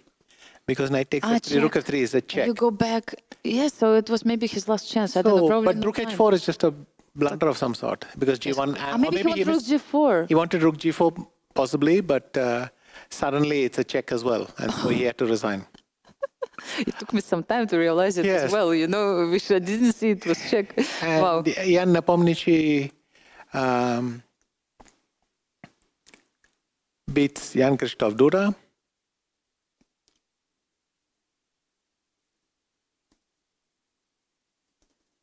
Just some nice knight off, and then white pushes all the queenside pawns. Yeah. And the queenside collapses. Fairly clinical performance, I'd say. Caruana, Swidler, I have no idea what's going on. There's just too many pieces all over the place. Okay, it was some sort of Sicilian, which became a Sozin. And Fabiano 95. gets a trick in. But even this is not so convincing because, in fact, after knight c5, black's doing quite well. 95. He decided to give this But bishop. in Blitz, things can turn around fast. The attack finished and they converted into the ending. Opposite color bishops and Okay, in still Blitz, white. Yes, it doesn't matter you easily that get much. outplayed in these kinds of positions. Yeah, so I think we have already the Pairings? the standings. So what? Okay, let's look at the standings. If I have. But anyway, the real Yes, I see news the is that the women's championship is over and Valentina Gunina is first. Despite a fantastic comeback, Alexandra Kostyniuk, who narrowed a 2-point gap to a mere half point and won the final game, kept the pressure on till the end, but she finished clear second. Yes, and we have standings in open section right now. Before the last round, Magnus Carlsen is leading. But he can't play Dubov, he can't play Artemiev, he can't play MBL, No. he can't play Nepo. Maybe Aronian he'll play. He's played Erigaisi, Maybe. he's played Murzin, He's played Rapport. Murzin. Saranaki So played as well. So Magnus is he's leading. got, maybe Levon is the man. Maybe. And then Dubov is chasing him half a point behind. Dubov can play Also, several people. I don't really know I whom have to already. play. Actually, you were absolutely right. Levon Aronin Levon plays Aronin is with first, yeah, okay. Magnus Carlsen. Yes, it's very important. Dubov plays Andreikin and Artemiev plays against Caruana. Caruana. Yeah, so 3 players, they have 3 first places. I think Magnus also guaranteed something, maybe the medal on the top 3. And Yes, Magnus has guaranteed a medal because fourth place cannot catch actually reach him. Yes, so it's clear. But he's not satisfied. But of course, he's not doing all this to be finishing third. And that too after having this lead. So. Yes. What do you think about the fact that he plays with Levon? Is it his... normally, they have big fights, of course, and I don't know if Magnus is lately doing well against Levon. He was always doing well, but Levon was getting in many blows. But the thing is, Levon has I don't know the recent statistics, and that's maybe more relevant right now. But in any case, like Levon hasn't really fought for first place in the Blitz this time, nor the Rapid, but he's dangerous for anyone. Yes, and exactly. in an individual game, Carlsen would know to be careful. It's also the battle of nerves, and it's the last round, and Levon has white pieces against Magnus, so anything is still possible. Daniel Dubov actually has white pieces against Andreikin, so Artemiev does against Fabiano Caruana. Vasily Graf is playing against Aravins. Chidamram?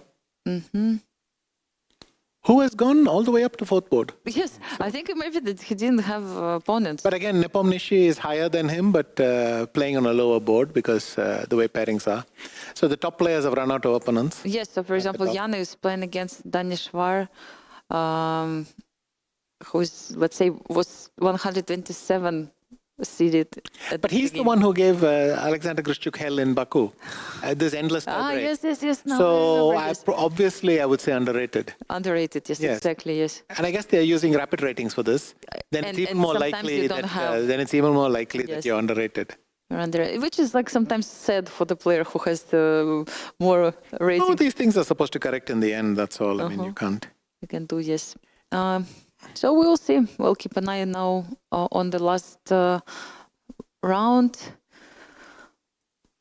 In case, for example, if Magnus makes draw in the last round and Daniil Dubov catches him and wins the game and catches Magnus, then they have the tiebreak. Yeah. Yes, they will play the match, which consists of 2 games, 3 + 2 again, and then if it's still the score is still even in this case scenario, they keep playing, until we'll have the decisive result.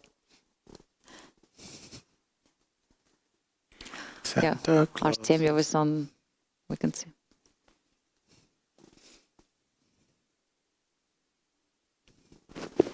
It was 4 days ago, right? At least for most of our viewers.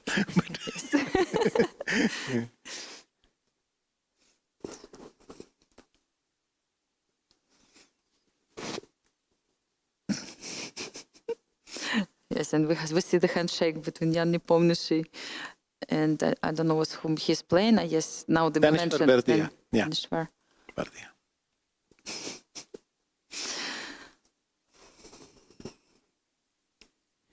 Okay. You realize the top 4 people are alone? 15, yes. 14 and a half, 14,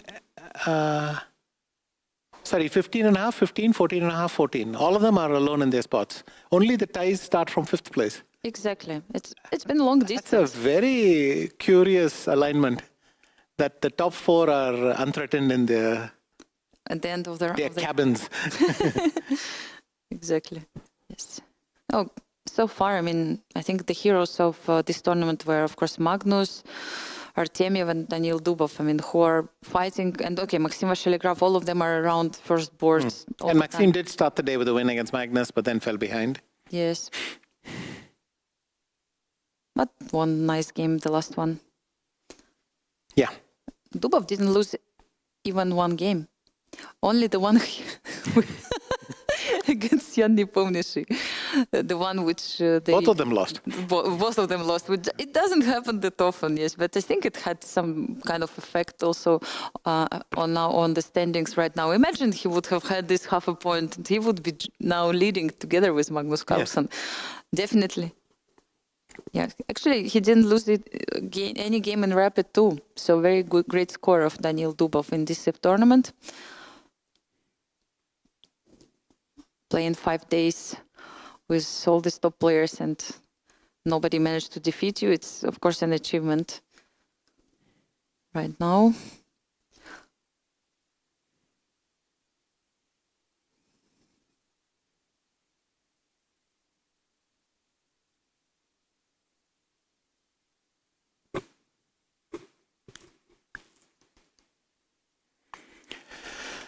Levon Aronian. Yes, we can see him at a very, very nice angle through the pieces. Yeah, through the pieces. Through the looking glass. Literally how Magnus would see him, I guess. No, not really. Just I wonder where is Magnus. He's probably still in his VIP area. Oh, no, he's here. He's talking to the chief arbiter. I wonder what they're talking about. Maybe he wanted to check what happens in case of tie. Oh, look, he's living with somewhere, maybe to get water. Yeah. Daniil Dubov now on our screen talking with someone, and Leonard Tots, the official photographer of FIDE, is there also. He's talking to Maxim Vashelegraf now, we can see from this angle. Magnus comes back, shakes hand with Levon. Oh.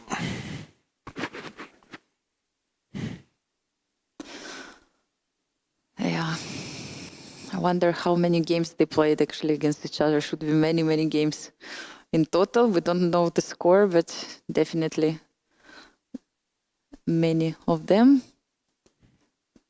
always Magnus considered Levon as one of the toughest opponents. And we will see now, playing with black pieces. I don't know what he will do. Actually, he can just make a draw, let's say. Who? Magnus. Maybe he can make a draw and then wait what will happen in the game between Dubov and Andreikin. And in case, and just be ready to play tiebreak. Maybe he wants these emotions. What do you think? Just and then let's see what happens. My feeling is he's thinking more what system he should use against Levon. Yes. Trying to anticipate what Levon, which one he'll play, whether it's d4 or e4, and what he might do against each. Again, Levon may also, it's not like you just have a guaranteed draw. Levon may also just want to try to win this game, because in this case, he is fighting also But Magnus has this ability to choose very solid systems if he wants a draw, and he's switching gears quite accordingly. I mean, if he plays some very, very solid system, it's going to be a long, hard slog to get an advantage. I mean, if Levon wins this game, then he has 14.5 points and some, chances still to tie for the third place. Because if Artemiev loses, for example, I don't think Levon is sitting and calculating these things. He just has to play. Yeah, so for sure. And then it goes the way it goes. We can see. Magnus is asking probably why it's a delay or what. Yeah. Players are waiting for the start of the round. We know that. There he's talking to Danya Dubov. Maybe they try to agree if they play tiebreak or not. I already don't know what's going on in this tournament. Everything is possible. Only Sakar will tell us later what they were talking about. He has microphones. This guy has microphones everywhere. Should be careful these days. We can see players, and on the background, journalists, spectators, everybody feels the tension of the last round. It seems players want the tournament to start. I don't know why we have this delay. I think normally the round was supposed to already start. We see Fabiano Caruana on our screen.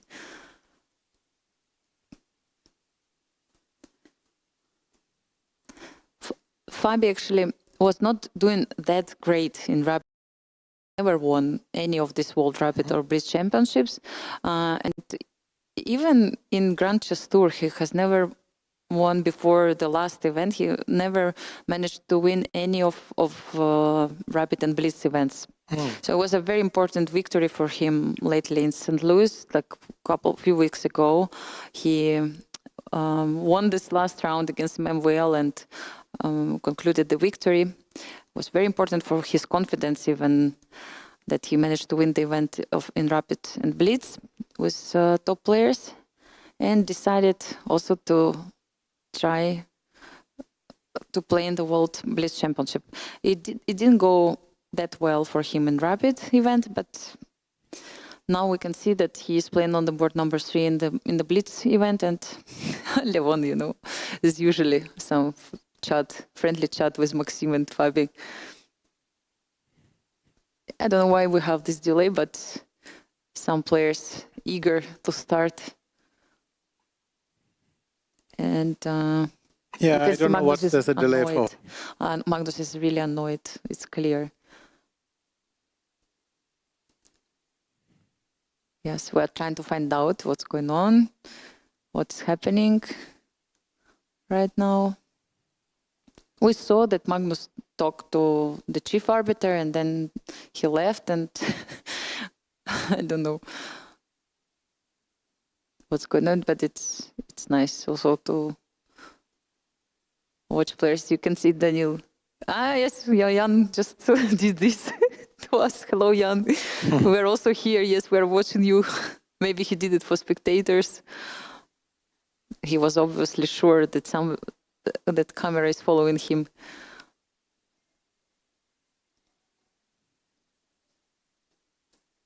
So now it feels like we're going to start.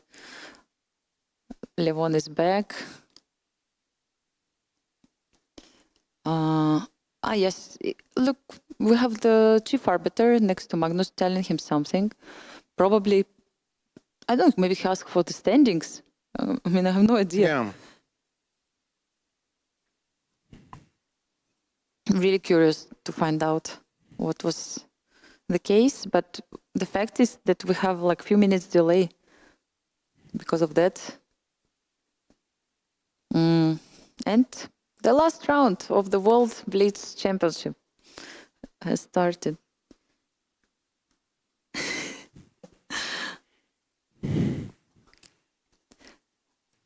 Ray Lopez. He's playing his own system against him. If bishop e7, then castles would be a mistake or inaccuracy, depending on what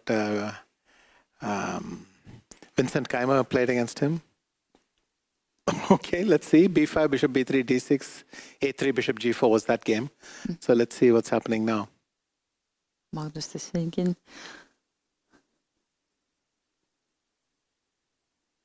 So not a3, but a4. But what happens if knight d4? Rook b8 on the board, protecting b5 pawn for the moment. Knight d4 was an alternative. And then just maybe h3 now, because it's no longer being trapped with knight a5. I mean, the bishop is not vulnerable to that. We still don't have moves. Knight d5, okay. But we will follow bishop g4.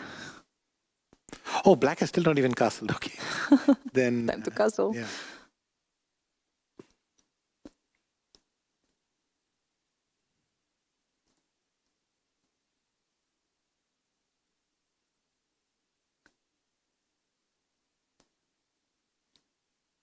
One, protecting the pawn.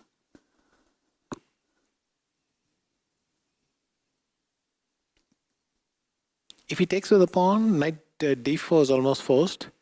But if he takes with the bishop, then knight b4 and c5 looks pretty good. So I don't know what it'll be.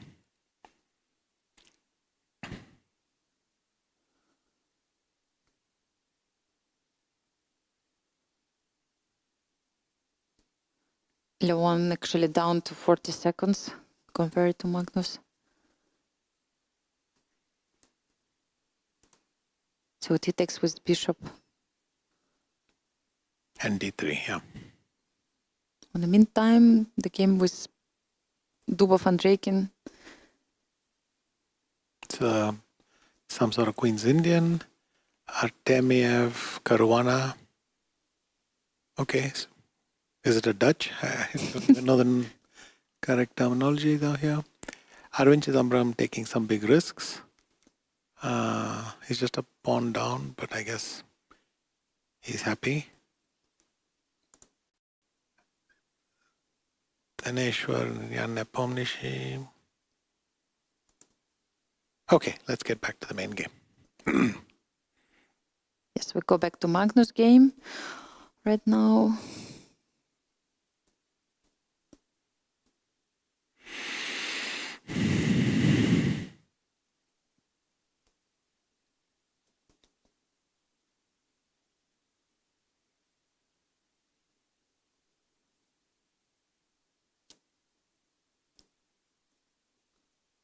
Goes to d7.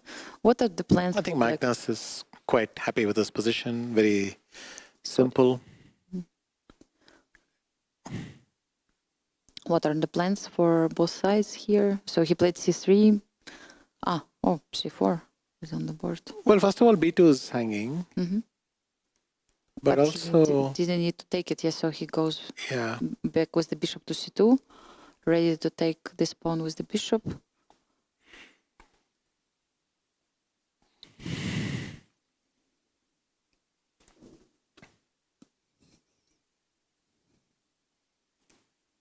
Yeah, he takes the pawn. And then bishop e6. No, he goes knight a5.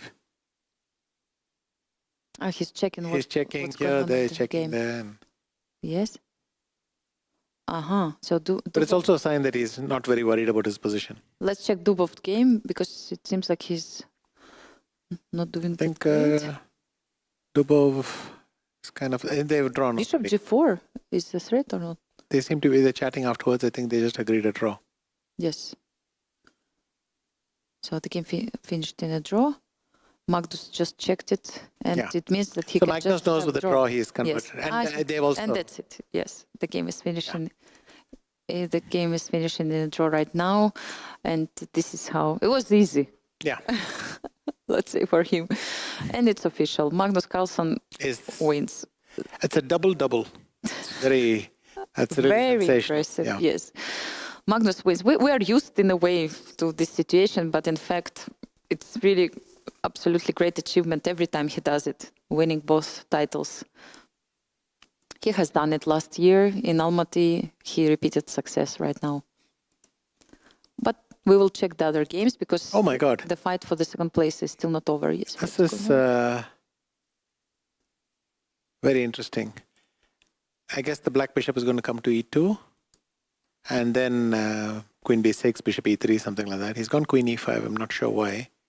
Will he play queen? Well, white gets a chance to escape with that. Yeah.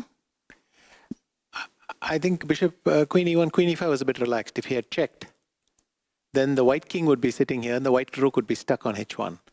But he went bishop e2 thinking, I mean, he thought he had a lot of time, but MVL was happy to offer the exchange just to get out of that.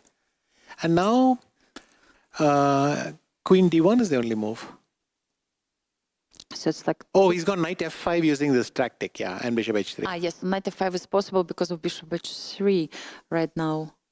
So it's two pieces for the rook, but this pawn can become really dangerous. And this doesn't look good at all. I just go rook f3 and sit there. So Maxime in big danger. And now h5. Just h5, h4, break that open. Yeah. Yes, and this is what he plays. h5. Or maybe he should have first played rook queen e f5 just to...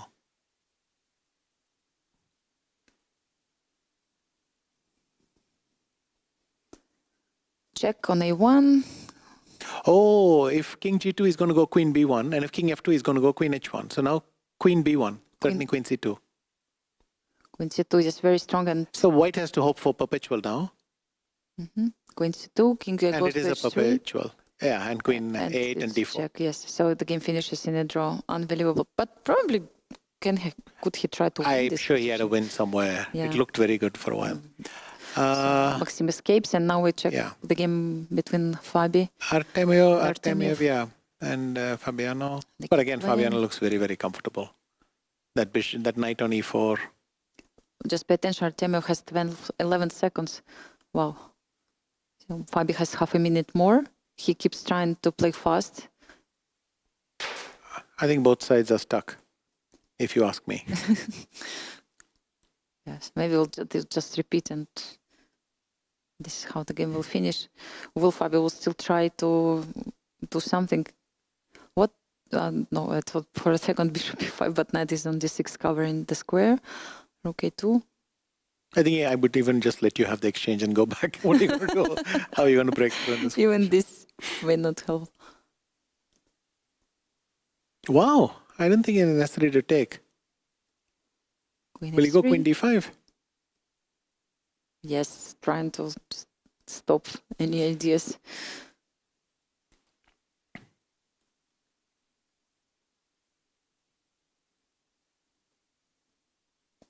b5. This is actually sort of nice for white, that finally that rook on a2 can sit on a4 or something. Lots of exchanges, and this bishop rook ending where he goes with his king on b7, on b6. Bishop d2. And it's actually Fabi suddenly realizes he's left the e file open. He goes back. Hurries back, yes. Here, and he can go bishop d8, c7, then bring the rook around, bring the king to b5.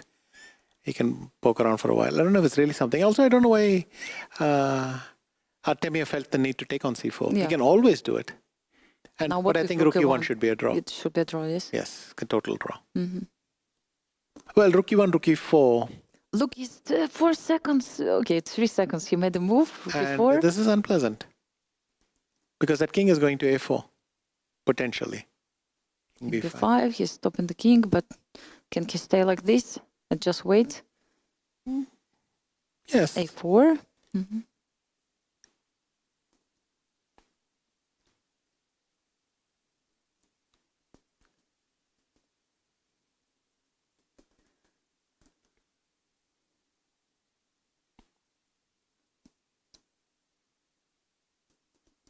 Okay, 2, they're repeating moves. The game may finish in a draw, but you know, Artemiev has not that much time. He's going to go king a4, but bishop c1? d2. Or d2 first, yes. You'll go rook b3, maybe? No, rook e8. Rook e1, yeah, that's also a draw. Except rook e4, sorry, now rook e4. Now rook e4. Threatening to take on e3, so rook e3. King takes, goes back King with a2. some rook a3 idea, rook a1 idea, so he needs to go back with the king. No, oh no, forward, he goes forward, oh yes. But now rook b1, okay, he goes bishop e3. Even g5 might work somewhere here, I don't know, it doesn't really, but rook a8, now he's coming around. Rook e4 on the board, so bishop, where the bishop goes. Bishop d2. Are there any ideas for black? No, you don't want to play g5 probably because you give too many pawns, yes, at this moment. But yeah, the idea is like typical of the situations. Yeah, I think black has achieved everything he could. Yeah, in now. This position. Yeah, now rook b6. Ah, it was the idea. But then I go rook e5. Yeah, he allows rook to go to e5. My bishop on d2 is a big pawn, so king e2. And what now? Rook g1 or what? Allowing to take on d5? It's a big decision. King b3 No, I think they will just repeat, yes. So he decided not to go. Yeah, it's a draw, yes. I think rook g1 was risky. I mean, allowing to get this deep pawn. So it's a draw, and Jan Nepomniachtchi is still playing. So all of them locked in their positions. Yes. And Artemiev is third place. That's Yes. clear. So We have actually all places, very clear places, first, second, and third. Jan Nepomniachtchi is fighting still in this game.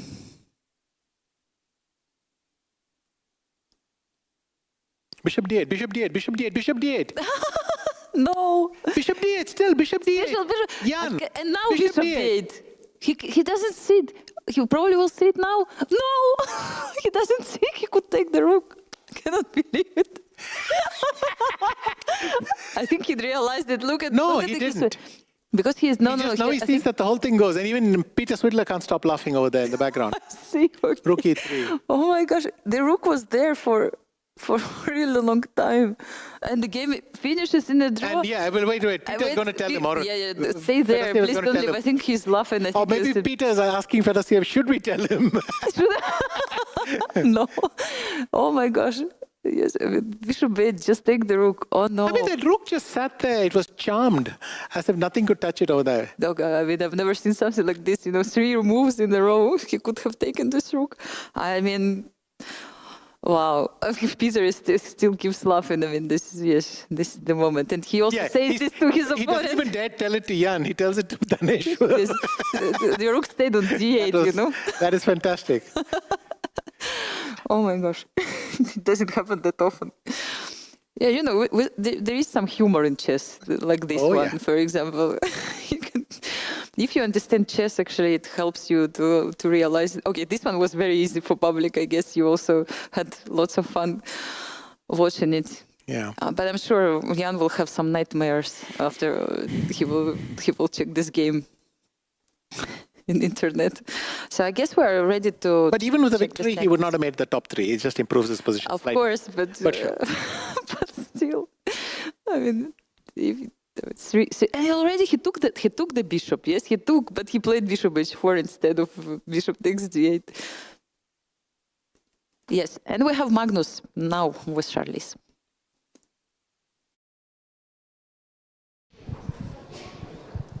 We're here with the 2023 Blitz World Champion.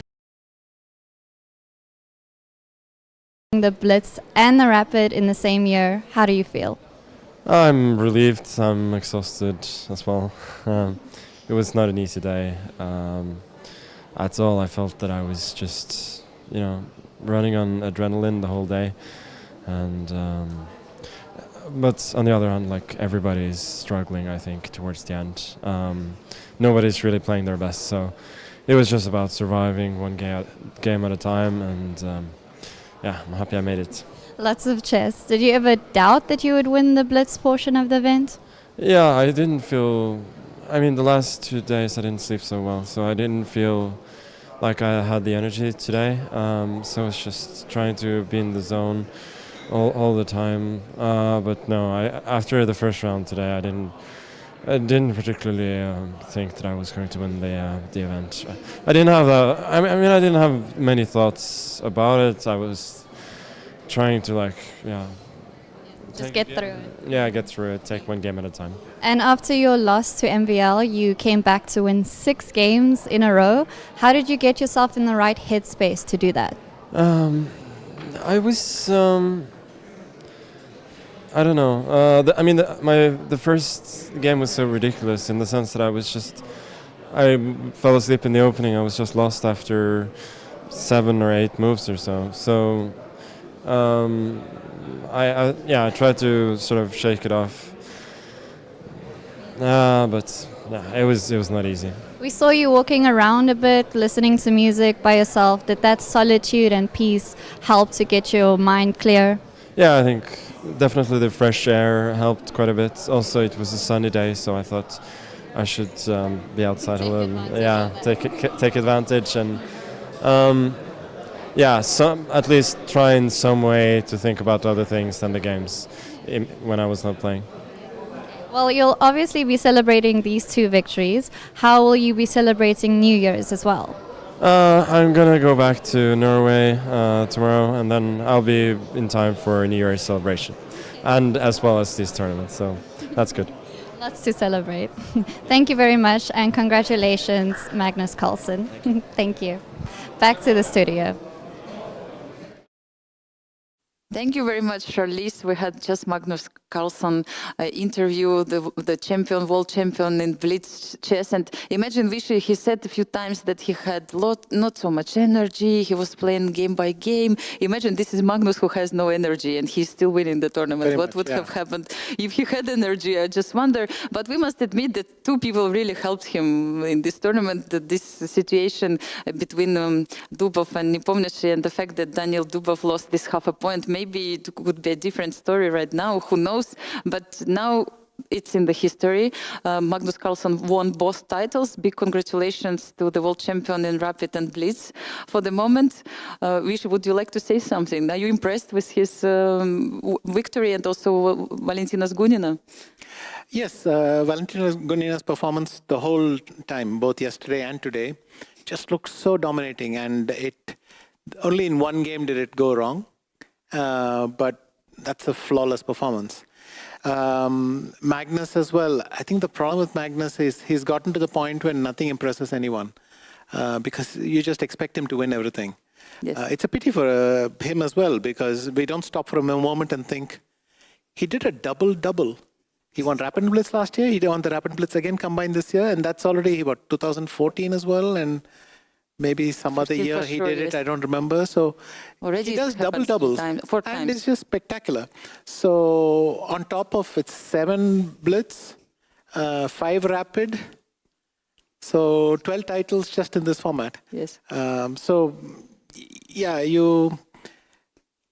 I've gotten to the point where it just doesn't register, and but when you stop and think about it, it's sensational. So absolutely, and let's have a look at the final standings, because we have also to check. Let me say, yes, Dubov actually would have tied with him if it had not been for this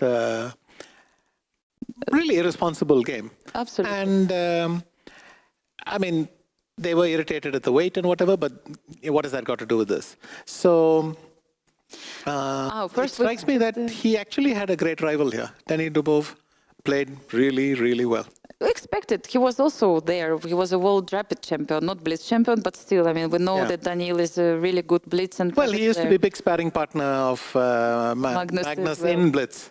So there you go. So both of them are just geniuses, yeah. Absolutely. And so we have the final standings for women's section, and Valentina Gunina is on the top with 14 points. Alexandra Kosniuk was fighting until the end and showed really great spirit.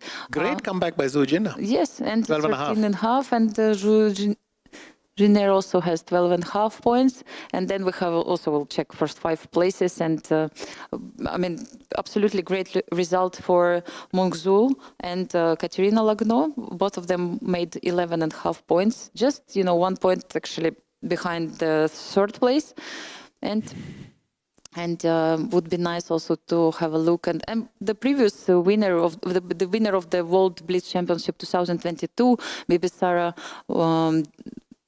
had a decent event, but didn't manage to fight for the first places this year. She shared the 6th position with Harika Dranavali, Kamalidenova, also Anna Muzichuk, who lost in the last round against Valentina Gunina. Yes, very good, impressive result by Valentina, leading for 2 days in a row and scoring this very important victory. Let's check also the standings in open section. I'm curious to find out who also was on top. So Magnus Carlsen, 16 points. As we mentioned before, Daniil Dubov just half a point behind him. Vladislav Artemyev, great event. He was leading a few times in the tournament, but every time was slowing down a little bit, but still finished on the 3rd place.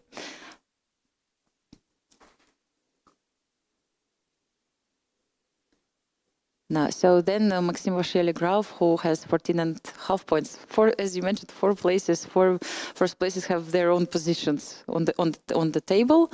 Yes, and I think it's time we will say bye soon. But before that, we go to Charlize. She will have the final words, and then the last words we will have.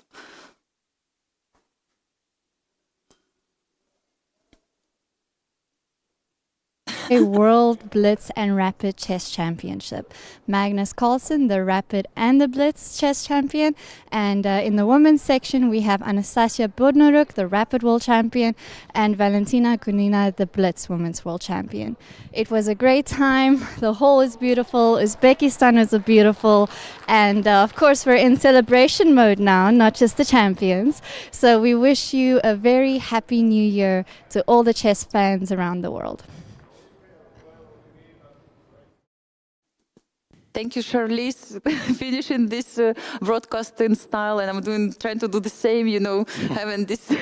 And of course, we also would like to congratulate everybody with upcoming new year, 2024. I would like to wish all our viewers, because we have the chess broadcast, of course, I would like to wish them many brilliant games, many brilliant combinations in 2024, and have a lot of fun, play chess, have fun, enjoy this time. I hope we're gonna have many exciting events as well in 2024. Vishy, would you like to say something to your fans, to the viewers? I would. I hope you enjoyed this fantastic tournament, and just wish everyone watching a very happy New Year. Absolutely, and I would like just to say that it was absolutely amazing, fantastic event, and I'm really grateful, Vishy, for being here and for covering all my blunders all these days. Thank you so much, and thank you to all our viewers for staying with us all those 5 days during the World Rapid and during the Blitz Championship. Thank you, and hope to see you during the next tournament. Legend. Every drop is legendary. Guys, say Zora!